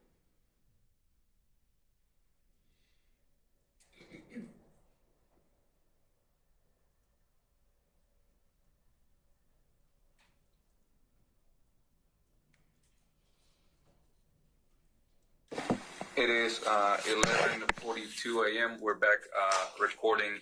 Mr. Hudson had a chance to talk briefly with his client, and we're going to continue with the proffer. Okay. We still been kind of working the case since the last time we spoke, and we reviewed the video again and again and showed a couple people the video and, you know, the still shots and all of that. And Fatty's name has been only used by you as being involved. And that's really our major objective, is to get everybody, you know, involved. So I really need to know if Fatty was that third person in the car with you guys. Because in my own opinion, and I've seen the video, it doesn't resemble Fatty. So I really need to know if that was Fatty.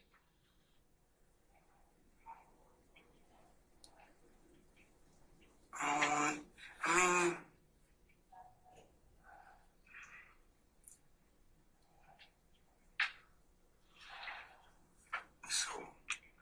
so many of us, you know what I'm saying? I don't want to lie, but I remember Fatty being there though. You remember Fatty being in the car, or you remember Fatty being at the house? I remember Fatty being in the truck with us. In the truck with you all. Okay. How long you think you've known Fatty? Or known of him?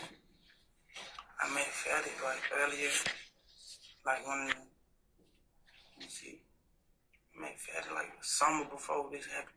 The summer before this happened? So you see him pretty often in the neighborhood? Yeah, a couple times a month. We hang out. Tell me if that's Fatty. Yeah. Yeah. Yes. Right on there, who you recognize that as, and sign and date your name.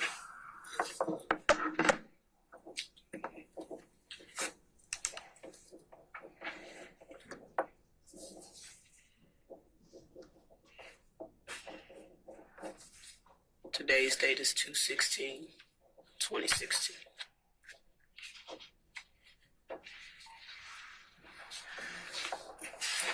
Do you remember what color firearm Fatty had? Color is mine. No. So many guns get passed down. I don't remember the color.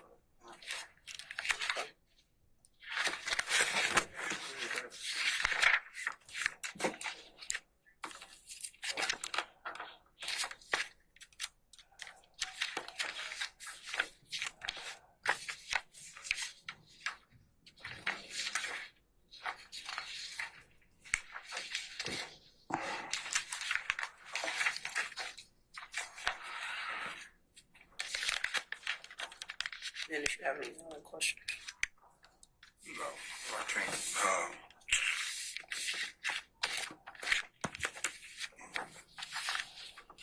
Was there any discussion after the shooting on if anybody was hit, if you know somebody was hit, or did y'all know that somebody was shot?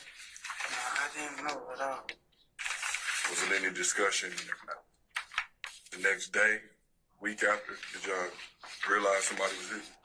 Actually, to be honest, like, after I came down that high, and I realized what I had been through all that day, man, I ain't see them for like another probably a month or something. Was that by choice, or was it like lay low, or what was it? Like, by choice, like, I got too high that night. I ain't trying to be around, you know what I'm saying?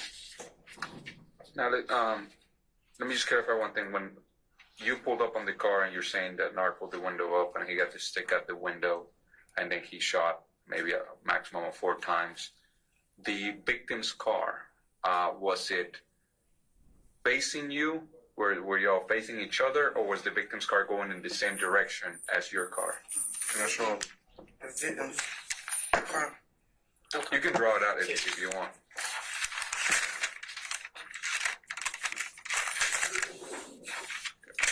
Yeah, I'm gonna write the streets. So if this here is Browns Mill, and let's say Harper Road runs this way, right?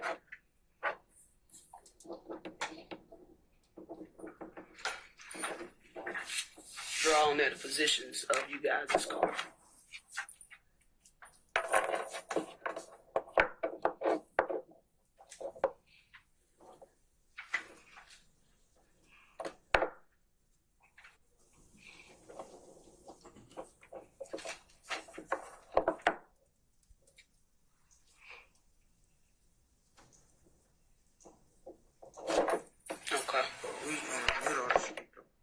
This where that intersection is.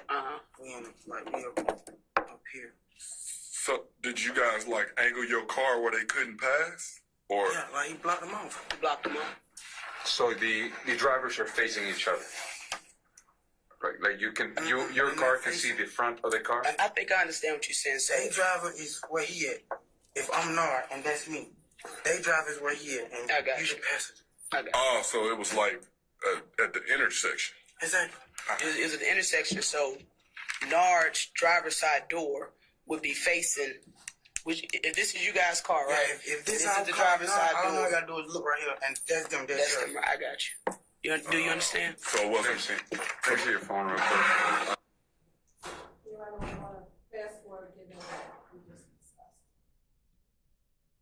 Okay. And we stopped at 3404.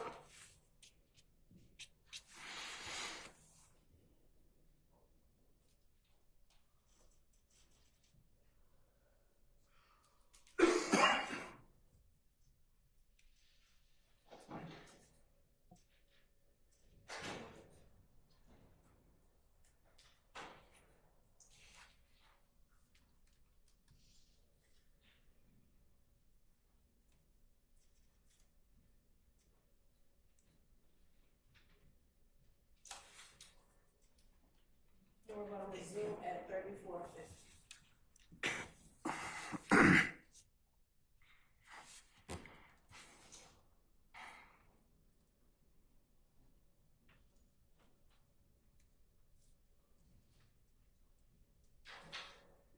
To let them go about their business. I think it was. Yeah, it was more like let me get out their way and let me make sure they can't follow them. Like, Gotcha. I got you. Do you recognize this person in the white shirt? This is the same person here. I don't recognize him. What was being said in that frame? Like, why y'all right there like that? Like, what was the conversation? Right there, and that comes. I'm like, I don't know who. So I'm like, all I know is Bentley, Nod, Hot Rod. So these niggas, I'm like, you know what I'm saying? I'm ready to up on them. Right. You feel what I'm saying? I'm so high and so scared. You know what I'm saying? I think I'm more scared of me hurting somebody and getting hurt than anything, and I'm high at the same time. And then to the point where I got like that, I think when we came out the store, I was like, put that up. He was saying, put what up? The gun. Put the gun up. Put it up. Hide it. You know what I'm saying? Like, not put it up, I just cover it up. Why didn't you shoot the car when you first was about to? Because I thought they were finna shoot me. So you backed off? Okay, when... Answer that question. Did you back off? Yes or no?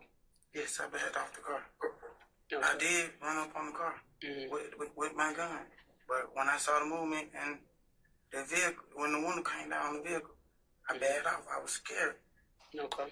So we fast forward a little bit for when the cars are blocking each other and you say that Nard pulls on the window and shoots.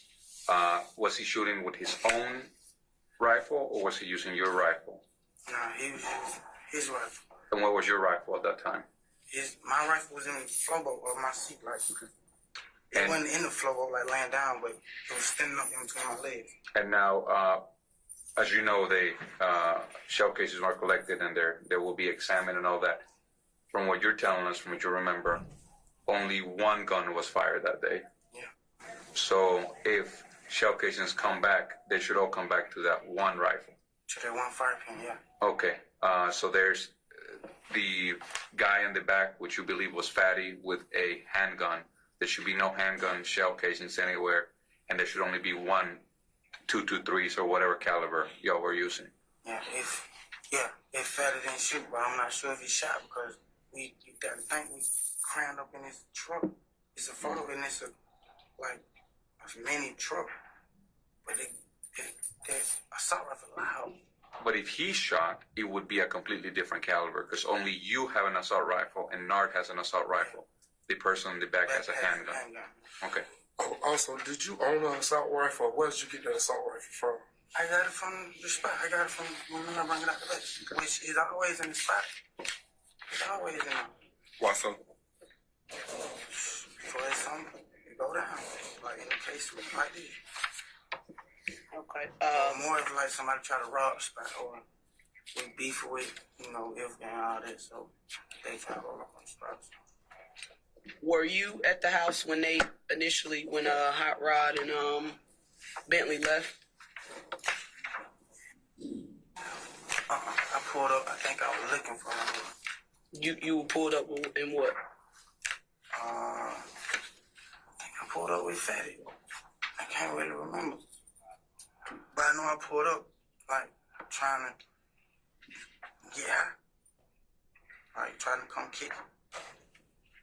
So you and Fatty were together before y'all came to the house? Okay. Okay, I got you. And briefly, I'm going to ask about the gang affiliation again. Can you again tell me what gang you're affiliated with, member of, and also if there is any type of rank? Blood. Okay, what's the set? 6 months murder, but I ain't, as of now, I'm not blood, but... I'm talking about then. Yeah. You was sex, money, murder? Would that be consistent with YSL? Is that the same gang? YSL, you could be Crip, you could be whatever. Okay, explain that to me. Pee Wee Roscoe or Crip, you YSL. Well, I'm not talking about specific people. I'm blood. So I was the blood, but now we YSL. They don't know about it like no matter where we go. Now. What you mean now? Like since everything been happening in the street, what been happening? So what you mean by that is that at the time, Bloods were YSL, but since all this beef has been happening with YSL, it's its own thing. They cut us off and let us and made everybody like try to attack us when they see us. So were you also YSL at the time? Yeah. Okay. But now YSL is not a Blood. YSL, it's its own thing. YSL it's always its own thing then. That's why they mad. Okay. Cause they saying, how you gonna be YSL and it's Bloods and Crips and niggas who ain't nothing, niggas who, you know what I'm saying? Niggas everywhere now from YSL all around the world. Okay. How long had you been a Blood from that date, from April? 2 years, a year. 2 years? I said say 2 years. 2 years? Because it's 2016 now. How long had YSL been in existence?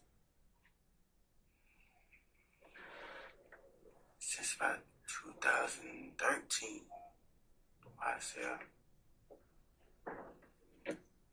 So before you were YSL, you were Blood? Like sex, money, murder? Before, when I was YSL, before I was Blood. Okay. So then once you got a part of YSL... Yeah, then we became sex money murder. You became sex money murder. All the people that were with you that day, were all of them YSL? Everybody that you have talked about today? No, not everybody. Who was YSL from that day? Bentley, Nard, and Fatty. Bentley, Nard, and Fatty. Not Hot Rod? Does he have any gang affiliation?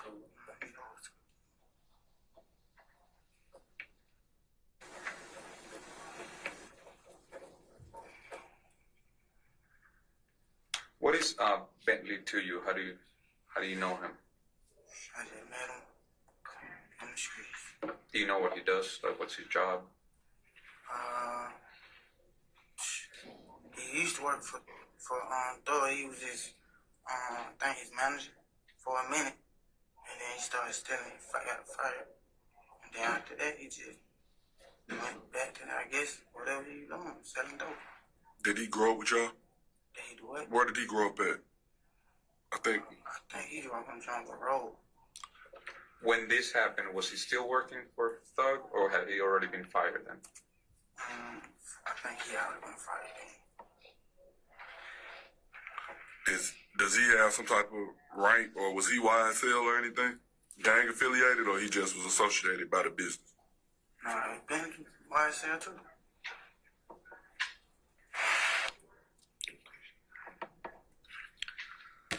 I think I'm done with my line of questioning. Did you have any more? Did you have anything, Dennis? In your role, you're having talked to us about going to the spot to get high, and also that there had been some people trying to get to you guys. You mentioned IF gang. That's probably why you needed to tool up that day. So how do you fit into this structure? How do you get paid by them? Do you just get free drugs? Do you get a cut of whatever money they get? How do you get paid as a member of YSL? You don't get paid. You just get how you live, man. Do you need to? You gotta get it on your own. Do you need to pay some taxes? Whatever you get, do you need to share it with the crew? Nah, the home niggas went in prison. So how did you make your money at that time? I robbed, stealing, whatever I had to do. So when you steal something, say you steal $1,000, is all of that yours, or do you need to give some back to YSL? Get some back. How much do you need to give back? At least $150. Okay, so every time you have a lick, you have to pay $150. Who do you pay it to? Just look out, just look out for the homie called the Red Box. You just look out for whoever ain't got none. All right, so somebody that might be in custody needs some money on their books, but who do you tell? How do they know that you are doing your part? How do they keep track of you actually paying your dues? Cause if I did it, they like something to brag about. And a nigga gonna check and see if you did it. I sent such and such money, you know what I'm saying? How do you brag, on Instagram, or how do you brag about it? However, just put the receipt on Instagram, show a nigga with the receipt, you know what I'm saying? I got the green dot receipt, bro. Okay. So basically, since you've been in custody for 7 months, basically that same favor has been returned to you from other YSL members, basically, correct? You gotta be down the road to get a green dot. So not in Fulton County.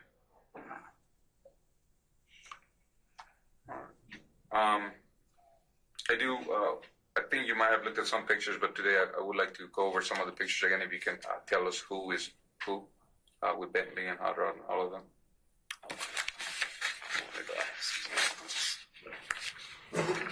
You need a set of those. I think I don't have any more blanks. I got a question. Do you mind us asking about the robberies and the other incidents? We're going to stop it right here at 40.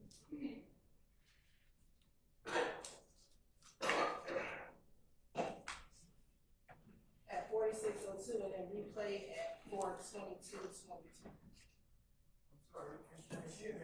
46:02, we're stopping. We'll replay at 46:22.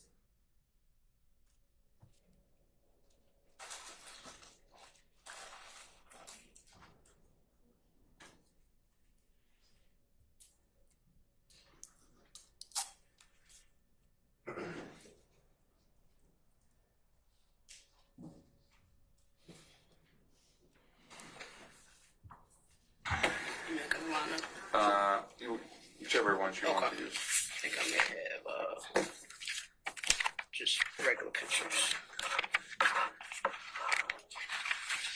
So now with that said, with a very clear disclaimer from your attorney, has there been any threats made to you? About this right here. By who? Even me. We done about a boatload. What type of threats have been made? I mean, before now I got in custody, you know where your girl, where your mama's like. So do you know who's saying that? He just saying to other niggas, like I call home and niggas like, I think you gonna tell, bro. It's like, you know where your baby, if you tell, you know where your baby mom stay, you know where your mom stay.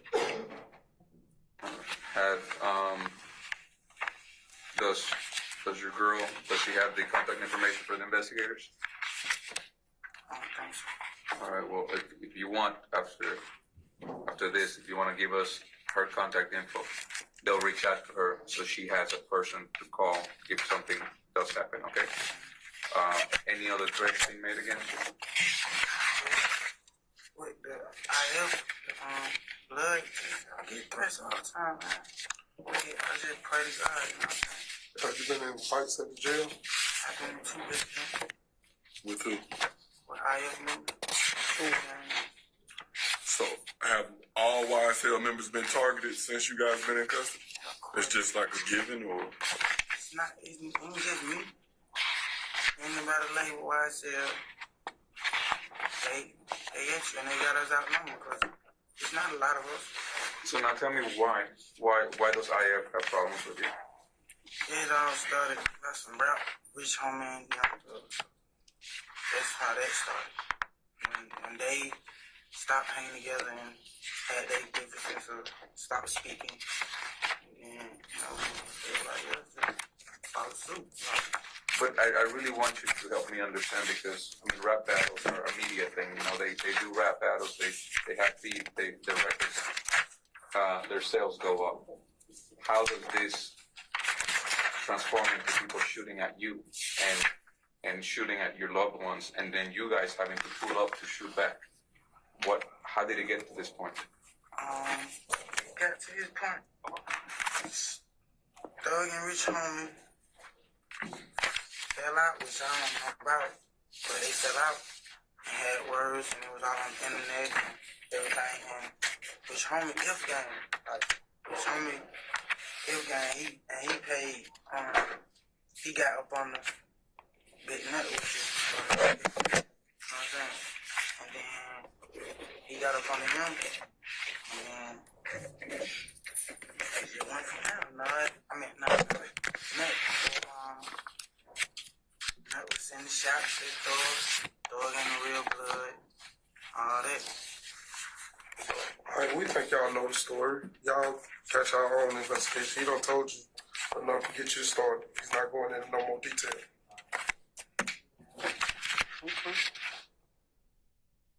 Somebody say something? Yes, Yes.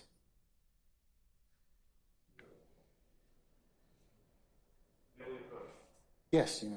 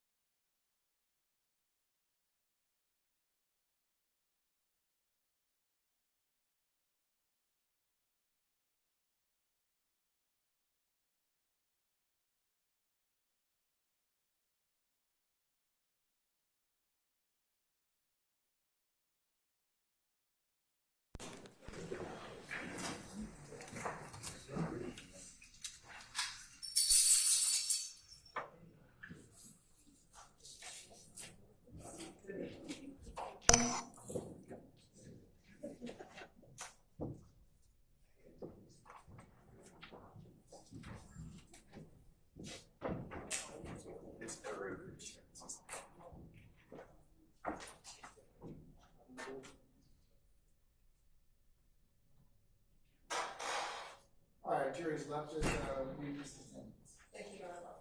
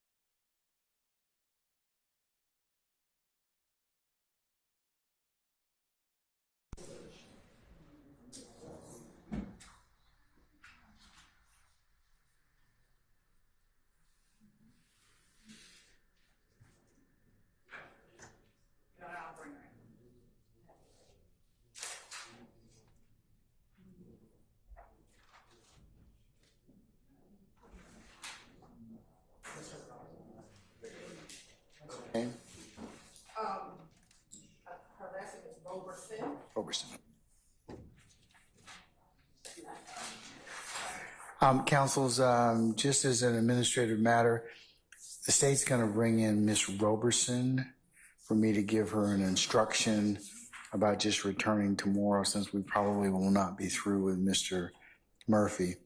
I'm just going to ask her to come back tomorrow around 10:30. She's a crime scene technician, so we shouldn't have too much with her tomorrow. And remember, tomorrow is a short day since you have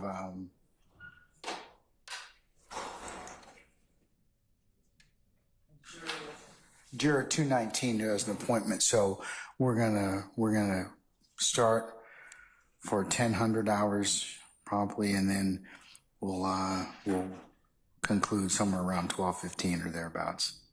Okay, but I'm gonna have her come in right now. Miss Roberson, please. Cap.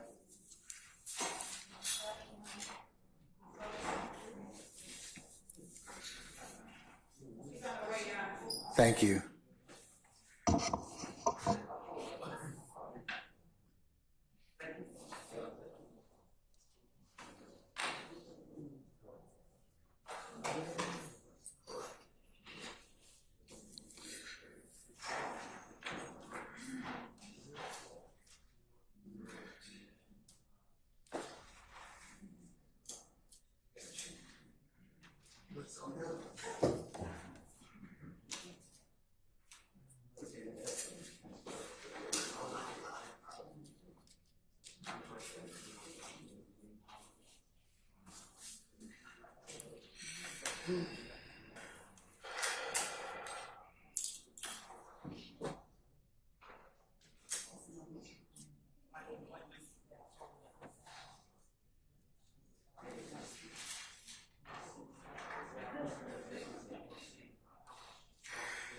Good afternoon, Ms. Robeson. How are you, madam?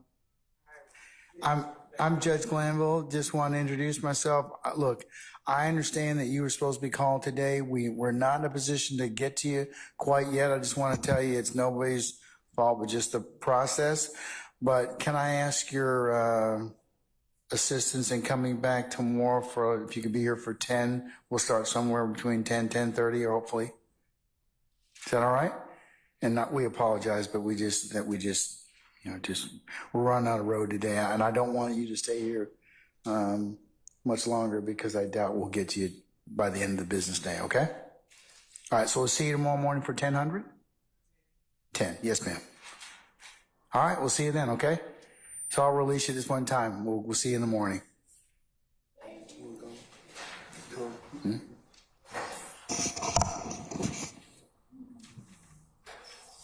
You can tell her in the morning. Okay, all right. Very good. Good catch.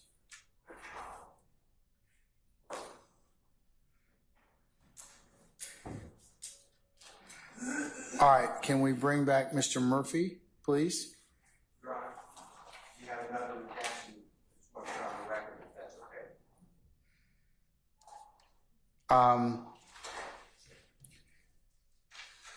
What redaction are you talking about, Mr. Steele?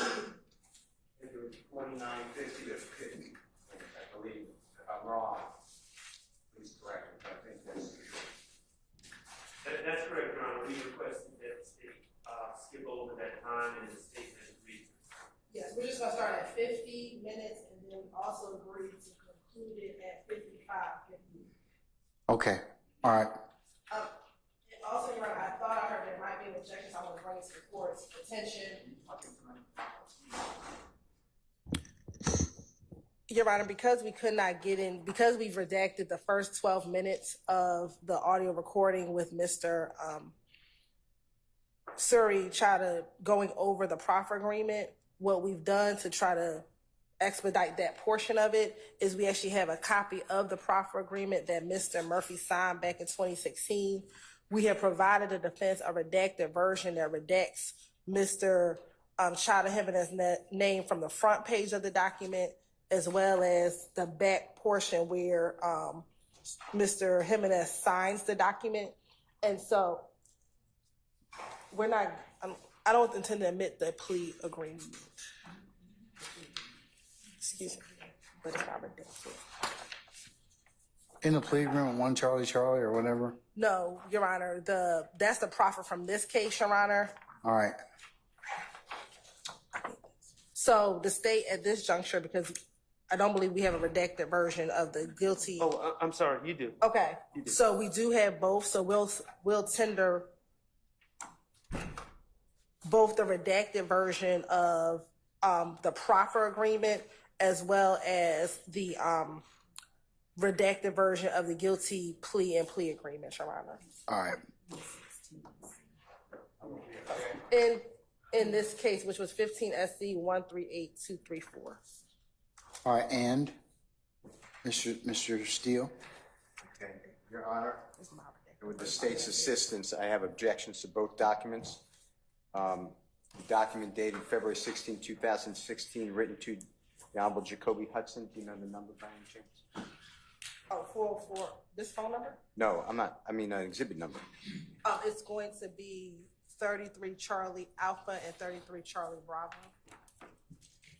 Your Honor, 33 Charlie Colette Alpha is a 2016, February 2016 letter, and it is written, it's redacted, but it's written by Mr. Jimenez, but it is redacted. His name is not on here. And it's to Jacoby Hudson, who's not a witness, and it talks about that in prong one, the officer of Fulton County District Attorney, the state, quote unquote, requires completely truthful statements of your client. At the bottom, on paragraph 6, the proffer is to be provided for the purpose of allowing the state to assess the credibility and value of this evidence and possible testimony we believe your client can provide.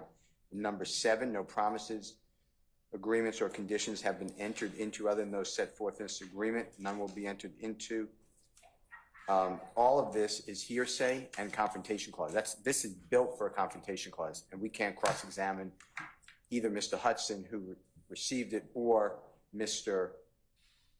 attorney, then prosecutor Jimenez.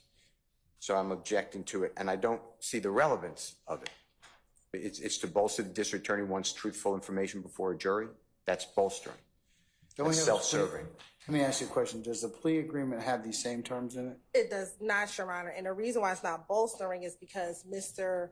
Murphy has consistently said, both in direct and in cross, that the reason why he would cut off his right arm and just say anything in order to get out of custody. But this agreement, he went over, it's not hearsay because he went over, this was gone over with him. This is the part that was cut out. Every portion of this was gone over with him.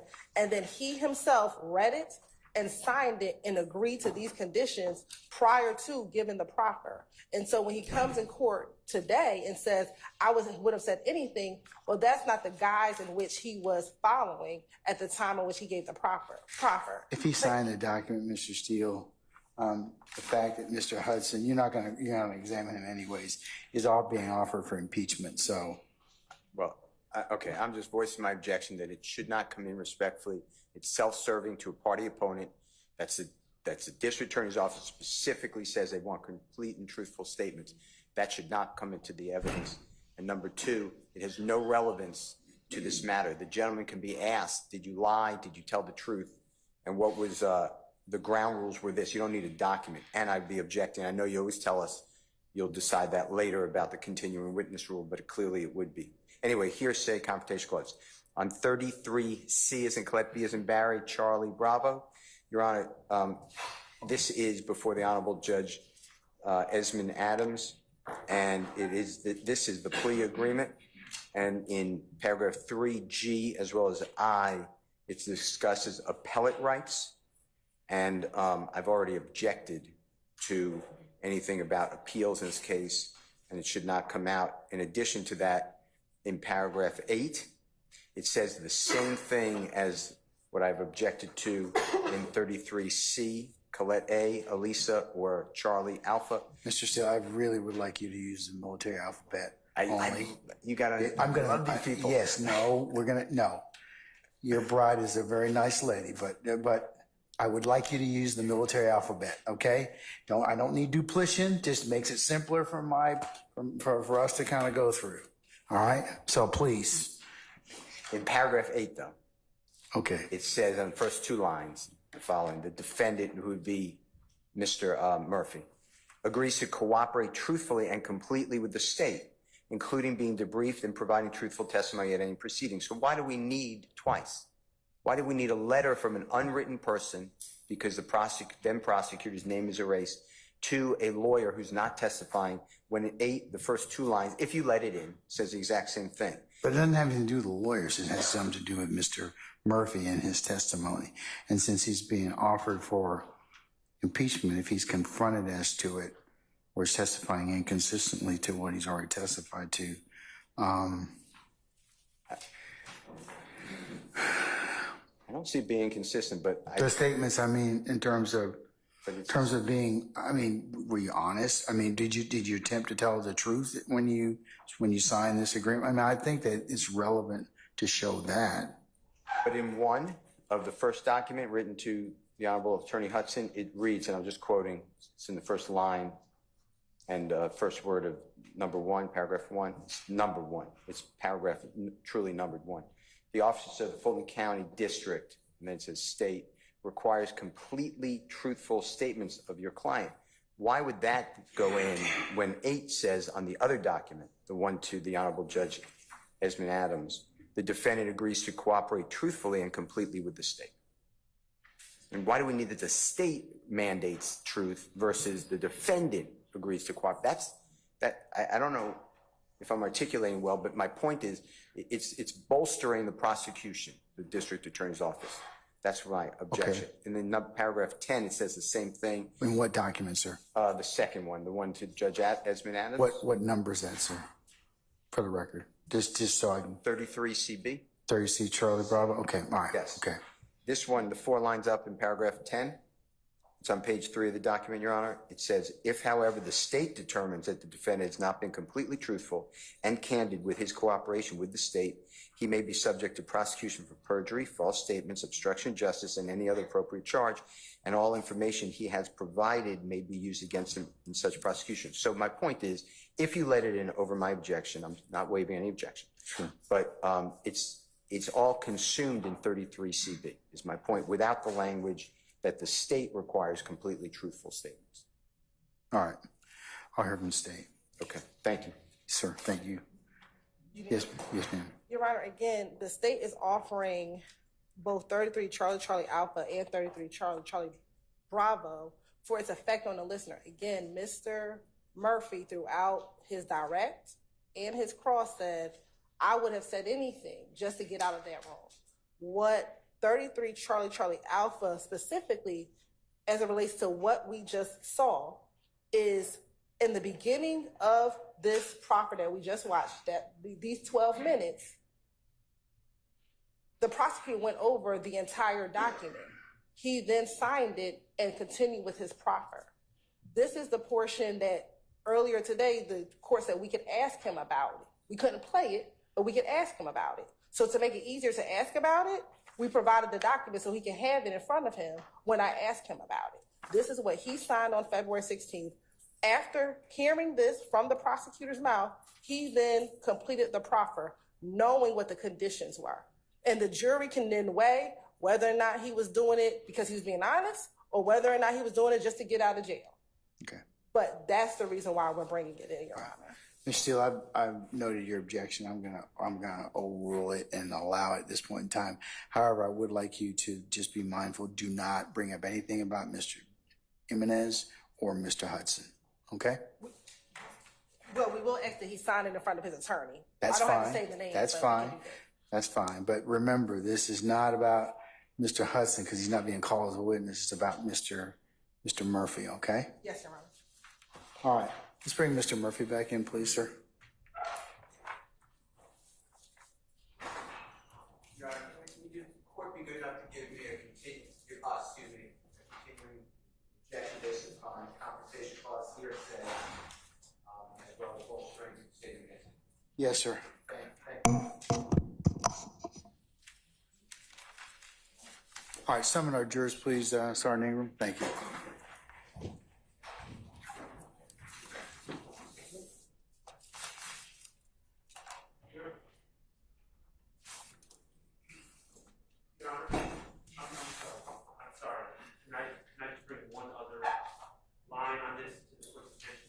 You got a witness on the stand at this point in time.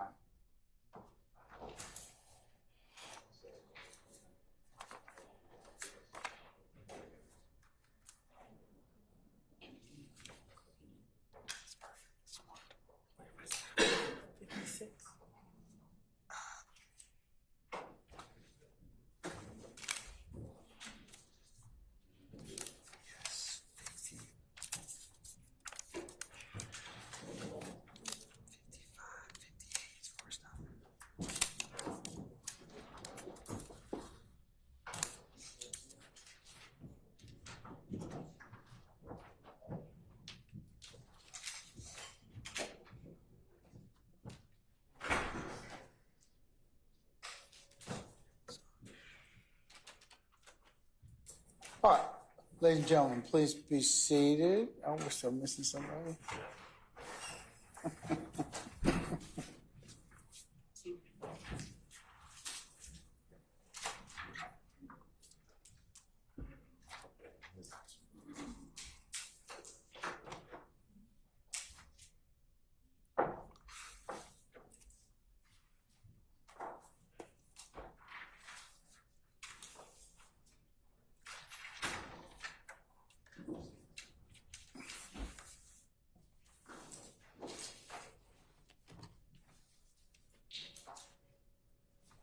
Everybody's present. All right, thank you, Sergeant Ingram.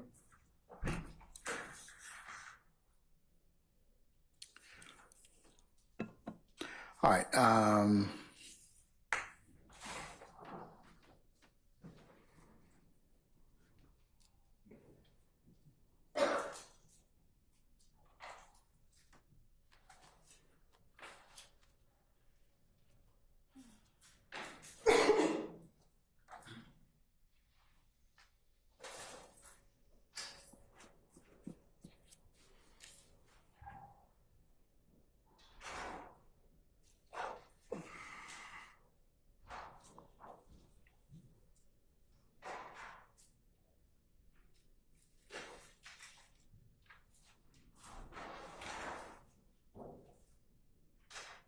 Okay, who do we have? Was it you? Who examining Mr. Murphy at this point in time? Yes, you are. Okay, all right. All right, yes, ma'am. Go ahead. It's a redirect. Whenever you're ready, flip those over, and here's your ink pen. Identify those people as you know them. Same as before. Write their name on there as you know them, and then put your name in there. What was this first word here? Okay. Gas station. Post on the gas station. So.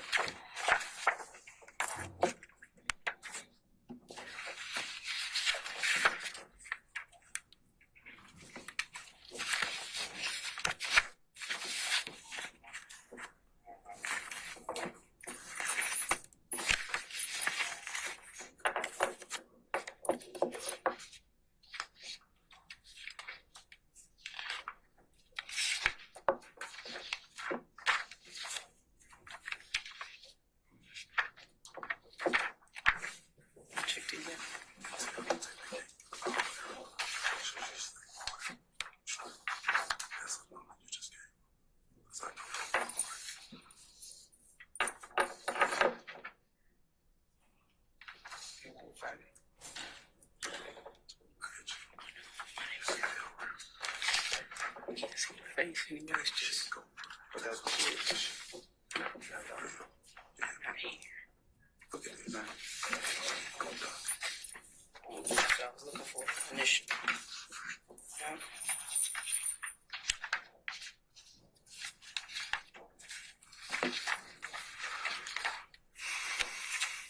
Same with these. And then can you tell me what is it that's there? This one here is. And you show it to the camera, so. This one here.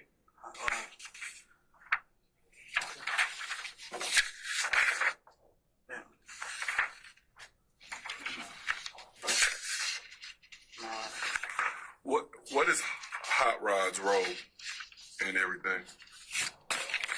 Hot Rod's like an OG, like shit, give everybody advice. You know what I'm saying? Like he been through a lot. What about Nard? Nah, just like hot here, like, you know what I'm saying? He's gonna jump off the wall first. Meaning what? He gonna go first. And then basically, all of the above, he gonna go first. So he with it, basically. Like, if it's a problem,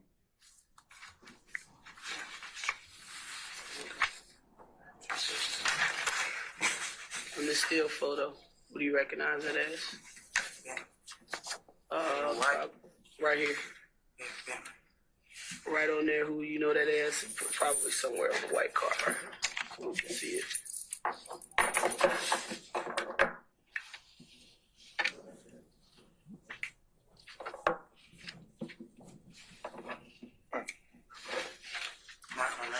Yeah.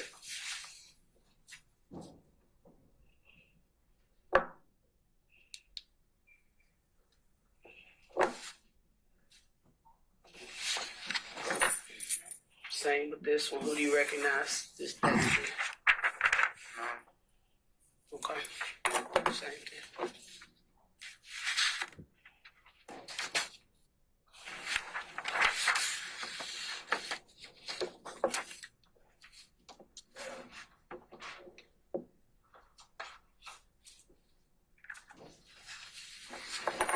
All right, last photo. Same with that one. If you need to draw arrows, I know it's darker on the outside. If you need to write the name, then draw an arrow to that person, you can do that.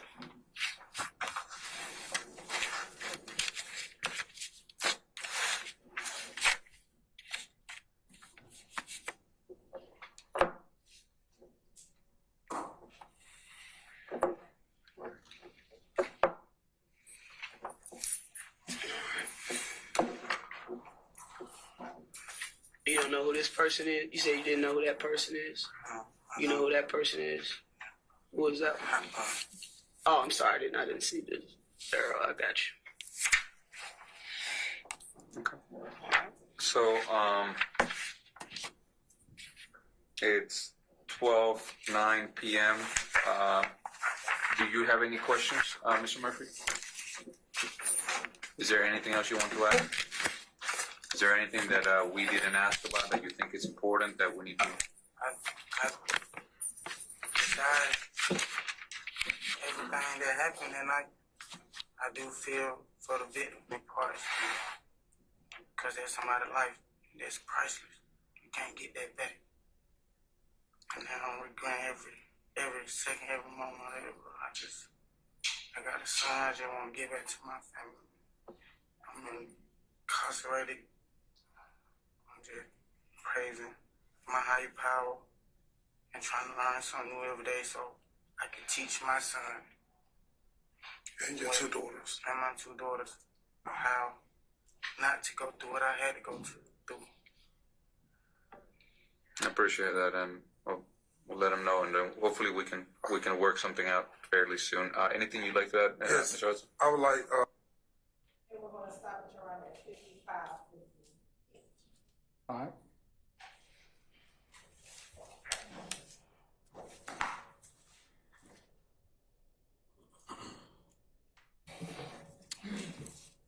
Now, Mr. Murphy, prior to starting being questioned by the investigator, did you and your attorney have to sign a document prior to speaking with the attorneys? Speaking with the investigator that day? I think I just seen her sign something. Okay. I think I seen her sign something in the video. Permission to approach? You may. I'm going to show you what's going to mark as 33 Charlie Alpha. And I want you to flip through and see, do you see your signature on 33 Charlie Alpha? Yes. And is this the document that the prosecutor went over prior to you actually making your actual statement? I think so. Okay. And did you sign it? Yes. And did your attorney sign it? Yes. All right. And was it dated? Yes. And what was the date of the agreement? 2/16/16. Okay. And I'm also going to show you 33 Charlie Bravo.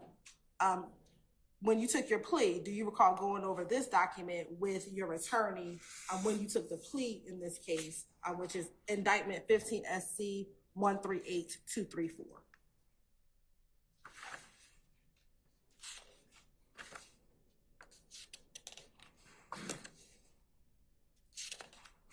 I don't remember going over, but I see my signature. You saw your signature? And that same date, yeah. And do you also see your attorney's signature as well? Yes. All right. At this time, Your Honor, State would like to tender State's Exhibit 33 Charlie Alpha and 33 Charlie Bravo into evidence. Any further objections that haven't otherwise been noted and ruled upon by the court?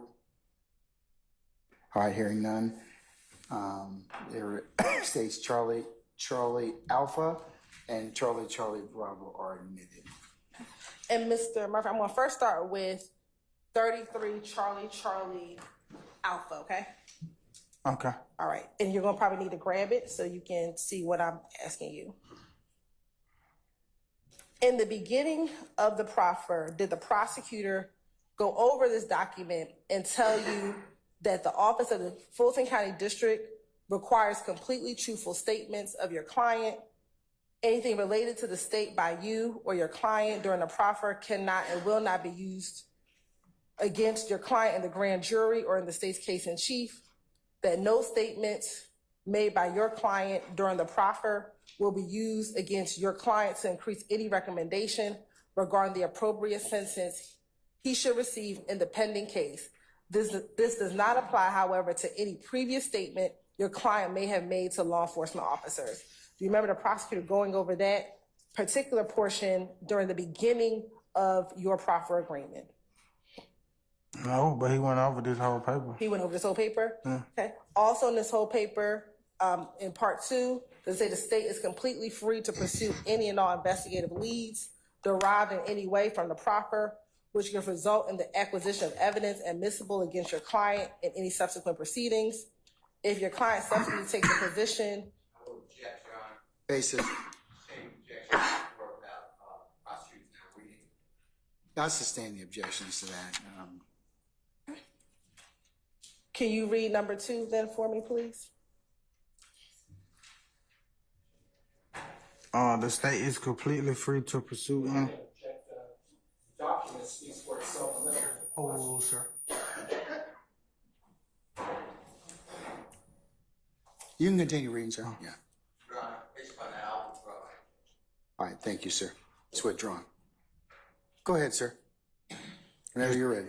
Yeah. You won't object to that? I will not. Okay, all right.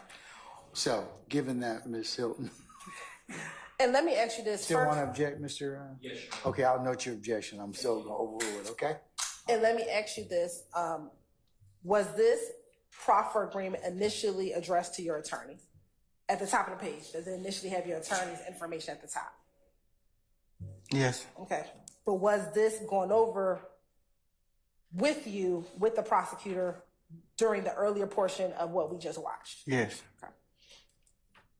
Were you told that the state is completely free to pursue any and all investigative leads derived in any way from the proffer, which could result in the acquisition of evidence admissible against your client in subsequent proceedings? If your client subsequently takes a position in any legal proceeding that is inconsistent with the proffer, whether in pleadings, oral arguments, witness testimony, documentary evidence, questioning of witnesses, or any other matter, the state may use your client's proffer statements and all evidence directly or indirectly therefrom in any responsive pleading and argument and for cross-examination, impeachment, or rebuttal evidence. The state may also use statements made by your client in the proffer session to respond to arguments made or issues raised sua sponte by the court. If a plea or cooperation agreement is later reached with your client and your client violates that plea or cooperation agreement, the state may use your client's proffer statements during any stage of any prosecution related to the violation of the plea cooperation agreement, including but not limited to proceedings before the grand jury and during all phases of any resulting trial, including the state's case in chief. Was that read to you? You just said so many words on dizzy. Okay, well, why don't you read paragraph 2 and see if that was read to you? I can't recall. He went over this, though. Okay, he went over this paper. Yeah. All right. Number 3, and when they're talking about the client, are you the person who signed this document? I would answer that, yes. Okay. And number 3, and I'll break it down.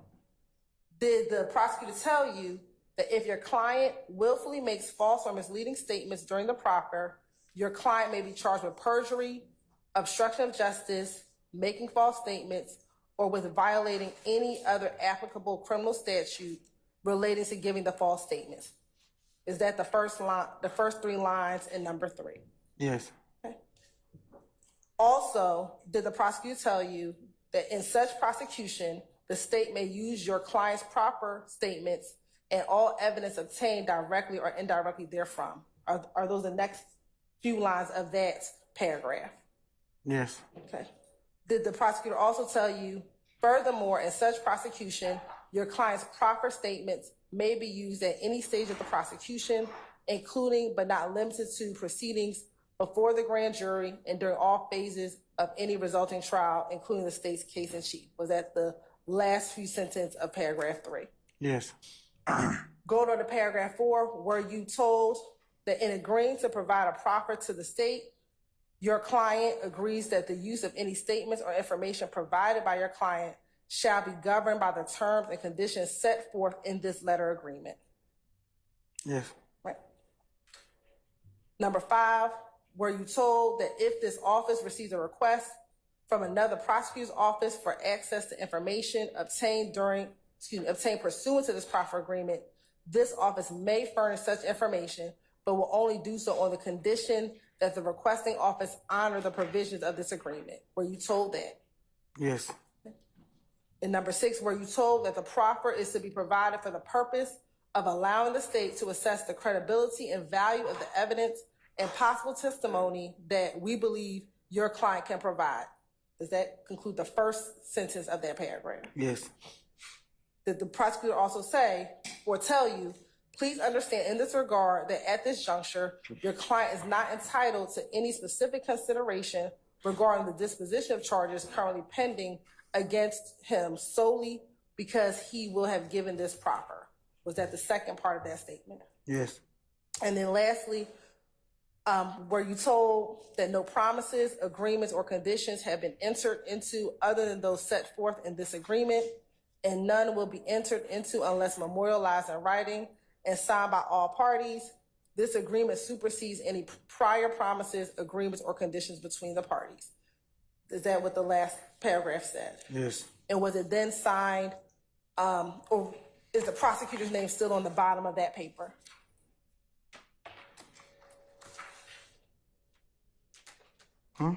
Don't tell me the name. Is the prosecutor's name on that paper? I don't see no name. You just say assistant. It just says assistant district attorney? Yeah. All right. And then on the next page, is that where you signed it? Yes. And when you signed, does it says, I have read this proffer agreement carefully and have reviewed it with my attorney, Mr. Jacoby Hudson, Esquire. I understand the proffer agreement and I freely and voluntarily agree to it. And did you sign it and date it February 16, 2016? Yes. And did your attorney also sign it as well? Yes. On that same date, February 16, 2016? Yes. And then are there two additional signatures for the witnesses that were present in the room, Investigator Gaither and Investigator Dennis? Yes. Also signed on that same date? Yes. Okay. And did you give that proffer that we just watched after this was read to you? Yes. Yes. Yes. And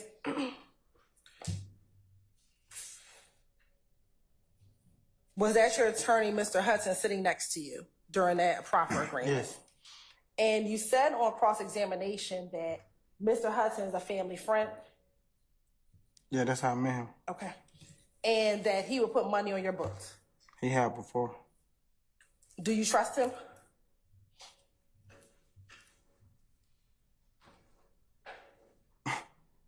Oh. No? Yes? Yes, to an extent. All right. Did you do what he advised you to do in giving this proffer statement? Objection. That would call an invading attorney-client privilege. I sustain the objection. In reading and having this proffer,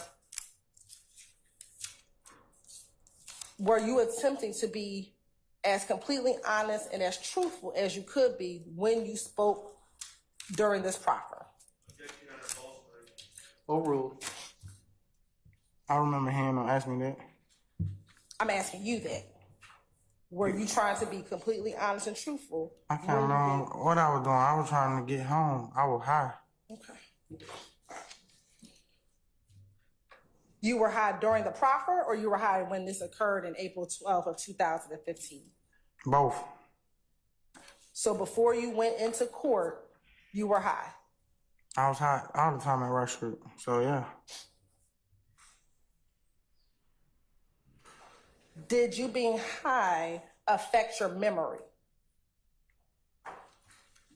It didn't have to. I already suffered from, I couldn't retain information and I had memory loss. That's why I got kept back in school. That was already a problem for me. But were you able to tell them what occurred on April 12, 2015, and also were you able to tell them about YSL and IF Gang? To my knowledge, today.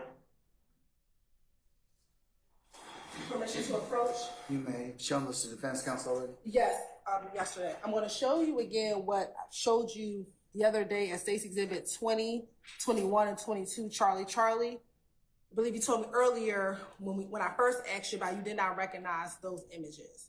Now, after having reviewed that surveillance video on cross-examination, do you now recognize the people and the Citgo gas station in State's Exhibit 20, 21, and 22, Charlie? Yes. Okay. And is that a fair, accurate depiction of what you saw on the surveillance video earlier today and what it looked like back on April 12, 2015? Yes, to my knowledge. Okay. You're on this time the state like the tender State's Exhibit 20, 21, and 22, Charlie, inside of it.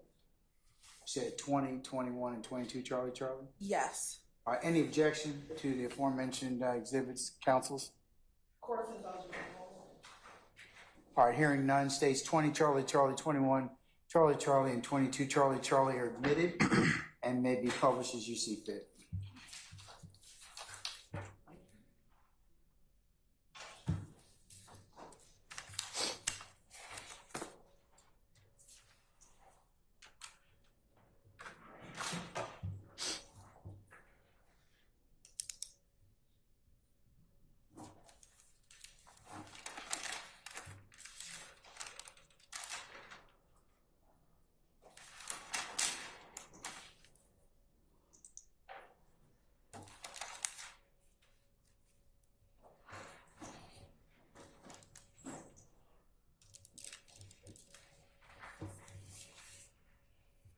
Now, while we're waiting for that to come up, let me ask you this.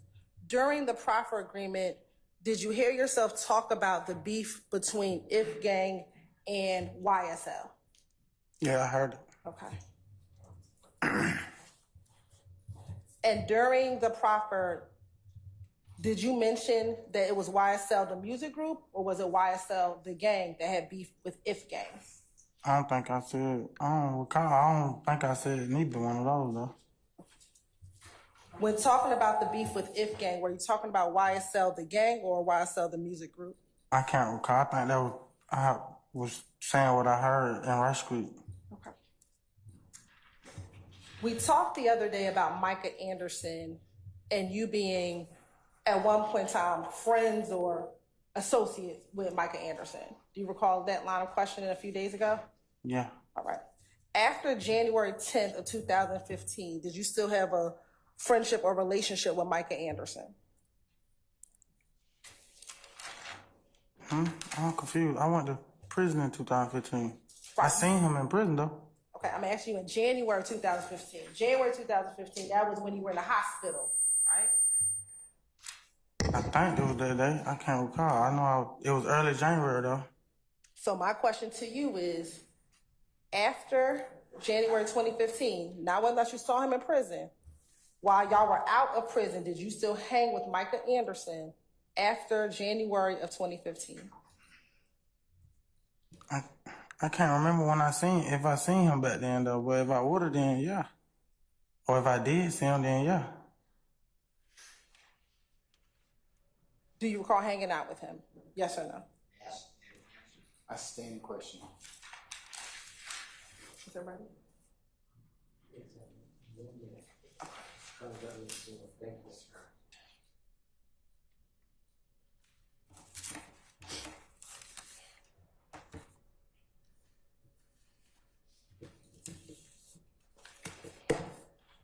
Now, during cross-examination,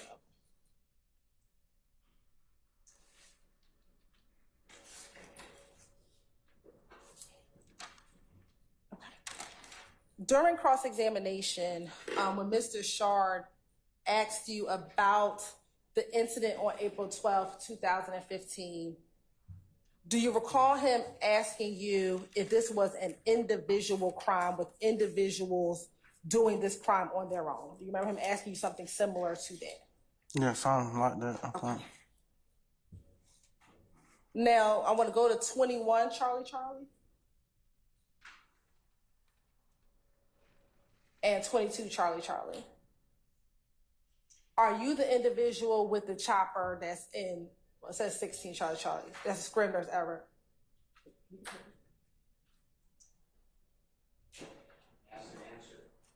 You're right. I'm overrule it. Are you the individual that we see holding the gun in what it says on the screen, 16 Charlie Charlie, but it's actually 22 Charlie Charlie? Yes. Okay. Now, Mr. Shar asked you if it was an individual crime. Let me ask you this. Did a YSL member, OG Bentley, call another YSL member, Nard, to come to the gas station on April 12, 2015? Yes. And did a YSL gang member, Nard, tell you a YSL member, let's ride, after handing you a chopper? But I wouldn't consider Bentley a gang member though. In that proffer agreement, when they asked you, was OG Bentley YSL, did you tell them yes? That's where it get confusing at, because I would have said yes, because I'm speaking on the label. Did they distinguish for you the difference between the label and the gang? I don't recall that part. I don't recall them saying that. Well, let me continue. Did Nard, a YSL gang member, tell you, another YSL gang member, let's ride, and y'all both went, along with Fatty, another YSL gang member, to the gas station?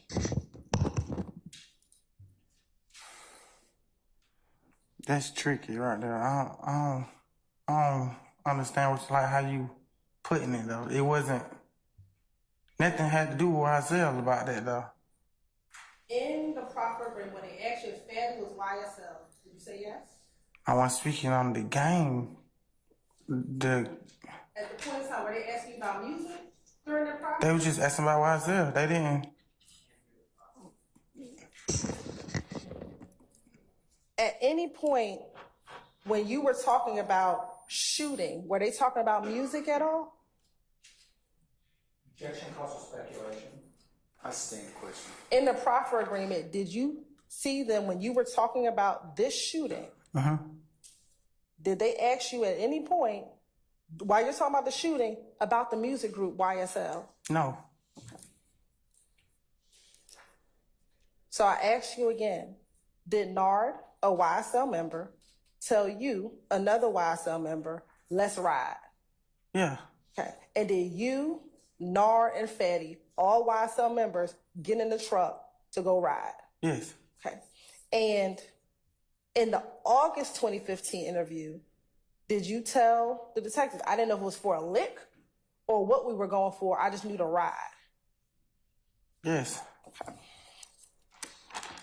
And did you all, the three of you, go up to protect and make sure another YSL gang member, OG Bentley, and Hot Rod, who you said wasn't YSL, make sure that they were protected? I would have did that for anybody though. Okay. But on this day, you were doing it for Bentley when he called you all to come? Objection, leading. I stand. Oh.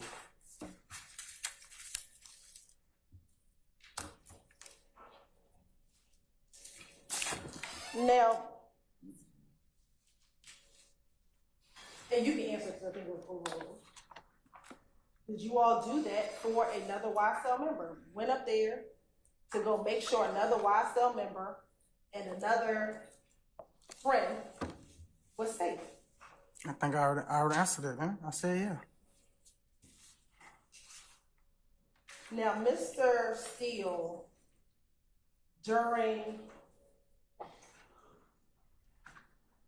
his question, asked you about a few flyers. Do you still have 220cc, 220DD, 220EE, and 220FF in front of you? I don't think I got it. I think it's underneath that package. They're not numbered. Or this one ain't numbered at least. Yeah, you see this? Oh, okay. Yeah, so we'll find 220cc, DD, EE, FF.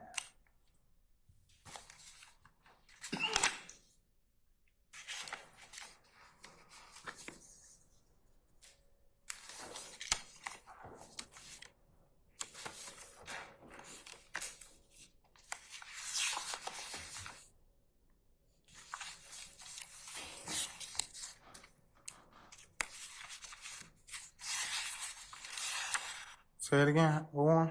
220cc, Uh-huh. DD, EE, and FF. I got it. Okay. Were you present at the concert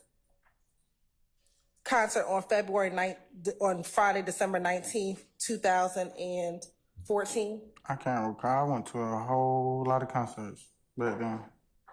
Do you recall when you had your car accident? January, I think, the early, like, right after New Year's. Let me ask you about these flyers, promotion flyers. Are they created in advance or prior to the event? The promotional flyers, are they created prior to the event happening? You mean before? Yes. They would have to be. They can't, if they did it after. Okay. So just because they're on the flyer, does it always mean that all of the artists show up at the event? Unless it's a mishap, but they be paid by the time they put the promotion out, because then that'll be fake promotion. Okay. But do they always show up? It depends on what the circumstances is. Okay. And so there are times where artists may be on a flyer, but they don't show up to the event. Are there times when artists... Are there times... Standing objections to form. You can rephrase. Are there times when artists are on flyers, but they do not show up to the event? I've seen it happen. That would be the third time the judge would be asked. Has to ask an answer. Going to the flyer on 220 FF, which is the flyer from January 18th, 2015, were you present at that concert? I don't recall if I was there. Okay. But you said you got to your car accident in January of 2015. Like the first week of January. Okay. So you would, so is January 18th a few weeks after the first week of January? Yes. So would it be safe to say that you were not at that concert? I went to concerts right after my accident. Do you remember earlier that you said you were in the hospital till maybe about February of 2015? I don't recall when I went. I know when I got out the hospital, I went to tours and shows and with my back brace on. I remember being there in pain. And was that the rodeo tour that you went on? I went to concerts before we left to go to the rodeo tour too. Okay.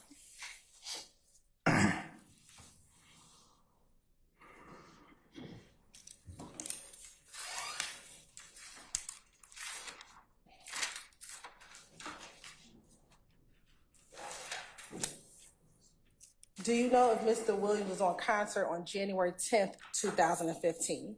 I can't say he was or he wasn't. Okay. Do you recall Mr. Steele asking you about a concert on April 26, 2015 in Louisiana with Mr. Williams performed? Do you recall Mr. Steele asking you about a concert on April 26, 2015 in Louisiana in which Mr. Williams performed? I don't recall it. You don't recall? I ain't saying he didn't say that, but I don't recall it. Do you know if Mr. Williams was performing in Louisiana on April 26, 2015? I can't remember.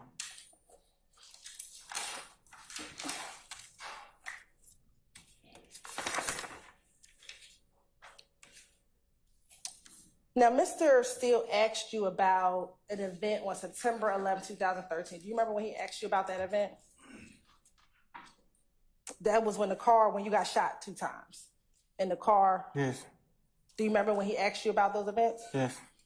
Do you remember on direct telling me that you didn't remember anything about those events, but people told you what happened once you woke up? In the hospital, yes. Right.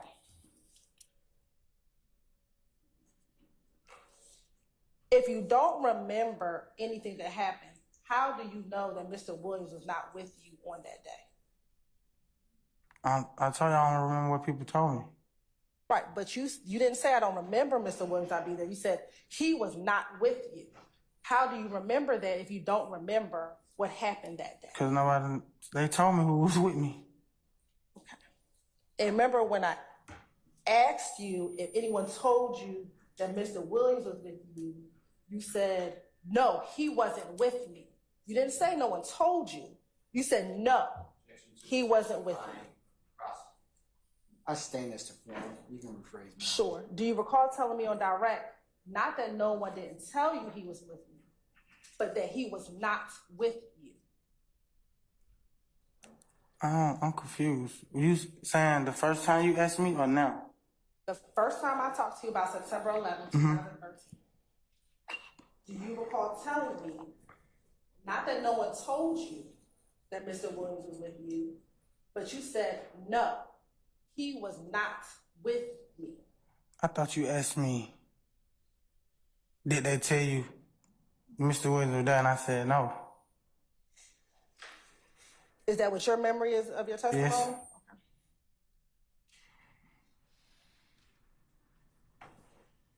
Now, also during during cross-examination with Mr. Steele, he asked you about an incident with Shay, about going to Shay's house and maybe doing drugs with Shay, and maybe Michael was there. Okay. Do you remember telling me on direct that you had never been at the home with Shay by herself smoking weed? Yeah, I never. That would be kind of. Right. And then Mr. Steele asked you, was there a time at the house that you were at the house and Buck stole some drugs from the house? Do you remember him asking you that? Yes. And that Mr. Williams ended up either paying for the drugs or giving the drugs back. Do you remember him asking some line of questioning? That sounds about right. How many times did Buck steal drugs from Miss Bennett's house in your presence? I can't remember. He stole from a lot of different women we went around her. I'm specifically asking about Miss Bennett. How many times have you been present when Buck has stolen drugs from Miss Bennett? I stand objection.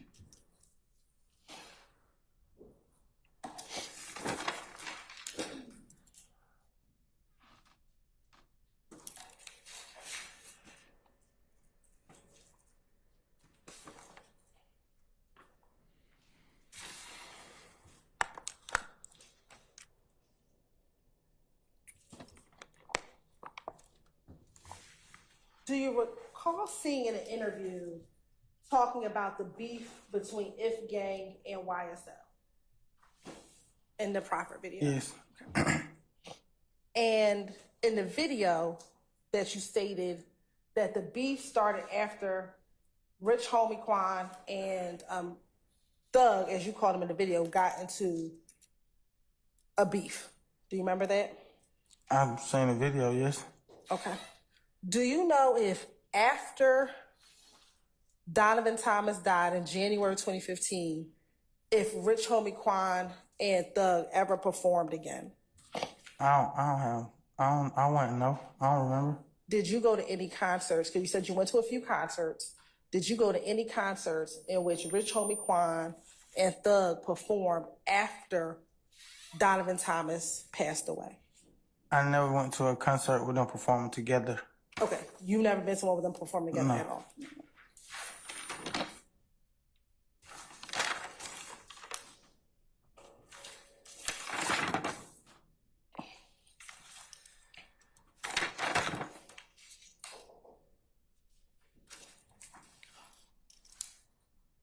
Now, Mr. Steele asked you about your time on the rodeo tour back in 2015. Do you remember him asking you about the rodeo tour? Yes. Okay. And he said that you were on the tour and you were actually looking to get a job with the record label.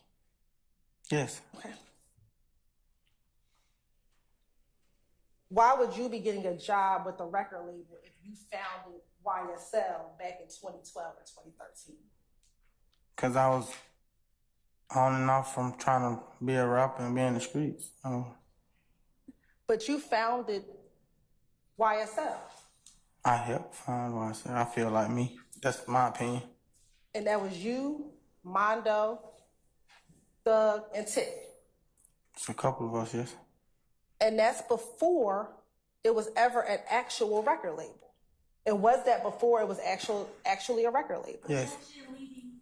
I stand objection. Rephrase. Was that before it was actually a record label? Yes.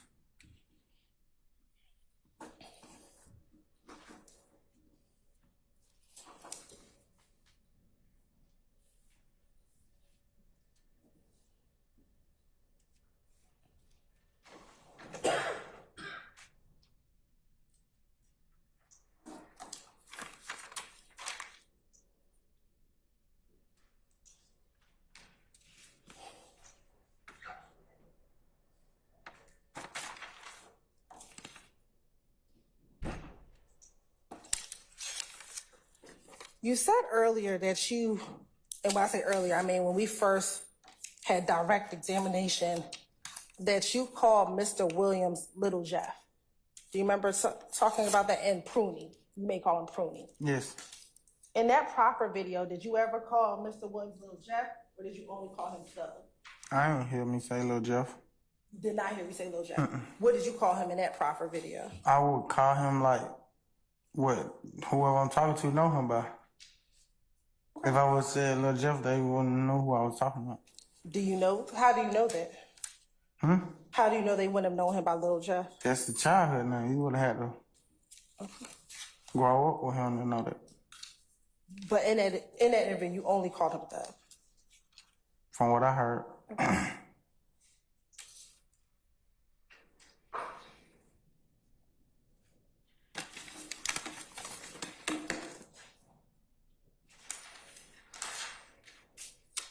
Court's indulgence for one moment.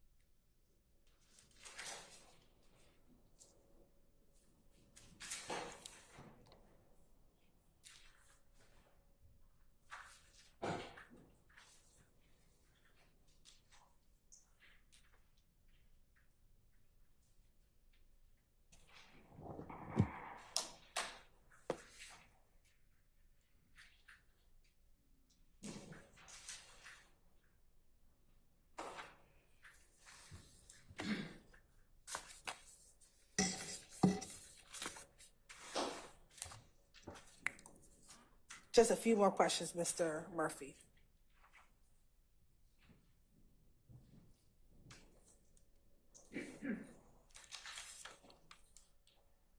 Regarding that January exhibit FF, 220 FF.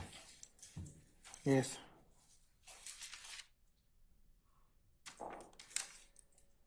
At this time, can you testify truthfully that Quan and Thug performed at the same show on January 18th, 2015?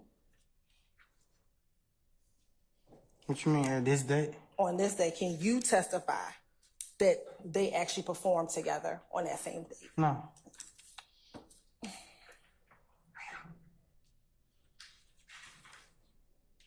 After the September 11, 2013 incident, did you ever talk with Adrian Bean? After you woke up from the hospital, did you ever talk with Adrian Bean? No. Did you ever talk with Frederick Prothrow? No. Did you ever talk to Mr. Williams afterwards? In 2013? The incident where you were shot twice? You mean, did I talk to him like after that? Yes. Yeah.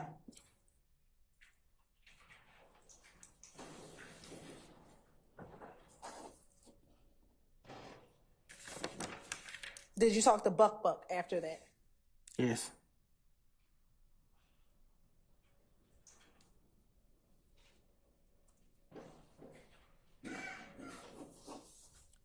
Do you know who Courtney Bean is? No.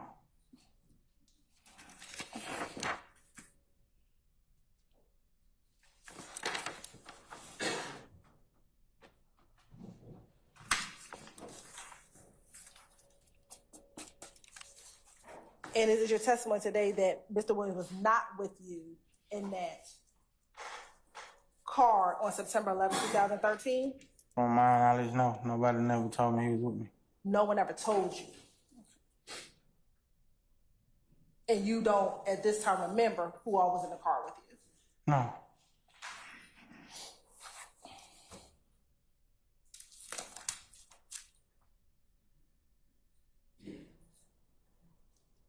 And can you testify truthfully today that he was not with you on September 11, 2013? I stand the question as a form. Are you able to testify truthfully today that he was not with you on September 11, 2013? I don't understand what you asked. I thought I just did it. You keep telling me that no one told you. Nobody told me he was with me. I got shot. I passed out, woke up in the hospital. They woke me up. I woke up, however it happened, and people who was there told me what happened. They never mentioned his name. And Mr. Wallace, who were the people who told you? Family members, friends.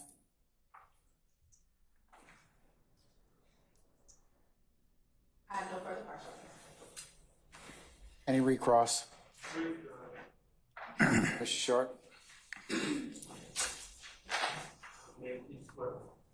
Mr. Murphy, just a couple questions, okay? All right. On redirect, you said when asked about the April 12, 2015 incident and the people involved and who was YSL, you said it's tricky. Do you remember saying that? Yes. That's tricky?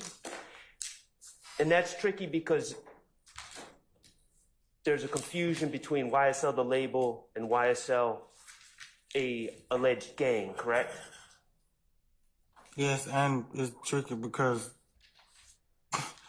us and the police think it's a game, but you really trying to rap, and then you get caught up in something. Okay, let's talk about Mr. O.G. Bentley. Okay. The bottom line is he was an actual employee of YSL record label, correct? To my knowledge, yes. He was Jeffery Williams' road manager, correct? To my knowledge, yes. And prior to this incident, he was in fact fired by Jeffery Williams for stealing money. To my knowledge. This indictment brought by the district attorney's office, is O.G. Bentley, to your knowledge, charged? No. Okay. And while we're talking about people that are not charged in this indictment, you testified that one of the co-founders of YSL is Mondo, correct? He was there. For Mondo Crenshaw? Yes. Is he charged in this indictment? No. Okay. I would like you to just listen to or watch a small portion of your proffer agreement. Mr. Kokomo, 4347 on the proffer statement.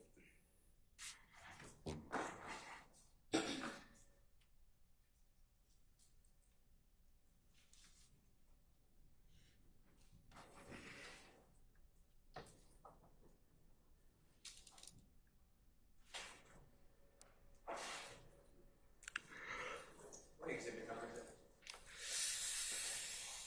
33 Charlie. Thank you for saving me, Miss Hilton. 33 Charlie, Miss Still. Get paid as a member of YSL. Okay, Mr. Kokomo, could you back it up and turn the volume up?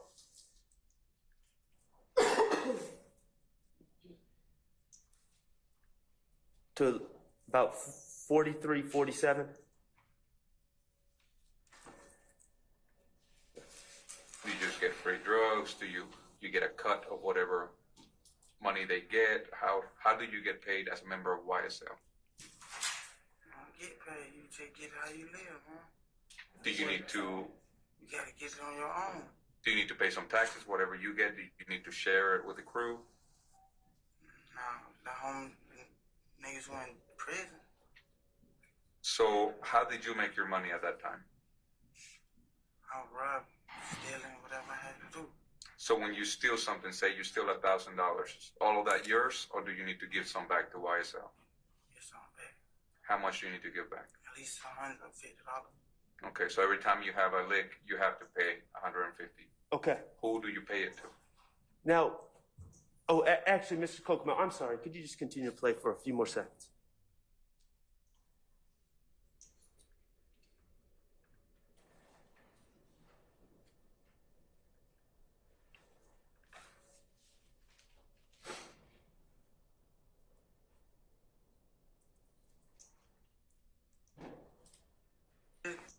Look out for the homie called the Red.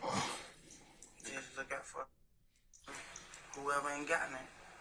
All right, so somebody that might be in custody needs some money on their books. Yeah. But who do you tell? How do they know that you are doing your part? how they keep track of you actually. Okay. So, Mr. Murphy, my first question, the gentleman asking the questions threw out a hypothetical of well, first you said you get money how you get it, correct? You got to get your own. Yes. And you told the person questioning you that you get it through robbing and stealing. Yes. Okay, and were you robbing and stealing? Gentleman asking the questions. Were you robbing and stealing back then? Yes. Okay. Now, you were asked a hypothetical about $1,000. If you do something to get $1,000, was your answer you give $100 or $50 back or $150? Do you recall? I can't recall. It might have been 100. It might have been and one. Okay, well, which one is it? Is it 100? Is it 50? Is it 150? It's not. No, see, that's why it's confusing too, because I was speaking in our terms. Wasn't saying like everybody got to do this. I was just saying what I would do. The truth is there's no set percentage, correct? No. Do you know what percentage 150 is to 1,000? Ask that again? Was there a set percentage? No. Okay. Were there set expectations? No. Do you remember, was there an accountant keeping track of what everyone gave? No. Were people giving to their friends? I was. Did you give to the books of people that were struggling in Rice Street and in prison? I had a couple friends in prison, so yes. Did you give to people that were struggling in Rice Street and in prison that you considered YSL? I don't even think they weren't even at home when we made it. They was already in prison. Did you give money on books to people that you considered struggling that weren't YSL? Yes. Okay. Do you remember hearing something about a red box? Yes. Where is this red box? See, that's where it get confusing again, because that's blood terminology. That ain't had nothing to do with. Yeah. Correct. That red box that you brought up in that interview when you were trying to go home, that red box didn't have anything to do with YSL, did it? That was blood terminology. That was blood terminology. That was terminology you knew from being a blood in the past, correct? Yes. Correct? Yes. And you brought up the red box because you thought bringing that up at that time would help get you out of this jam, correct? Speculations of what he thought, why he I'm asking him what he thought. I stand the questions to form. Why don't you rephrase it? The red box has nothing to do with YSL, does it? No. Thank you. No further questions. Mr. Matthews?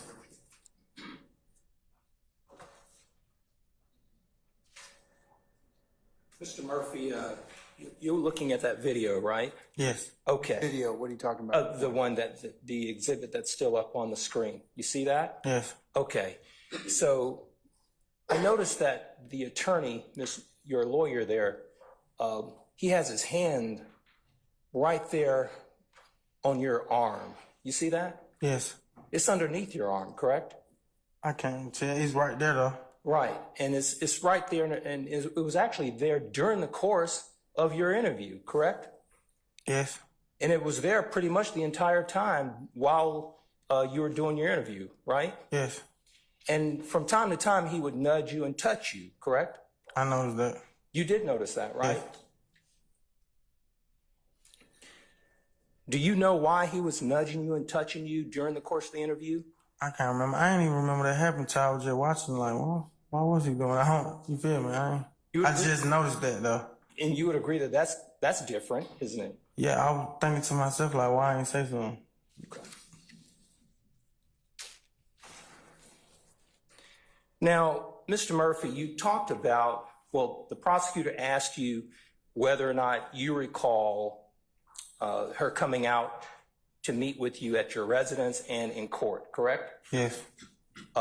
When they came out there to your residence, did they bring their laptop? I ain't seen no laptop. Did they bring their iPads? I ain't seen that in that nature. Did they show you, when they went out there to meet with you, any videos back then? No.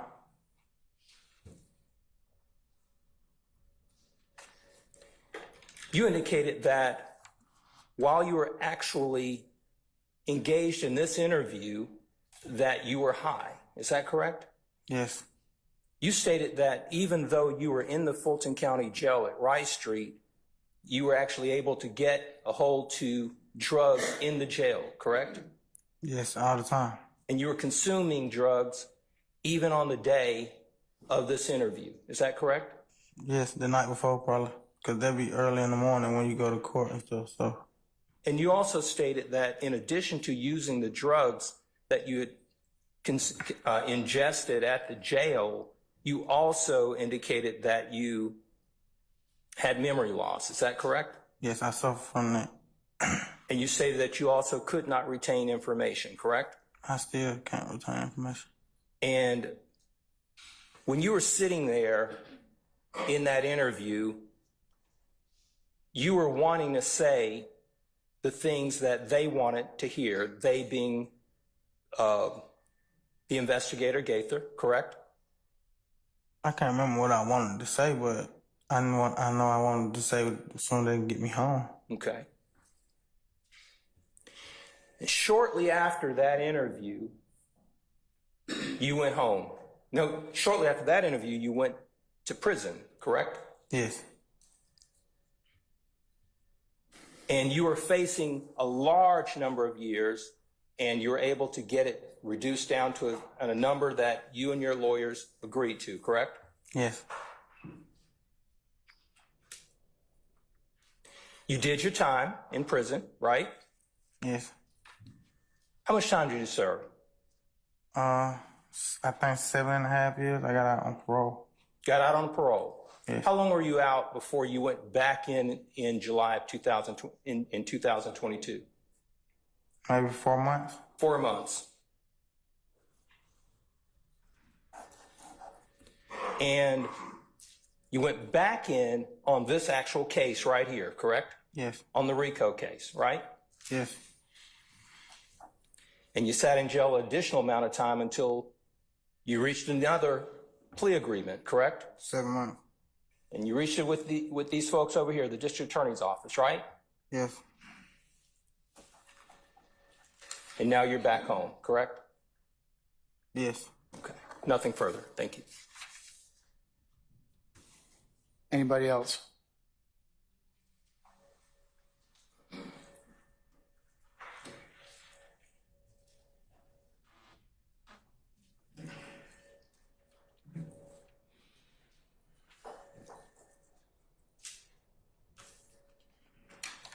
I may have 1 second if you don't mind.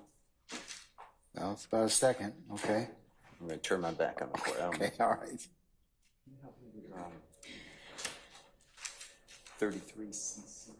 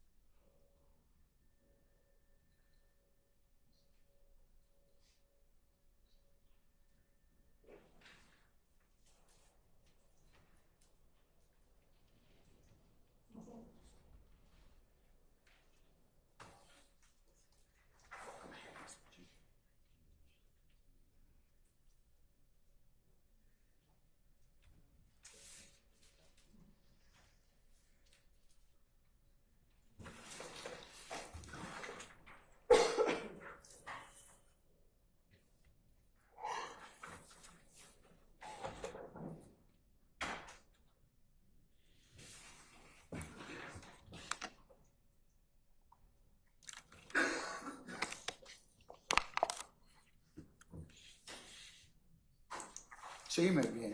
Thank you. Go ahead. like to ask you a question that, to continue what the Honorable Attorney Matthews just asked you, okay? Okay.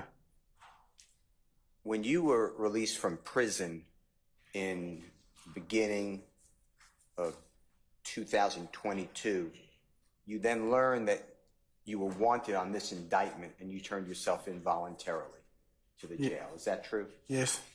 Okay. And you did that about, and I don't remember, June or July of 2022. Does that sound right? Yes. And when you turned yourself into the Fulton County Jail, is it fair to say that you were housed, that means living, with other people on that same area who are also in this indictment? Yes. And did any of those people in 2022 beat you? No. Did any of them threaten you? No. Okay.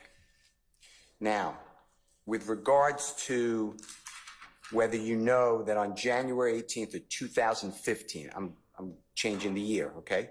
I'm dizzy. Okay. Don't be dizzy. May still be in the hospital or you have a back situation. That's the time I'm talking about, okay? Fractured spinal cord. Yes, sir. And 20 Jeffery Williams Exhibit 220FF could be in front of you. Mm-hmm. You were asked by the prosecutor about whether you know that Rich Homie Quan and Jeffery Williams played together in Tampa, Florida, at the USF Sundome. Remember those questions? Yes. I'd like to show you something, a newspaper article, and see if it refreshes your memory that they did in fact play together, okay? Okay. Your Honor, may I have Mr., and you have to show the prosecutor first, Mr. Kokomo, show the prosecutor, then Mr. Murphy.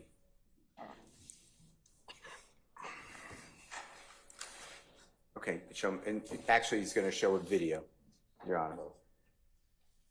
What exhibit is this? I will mark it, with the court's permission, 220FF1.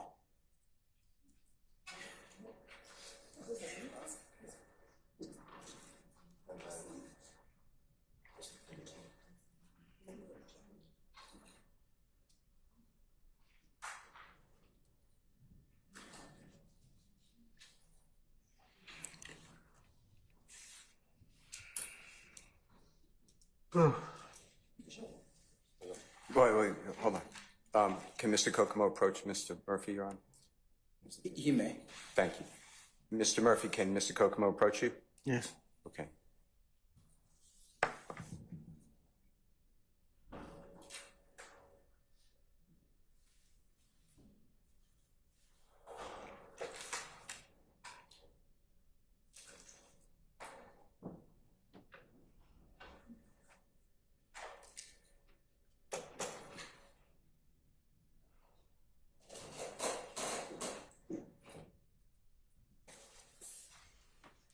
Thank you, Mr. Kokomo. Does that refresh your memory whether the two played together January 18, 2015? It said they did. I wasn't there though. I don't recall being there. All right. You see the video? Yes. I'd like to ask you a couple things. When do you know of anything wrong with a lawyer talking with a witness? You've been in criminal cases, you said many times. That's what they're supposed to do. Okay. And when the prosecutor and her coworkers came out to your home, there's nothing wrong with that. No. And they were, of course, polite, right? Yes. But you took offense because in your home, in front of your family, they were accusing you of an armed robbery, right? My family was at school and work, but it was just, it didn't sit right with me. Okay, That's why I feed my kids at. Okay. They were accusing you of wrongdoing. Yes. Criminal conduct. Okay. And you shut it down thereafter. You said you called your lawyer, you already told the jury, and you said, if I don't have to meet with you, I'd rather not. Yes. And you were polite, right? Of course. Okay. Now, when the prosecutor and their coworkers came to your home, was your lawyer with them? No. Was your lawyer with you? No. They just came out on their own? True? No. I invited them. Okay. You let them come over? Yes. Okay. Now, I met you when you were before December 22nd, 2022. That's the day, which should be in front of you. But that's the day that you came before the Honorable Judge Glanville and entered the guilty plea in this case. You remember that? Yes. Okay, right before Christmas was it? Yes. 2022. And before you were released, so from the time you voluntarily surrendered or turned yourself into custody in about June or July 2020 through the time you were released, I came out to the jail and met with you. Fair to say? Yes. One time. One time. And I was there with your lawyer, right? Yes. It was with your lawyer's advice and permission, right? Yes. And the Honorable Keith Adams was with us, with me and your lawyer as well, right? Yes. And we asked you, and you answered or didn't answer some questions. Is that fair to say? Yes. And we were polite, right? Of course. And then after you were released from custody and became a witness in the case, so you're no longer charged, you resolved your case. You know what I'm talking about? Yes. We met at my office. Do you remember that? Yes. And you saw Mr. Sharp walking down the hallway. Fair to say? Yes. And your lawyer was there, right? Yes. And your lawyer was with us. True? Yes. And you had to go to work, so it was a short meeting. Yes. And then because you're working a lot, right? All the time. And we had then a Zoom meeting. Fair to say? Yes. And your lawyer was there too, right? Yes. And that's tell the jurors what I told you every time. That should be here, sir. Tell your lawyer what your Yeah, I stay in the question. tell the jurors what your lawyer told you every time we met. Just be truthful and honest, and I ain't got nothing to worry about. With Archillian Bennett, and we've been through that Che. You know who I'm talking about? Yes. In that indictment on this case, this RICO case that you and Jeffrey are indicted, is she even mentioned as a victim in this case? No, that's what it confused me, because I didn't hear it until she was standing in my dining room telling me that I did it. And that being she is the prosecutor. Yes. All right. Your Honor, with the court's permission, I'd like to, the assistant, Ms. Knight, this is already in evidence, states 33C. C, is my time right? Yes. Okay. This will be 4820.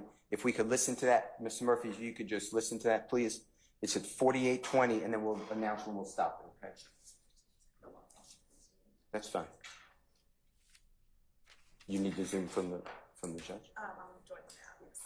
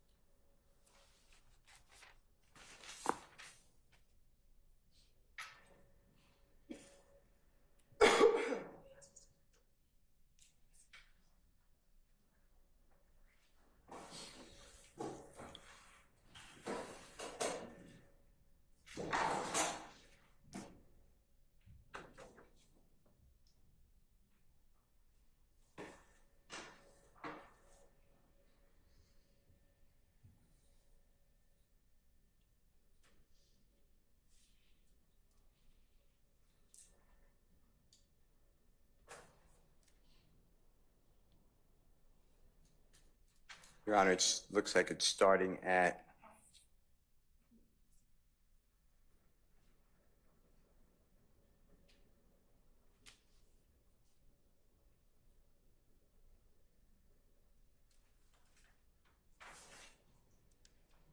How did it get to this point?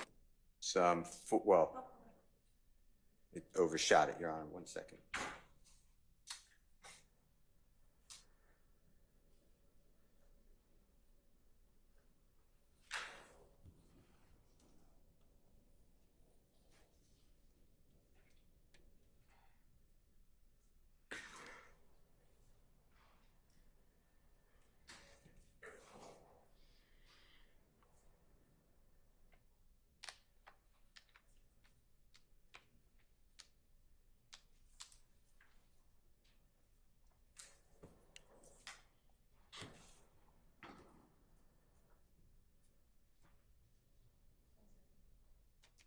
You're good. Thank you, Mr.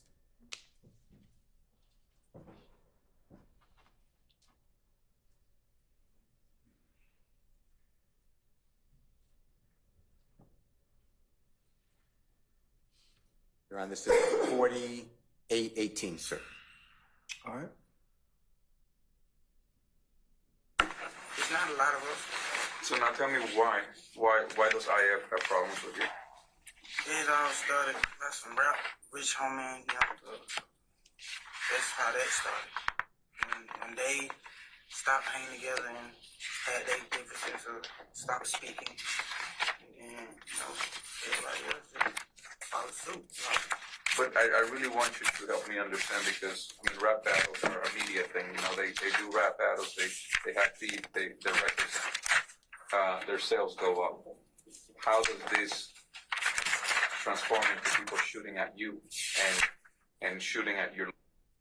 Your Honor, it stopped at 48:59. Did you hear that colloquy or the conversation between you and the prosecutor asking questions? Yes. Did you hear the prosecutor say to you that, or ask you, rappers have rap battles and it makes their sales go up? Yes. Did you hear him say that? Is that something common to you? Do you know about that? Yes. Explain to the jurors what happens with a rap battle. It's just like a show or anything else. They sell tickets and publicity.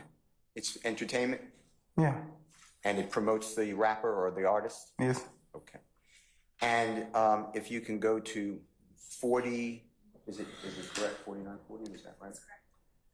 This, Your Honor, this should be 4940. Mr. Murphy, if you can help me with this too.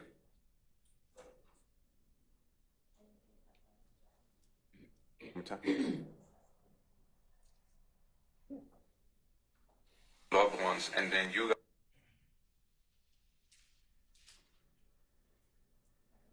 Okay, Your Honor, it's 4936. Okay. Is it one from now? No, I mean, no, sorry. Nut was in the shop, said dog ain't no real blood, all that. It stopped, Your Honor, at 4948. Did you hear you say that Nut, or maybe Big Nut, that's Donovan Thomas, that's how I would know the person, Nah, right? yeah. Says that Jeffrey's not a real blood or a thug's not a real blood. Did you hear that? Yes. That's what you said, right? Yes. All right.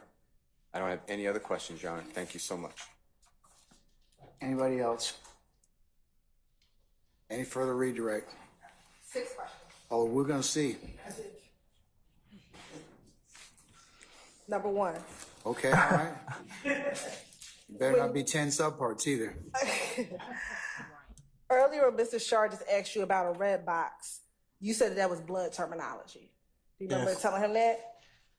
So that means, are you really a fake blood if you know what the blood terminology is of a red box? Huh? Can I get one in an addendum? Nah, I understand what you're saying, but just because I know that don't determine if I'm real or fake, like a false flag, and that doesn't.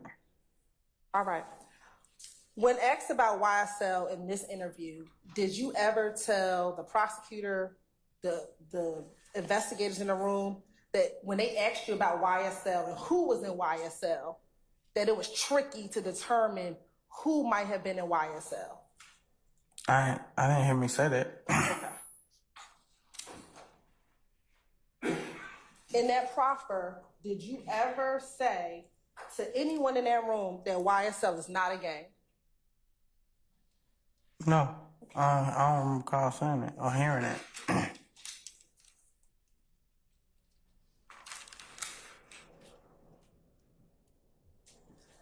Is that entire proffer in 2016 a lie? I can't recall if it's the entire or half or certain parts. I will hide. In the plea agreement that you did as it relates to this case, did you lie in that plea agreement when you did all your acknowledgments? I don't recall me lying then. Okay. So in one Charlie, you didn't lie. You told them everything you knew. I stand the questions to form. You can rephrase.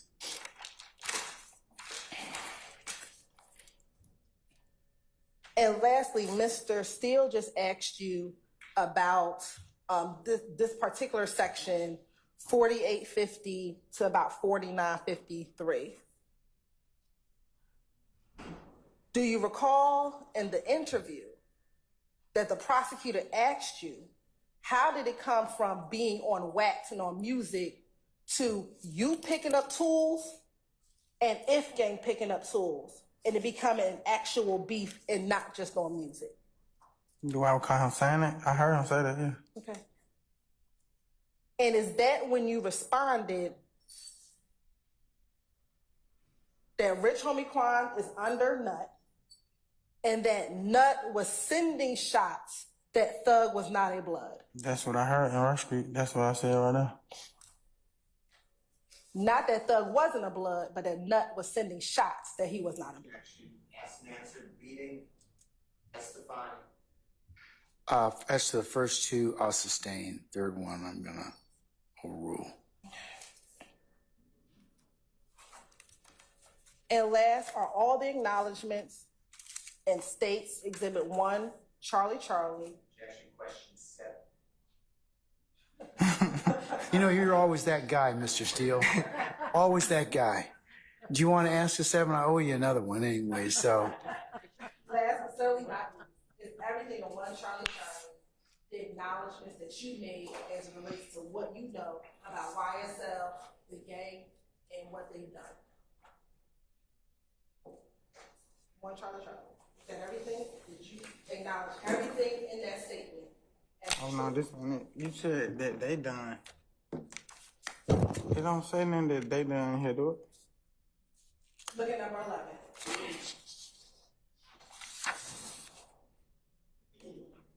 Yeah, but I told you that was the charges I had. Is that what that says?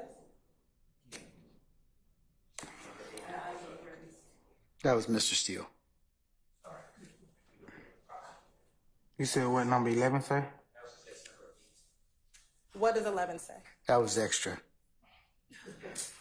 Members of YSL, associates of YSL have committed crimes further of YSL, and these crimes included, but are not limited to the following: murder, attempted murder, aggravated assault, theft, armed robbery, illegal drug possession, firearm possession.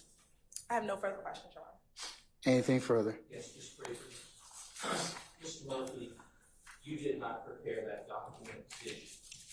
What you mean, like type it? Right. No. Those are not your words, correct? No. You signed it, and shortly after that, you went home, correct? Yes. Nothing further. Thank you. Anybody else? All right. May Mr. Murphy be permanently temporarily excused as a witness. Permanently excused, Your Honor. All right. Mr. Murphy, thank you for your patience with us. I'm going to permanently excuse you as a witness. That means you're free to go about your usual duties and avocation. You go to work. What? I can't wait. or do whatever else it is that you wish to do. But, sir, you don't need to be. You won't be coming back here. Just don't discuss your testimony with anybody except the attorneys in this case. Okay? Okay. All right. Thank you, sir. Thank you.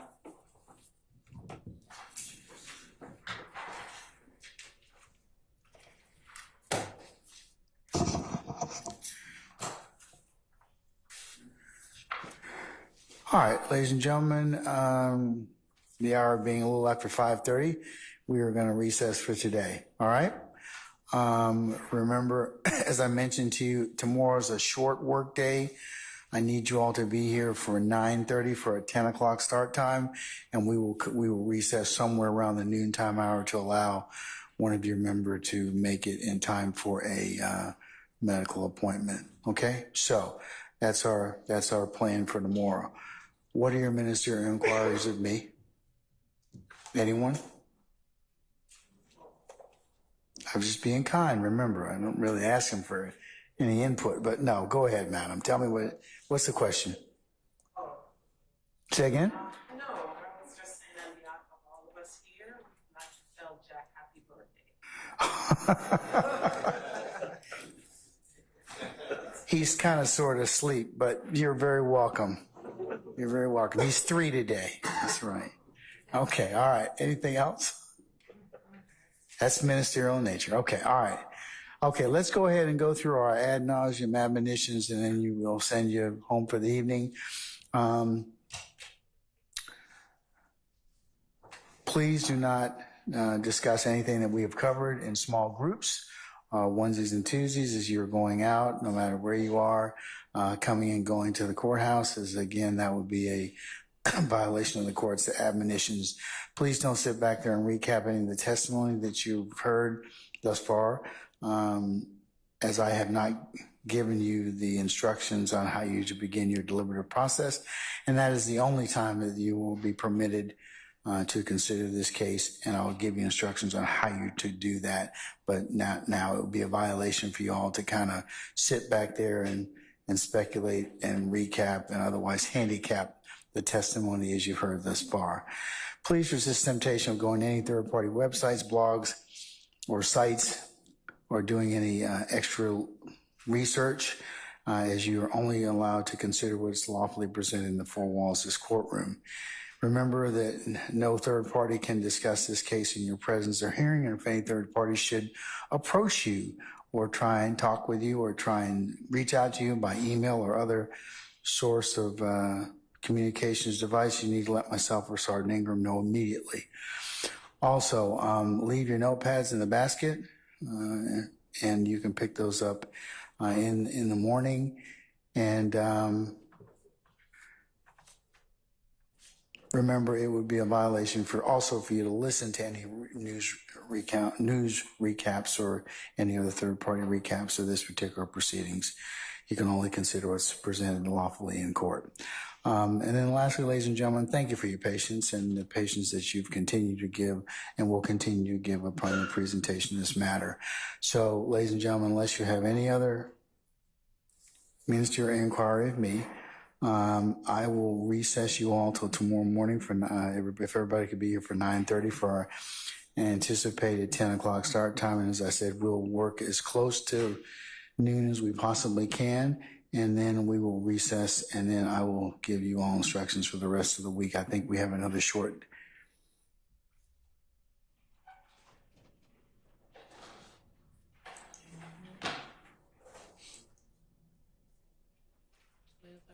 Wednesday will begin at 12:30, at 1 o'clock. You need to be here for 12:30, 1 o'clock, 1 o'clock start time.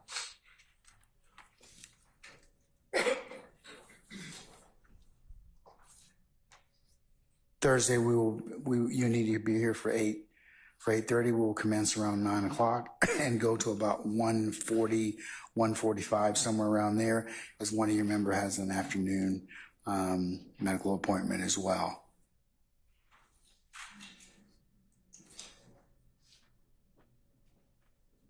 And then Friday, April the 19th, you'll be here for 12:30. We'll begin at 1, and we'll probably work till somewhere around 5 o'clock. That's the week, okay? All right. Unless you have anything else, ladies and gentlemen, we'll see you in the morning, okay? All right, all rise.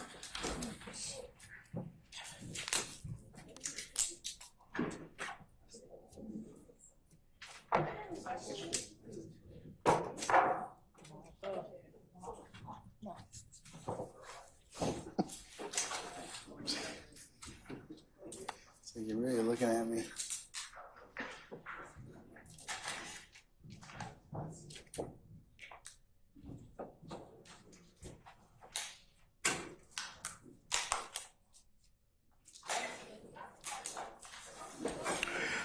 All right, ladies and gentlemen, please be seated. Our jury has left us.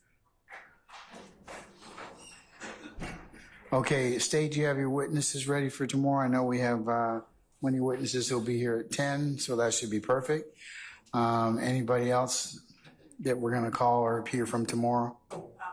Yes, Your Honor. We anticipate hearing from two more, potentially, Dexter, Montgomery, and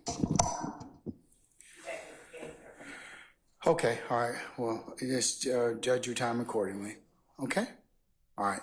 Anything else I need to take up before tomorrow, counsels? Mr. Steele? Can I just ask a question? Yes, what's your question, sir? Thank you, Your Honor.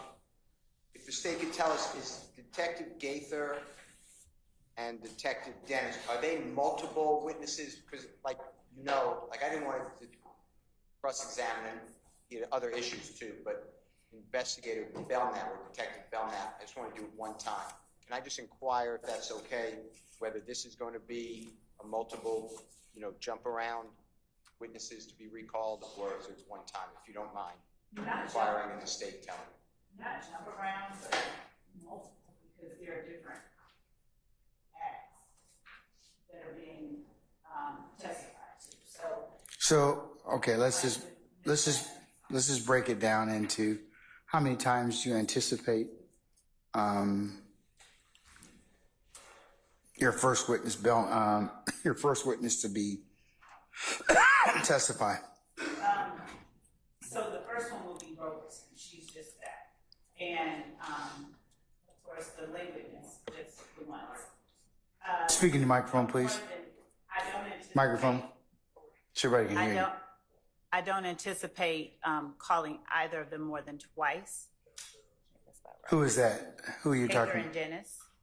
Okay, so Gaither and Dennis will be called twice, you think? Hold on, Your Honor. Just 1 second.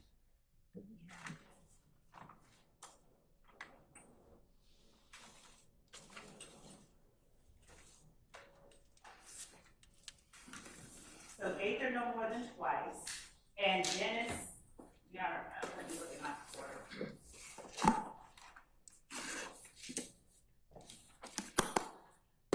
For the purpose of tomorrow, Gaither no more than twice.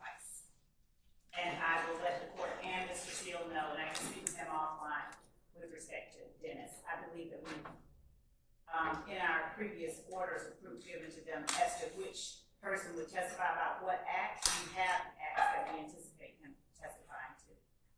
So is he only going to be called once, or are you going to let me know tomorrow? No, we will let you know tomorrow, Your Honor. We have already let counsel for defendants know the acts that we anticipate them testifying to. That's the only reason I said we can speak offline. I can let the court know tomorrow. Okay, listen, I think Mr. Steele just wants to know whether or not you're going to call, how many times you're going to call each respective witness, so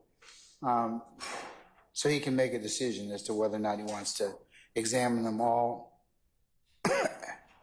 at one time or accordingly. Okay. Yes, Your Honor. All right. Okay, anybody else? Anybody else? Investigator Gaither tomorrow is subject to the testimony limited to the Dexter Montgomery. Is it over act, or is there more? It would definitely be as to the Dexter Montgomery act. We won't cover another act tomorrow. So it's just the Dexter Montgomery Act, correct? So just as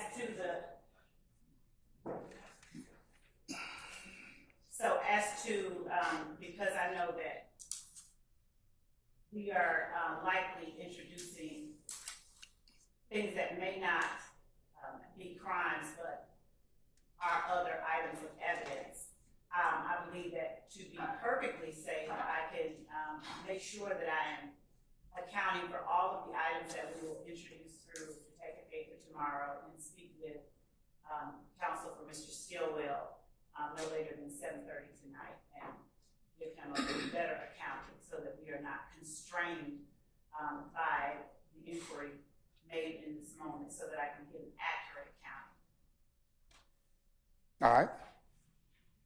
Okay, anything else? Just for that happiness and preparation and knowledge of the court. Remember, I filed and tried to put on notice Mr. Williams' motion limiting number 48. And that was Told me that this morning, but what do you? I'm not sure if that goes to the PowerPoint. I'm getting confused on whether it's ripe yet, because you said tell us when it's ripe, and I can't tell you if it's ripe. But if it is, it's a long. I can't open the PowerPoint anyways, Mr. Atkins. So, what does the PowerPoint? What does it cover? Who does it cover? Your Honor, the PowerPoint has, again, and I don't know why it's giving trouble opening, but we can, one, make certain that everyone can access it today, and two, I can speak with counsel for Mr. Williams as well this afternoon by 7:30 as to anything that we have in there that we anticipate bringing through Detective Gaither. And also, Your Honor, I would say that I will email the court and the parties. Because I don't have, I mean, I can't open it, so I can't see it. Is the PowerPoint going to be like, is it just exhibits that you're going to, that you're going to lay a foundation, authenticate, and then ask about? That's all it was. Okay, all right. And So, I don't know what caused it to not open, but. all right, we should just send the court and the parties the copy so they'll have it. But, Mr. Steele, if I understand it correctly, it's just for ease of being built that they'll qualify each particular document. Just want to let you know, it's going to be, I'm going to have the same objection you sustained today when I was moving to admit. There's going to be words on a page, there's going to be vocals being said, there's going to be statements being said by non-witnesses. So I'm just alert, I put it in writing like you asked, or you ordered, but I'm just letting you know, I don't want you to say, it could take a long time, so I'm telling you, there's a lot of exhibits there that I challenged. Okay, well, I mean, subject to the court's ruling, I mean, I have to take it on an individual basis, but foundation's one thing, okay? But, you know, of course, exhibits sometimes have multiple objections. I just have to kind of see it in order to rule on it. So, yeah, I understand, Mr. Steele. Thank you, sir. All right. Okay, anything else? All right. Okay, anyway, going once, twice? All right, we'll see you all in the morning if you all could be here a little before, I'd say 9:45, so we can get started right at 10 o'clock. That would be helpful. So we'll see you all tomorrow morning, 9:45, okay? Yes, sir. All right, see you then.